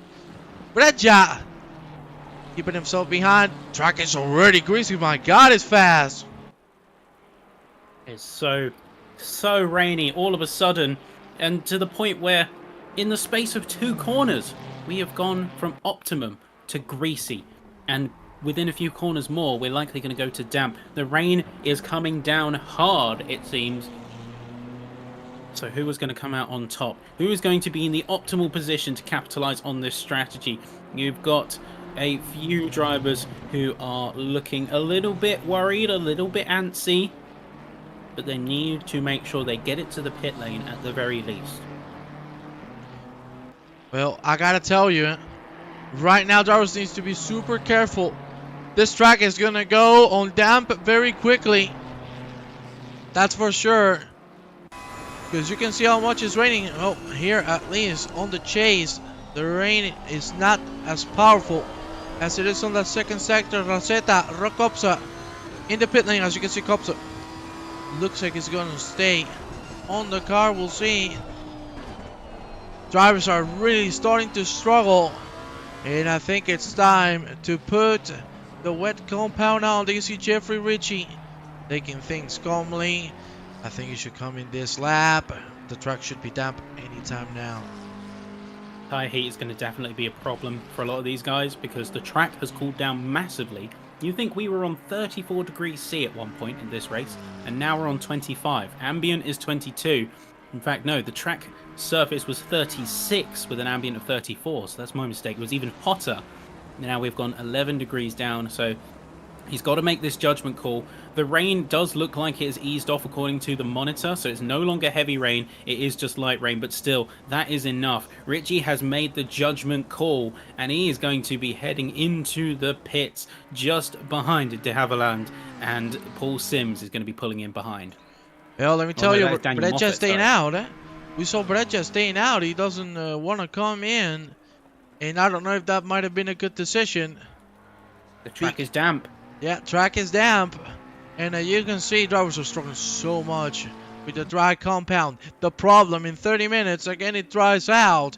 And in 10 minutes, the rain is certainly going to slow down too. So, what a tough spot. But I think right now, the wet tire is the most optimal compound of the two. Let's see. Oh my god, what a turn of events. This is going to be a very exciting ending. Run, Campanella, run! Well, I want to go with Guillermo Filippi because we were talking about him. And look at him. He already has the wet tire. He was one of the first to come in. So right now, he can certainly take advantage of it. Sorry, no, I think he doesn't have the wet tire. I think he has the dry compound still. Right now, I'm actually not sure. We'll see, but you can definitely see the whole train of cars coming out of the pit lane as well. Whichever way you slice it, it looks like whoever's got the dry compound is really, really suffering right now. So a few of them have still, I believe, got the dries or haven't taken their stop that they need to. And with those drivers, you can see just how hard it is to control the car. Nauman and Baban have been into the pits now, and we can look around kind of at the overall pace to see who should be in a critically strong position. Well, what can I tell you, man? This certainly has changed everything. Mateus, Ladi, see, we were talking about if somebody else would move. You can see Richie has left the car. He has let Latke out on track. Something very important that we haven't mentioned, man. Do not, and I repeat, do not go on curbs while they're wet. Highly recommended. Yeah, going on the curbs is effectively a death sentence because the curbs, by nature, are designed to be less grippy. They're designed to be an extend of the track, but when you are running onto the curbs, they're less grippy. You've got less contact time because they're designed almost like saw teeth. But with the wet, you are effectively running on slippery plastic. So unless they are completely flat out and you're not doing much in the way of cornering, we can see there Hladky really struggling to get to grips with the dwindling level of traction of the wet track, of the curbs, of the grass. Now they've got their little bit wet dirtiness on their tires. He's missing the apexes. This is the problem when you switch out a car into completely different conditions. Last time Hladky was on track, it was dry, it was optimal, the track was hot, so he had the opposite problem in terms of management and pace that he has now. Now he's not got enough heat, he's not got enough grip, and he has got a safety net for the race. Sorry to Look around the Santema! He's sideways! He needs to get out of there now! Car's coming already! Santema, thank the Lord. Dodged a bullet right there. Dodged an absolute bullet. Wow, is all I can say. Just, that was very lucky that we did not see something much worse. Thank God he left the racing line open. well navigated from Santema, minimized damage, and didn't affect other racers all that much. So good job there in terms of damage control. Well, here you see Mateus really struggling now. Brandon Klein right in front of him. This is a lapped car. Everything is going down the hill for these guys. They had a perfect race and the rain might turn everything around. 25 seconds and 30 minutes. Campanella needs a second every lap in order to make it up to Hladky. Hladky's making mistakes. Well, you were talking about a second. Sorry to interrupt you. Campanella. Tap the wall before the S's. Big hit. Both on the rear, the front, and the side of the car. The only damage there is emotional damage. No, there's also physical damage, as you could see. Campanella's car is absolutely broken. What a shame. That's got to be rough for him. He was pushing so hard as well, and we know what was at stake for them. So they are definitely going to be limping this car home. And you can see how skittish they're getting. Are they on the hard? Are they still on the dry compound? Well, they could be, yeah. They could be because they didn't pitch. No, they certainly are on the dry compound. They tried to let it live until the rain left, but that was overshooting it a little too much. He also cuts the line, so surely he's gonna get a 5-second penalty. Oh yeah. Well, let me tell you, Marco Lomi coming rapidly for Philip Breccia. Mateus Hladky shouldn't have too many issues staying on front, because now the gap behind is not 25, it's 37. Florian Appel. Remember, at the beginning got 20 seconds penalty for that massive incident that we saw between himself and of course our good friend, you know who I'm talking about, of course, is my Italian stallion, the one, the only, the man Colagrosso, who I think we're not going to see out. It's going to be Filippi. Staying in form. Yeah, Colagrosso did a double stint at the start, so it is going to be Filippi towards the end. You can see the timings coming through. Yeah, 36 seconds for Florian Abel between themselves and Hladky. So they have got a Herculean task ahead of them if they want that P1. But I think at this stage, it might be more ideal to confirm the place that you are in. Campanella, I have to ask, if he was on the dry compound still, all I have to ask is why? Why? Because that was far from optimal. Yeah, I guess he saw that in 10 minutes the rain was going to leave, and he was trying to keep that tire till the end. Which, I see the logic, but seeing that the rain is not light, that is pouring down heavily, yeah, there wasn't a choice for those tires to keep you alive. And you are clearly seeing, oh my lord, Breccia! Completely drifting through the corner. Yes, we need some more wet races. I agree, Lucia. You know, the wet is a great equalizer. Who doesn't like wet things? Ben. Oh, big slides coming out of Lomi. God. And you can see that drivers. The thing with drivers is that they do a lot of practice in optimal conditions. They do it in dry, with great temperatures, ideal track and surface temps, and ideal tyres. What drivers sometimes forget is they need to get just as much running sometimes on conditions like these, where it suddenly turns wet, where you're maybe a little bit down on the grip. And while these drivers have proved that they are versatile, they are capable, they are very good at what they do, then sometimes they can be caught off guard. And with situations like this, as you can see Lomi making a mistake, Breccia making a mistake, and losing the rear of the car, trying to fight for the grip. Breccia, in fact, losing a lot of pace to the point where Lomi could be looking for a potential move. He is going to keep it firm around the outside, going to be braking a little bit later, and Breccia is going to be on the hard defensive with another car coming up behind. That is going to be Van der Molen, a back marker, who is still going to stay involved with the action as, well, they're in the realm of another car. They're going to have a little bit of time for some fun. And you can see that Lomi managed to get a better exit, and I think this time they're going to keep it committed. Yeah, you can see they're going to go side by side, and I think Lomi will go for the long run here as we head into turn number 3. Fantastically done from both. Lomi, what a move. Easily done. Look at Minimum on the ball, and he's going to try to take advantage of it as well. Put himself in the middle of P4. Well, that is a brave decision from a lapped car. Who's a lap behind, sorry. That takes some big balls, eh? Sorry for the language, but that takes some big cojones. Ay, campanela. Again in the pit lane. Not sure what's going on. Maybe they've just decided. Another hit, as you can see, the front of the car's a little damaged. And they already fixed the car fully. Yeah, that is pretty crucial, pretty critical.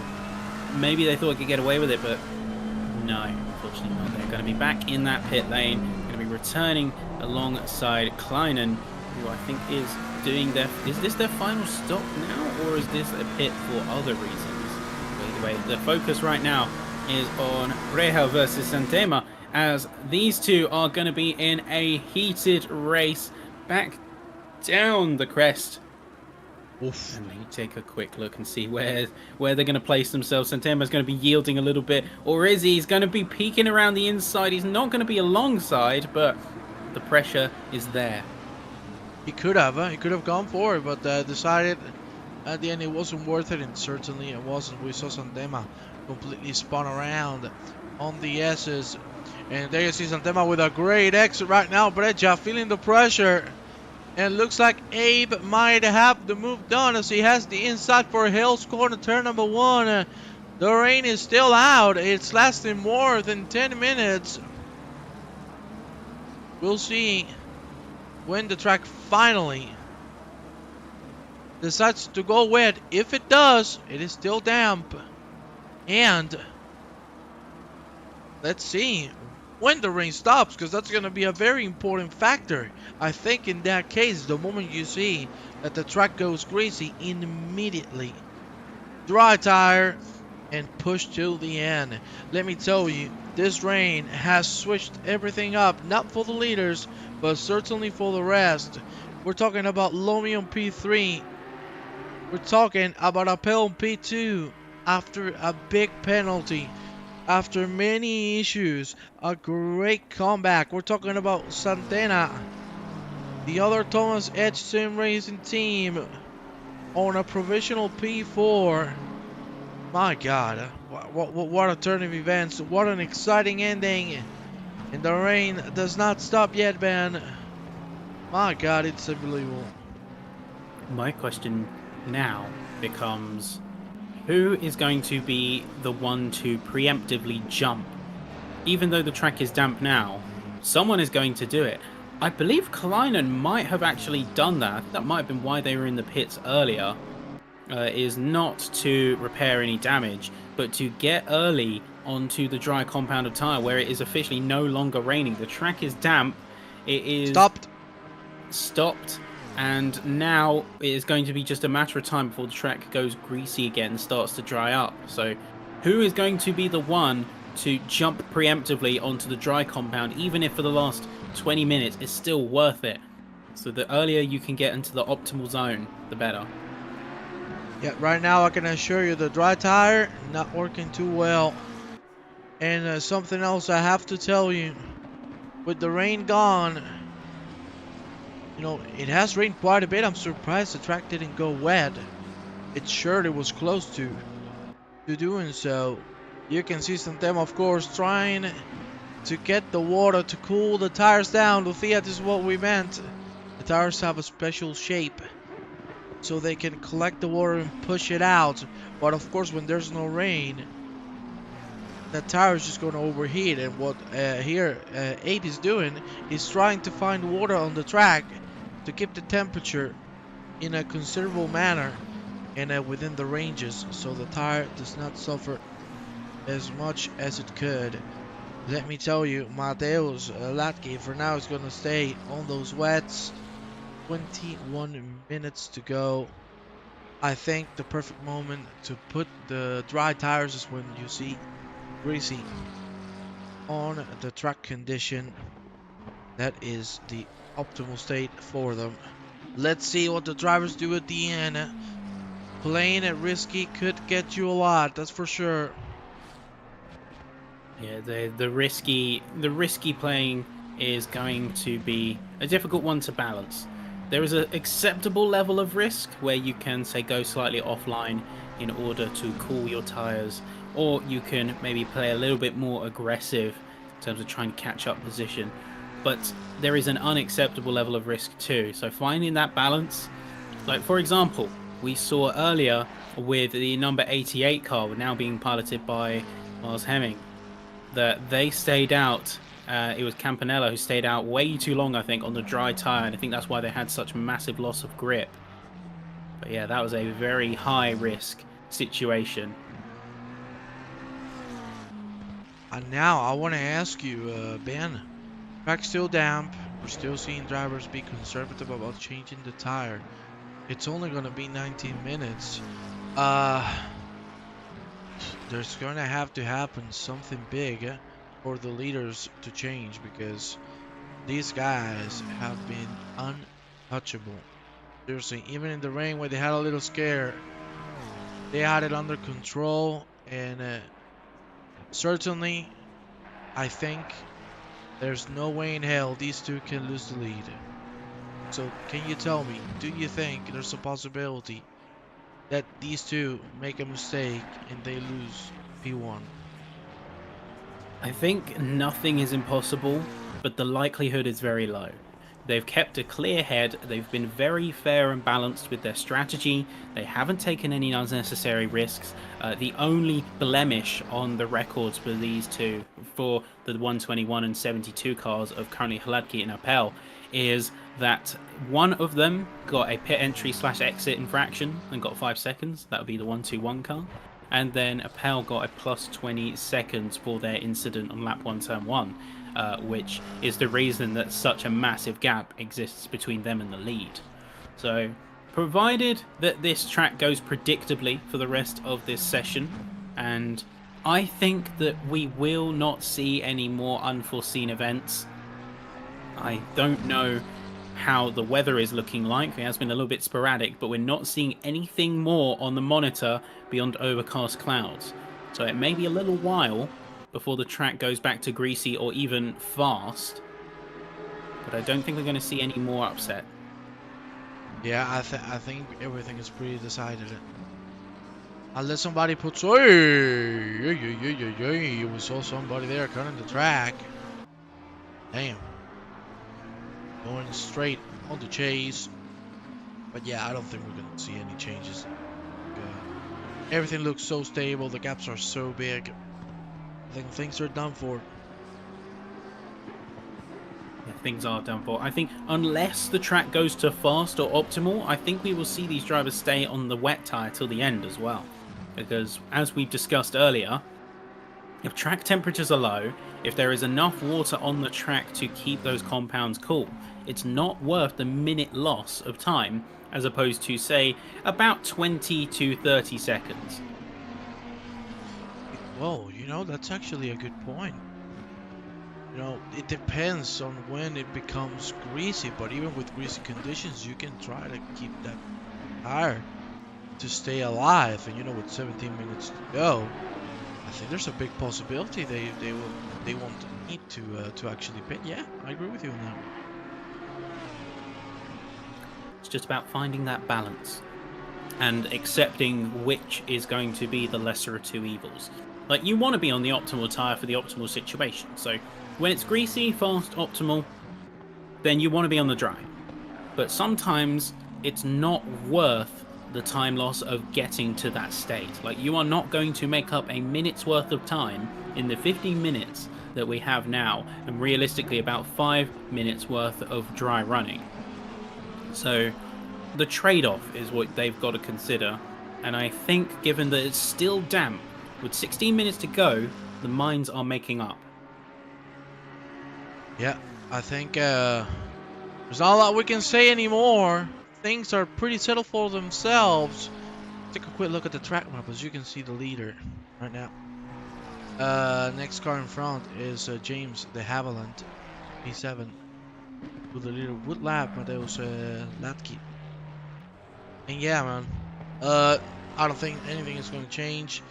Track is surprisingly still damp, so certainly I think this wet tires are going to last till the end.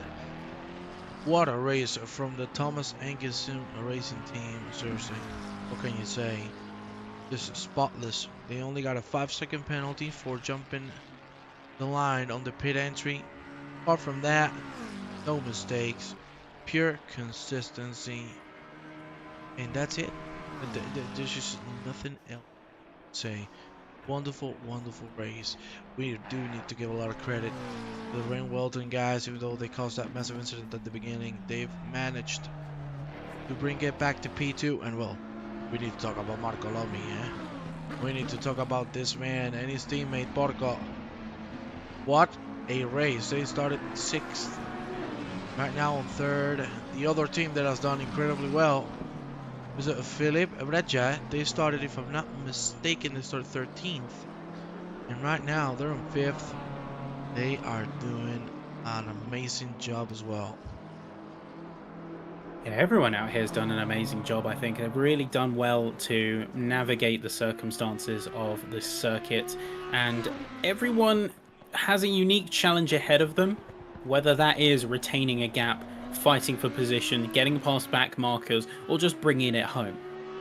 Everyone has a different scenario, a different challenge that they have to face.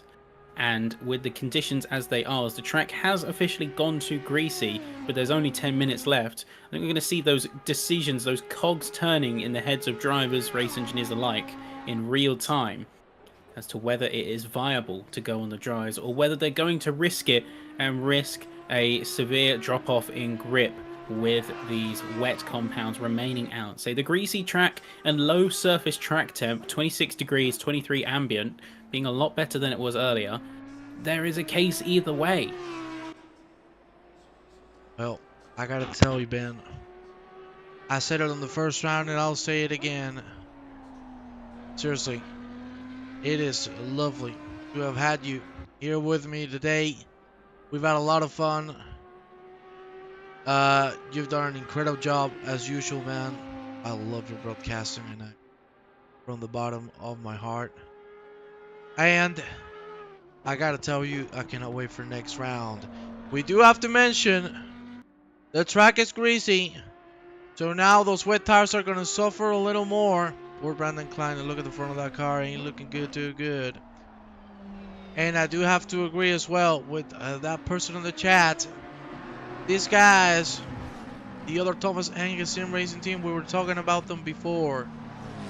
They went last after the unfortunate disconnect, and they're on P4. Hell of a race. Everybody, as you said, has done great. And yeah, we're coming to an end, Ben. Again, I want to thank you for being here with me. I love having you around, and I cannot wait to have you around next time on the next round. And with 12 minutes to go, everything is calmed down. As with you, brother, always a good time when we're together in the commentary box, for sure. And with an event like this, because it's a great opportunity and a great chance to see talent not just within LSR but around the community too, because you've got a variety of teams and all of them are bringing their A game here in the races. But I was going to ask you about who would be your top driver or top team that really performed out today, but I think it's pretty obvious. You got Baban and Santema in the number 41 car. They started at the back. They qualified, I think it was P4, but they ended up being dropped to the back due to a disconnection. The server went ahead, and they've still, despite everything, managed to push and get that great position, that great result back in spite of the hardship. So this is just a testament to their consistency, the determination, the resilience as well, and they have proved themselves as two of the best drivers. They deserve to be up here along with our top runners. Yeah, you know, if I have to choose one specific driver, it's hard. It's between, Baba would be at the top. Of course, the leaders. What can you say about them? They're gonna win the race probably. So they both deserve a lot of credit. But if we take the leaders out of the equation, I do have to say either Colagroso or Baba, my driver of the day, no doubts. Those two drivers have done nothing but a perfect race. Better for Baba in some demo because they're on P4, and wait because they might get themselves a podium if they keep pushing. Lomi is only 3 seconds ahead, so do not count the other Thomas Engelsen Racing team down. Maybe see a change in possessions. You're great, both of you. You're great too, Carson. I love you both. Yeah, I'm looking around the field, and as the track has got some sunlight back on it, and the track temps are going to climb before long, it's still greasy, so they still have a bit of a chance. But yeah, 10 minutes left in this race. It's not worth a pit stop, but everyone is going to see their pace really suffer. You can see we are on 2 minutes and 10 seconds for some of these cars. Looking at the top runners, they're 206.9 last lap, and that is going to climb more and more as we get into higher heats, into less moisture, and into the final laps. Yeah, considering times right now are 2:06s. Let's go with the leader, with Latke, and let's do some calculations. I think he's gonna cross the line at 8:40 remaining. So we're gonna have 5 more laps on our belt. Let's see. Yeah, Wonder let's if see anyone got their fuel calculations wrong with the change of strat. Hey, could be, yeah. Could be. Yeah, well, they could have had the chance to, when they were going in for the wet tyre, they also had a little bit of an opportunity to put some extra fuel in. I think a few drivers did that because we did see some of the gaps change, and on every other metric, pit stops should usually be equal. So I think a few teams made the choice to get a little bit of extra fuel in just to accommodate. Shouldn't see anyone conk out of fuel. Oh man, the track is still greasy. If the track gets fast, then maybe these wet tires are gonna start being a problem. But I don't think we're gonna get there. I don't think we're gonna get to that point. Hello, Crunk. Good to see you again in the chat. The same goes for Ben Hu, for Lucia, for Drafter, everybody who has been active and enjoying the race with us. We have had a blast, and unfortunately it's coming to an end. You want to do another 4-hour now, Ben? Round 2, why not? Race Let's 2, go. let's do this. I'm sure the drivers will be very, very, very enthusiastic with that decision. Not like they've just done over 4 hours of endurance racing at all. What to say? I will do another 24 right now. Come on, baby. Give it to me. So let's see. Well, let's see what the drivers have in terms of opinions, because I think after this race, some of the upsets that we had earlier on, and some of the big changes around in the order, certainly a few to keep an eye on. But we have a little bit of a tussle going on. So it looks like a few drivers Easy changing move. spots. It's Easy move there from what I like. Looking very Notice clean. me didn't want to fight it. What I went through. Move has been done. There you see the dry line starting to build up. No wind at all. I think Morella is on a dry tire actually. I They actually went think into so, yeah. they went into the pits earlier on, and nobody else did. So I think they have gone on to a dry tire. Yeah, true. Yeah, they are on the dry tire because yeah, they're definitely faster on the rest. Yeah. See, that dry line has quickly developed, as you said, and he's capitalizing on it very quickly. You can visually just see the pace difference between the wet and the dry, where it would have been inverse about 5 laps ago. Now, completely different story. Certainly, yeah. check on the chat a little bit. Season race, nothing like a bit of rain to spice it up. Oh yeah. Wanna get some love to Santema, development driver on this first race with the main guys, and he's held his own. Hey, Santema, you have some big cojones. Well played there, mate. First race with the big boys, and he does what he's done. You gotta get this guy a medal, because what a race he's putting on. And let me tell you right now, Marco Lomi is starting to feel the pressure. The track is optimal.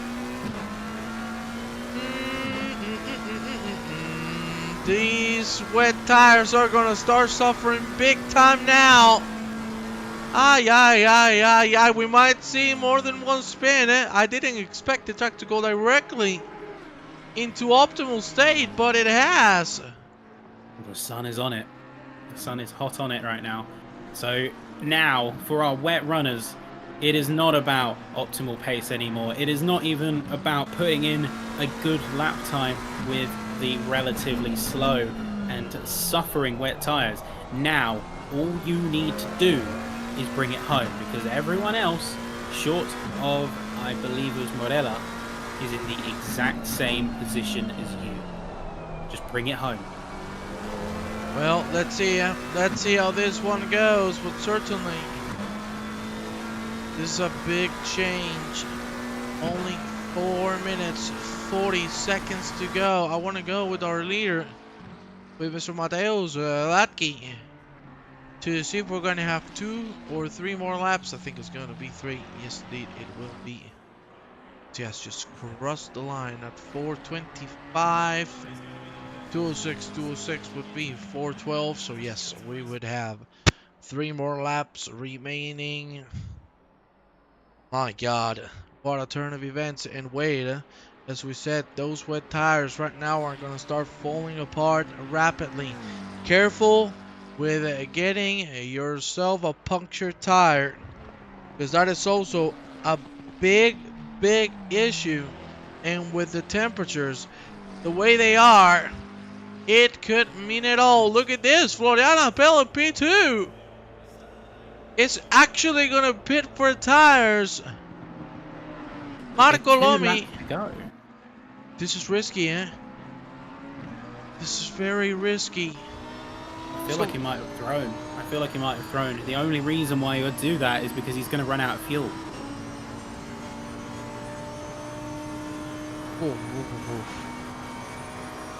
Well, if they go for fuel, I understand, but they're taking too long, eh? They are taking too long. I think they're swapping tires. Yeah. This is not good, eh? This is not good at all. There you see Marco Lomi is already catching. He's about to go into the last straight. And Floriana Bell is not moving. Santema, Lomi. There you see Appel already moving. Lomi goes through. If Appel has the dry tire, oof, risky, but he's going to manage. That is very risky, and in fact he's going to be coming out behind Marco Lomi. So he's going to have to hope that he is going to put on the godly next couple of laps in order to make up for that. But I think it's just to go for tyres only is simply not viable, and they know that full well. So they must have miscalculated on the fuel or something to that effect, because there is no way that they made that pit stop so late. If it was just for tyres, they would have done it as soon as the track went to optimal. I think they've realised that they didn't have the fuel to make the race. Lifting and coasting wouldn't have worked, it wouldn't have been viable. So at the same time as coming in for maybe a fresh set of dry tyres to catch up and get the position back, they just put in a couple of extra pips of fuel to make sure they bring it home. Well, I can tell you one thing, and one thing for sure. There you see, Florian does have the dry compound. And you can clearly see that it's paying out, because already on Lomi's tail. Now, the question is, he's finding himself in a very tough spot with traffic as well. If he doesn't get rid of it quickly, this could turn out into a very bad evening. But you can see already He's gonna go side by side with Marco Lomi. He's right there. The move is done. That was super risky. He got it done. He did exactly what he needed to do. He couldn't be stuck behind that car any longer. As you can already see the gap that he's able to pull in just 2 corners now that he has got that space, and the dry compound tyres are already working in his favour. You see even the back marker of Miles Hemming is also making himself around Marco Lomi, so his pace is definitely struggling. Yeah, and now I want to see. We're going to have one more lap. Santema, will he be able to claim the podium, or will it be Marco Lomi? That's the other question we have, and we're gonna get an answer in 2 minutes time. What will it be? What do you think, Ben? Another lap, and it's another lap gonna be coming through. I think for them it's gonna be the last one, eh? For him, yes. So the leader is on the final lap. We just heard the radio call, but the timer is about to end, and here we go. 3, 2, 1. That is the white flag going to be down, so anyone at this stage who crosses the line is going to be finishing. And then of course you have our race leader. We've got Filippi as well, who is right next to him and getting round by Filippi, and by extension Colagrosso. If not for Santema and Baban, those two would have been my car of the day, because those two got handed a really bad situation and made an absolute meal out of it. They did exceptionally well to manage the circumstances. They really pushed up the field, and in the end finishing at the mid-pack, nothing to scoff at. Yep, certainly. Well, I don't know if it's going to be the last lap for them then, eh? And now I'm not completely sure. We'll see. We have a fight between Vandamola and Miles Hemming, who unfortunately dropped down to the back to that big incident. There you see Hemming trying to put the car through. They are a lap behind. This should be the last lap for them. Here we go. Hemming on the inside line. Omen on the Mola makes it through. And that is it. That is it. Lomi's going to be coming into the pit though on the last lap. Yes, Lomi's got... That's fuel. That's got to be fuel. Well, ladies and gentlemen, Santema is going to be the one claiming the podium spot. They're still going to have to do this lap. The leader's going to cross the line. My God, what a race from Thomas Angus Sim Racing. They're going to take the P1. They might take the P3. What a race for this team. Nothing but perfection. And ladies and gentlemen, Latke is going to cross the line and take the checker flag. What a race and what a victory. What a brilliant job there from both of the drivers. So Jeffrey Ritchie and Mateusz Hladki of the 121 car are going to be taking it here in Bathurst at Mount Panorama.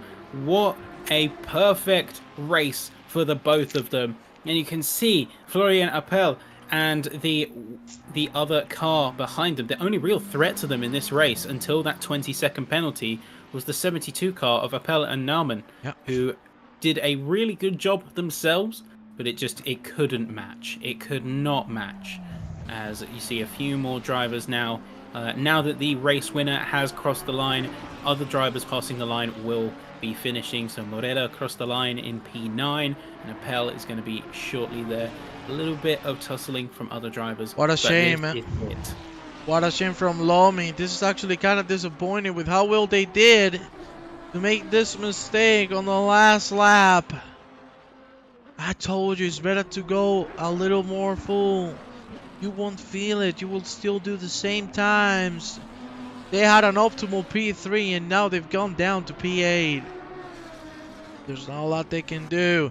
Here we see Florian Appel crossing the line, taking the P2. And here you have the Thomas Angus Sim Racing team, the other team, making it happen. Santema crosses the line and gets the last spot on the podium. Brett just gonna cross the line on 4th, Nicola on 5th. Filippi What a comeback from these guys as well. Unbelievable. 2 minutes and a half behind the leader on lap number 2. A lap and 30 seconds. And they finish on P6.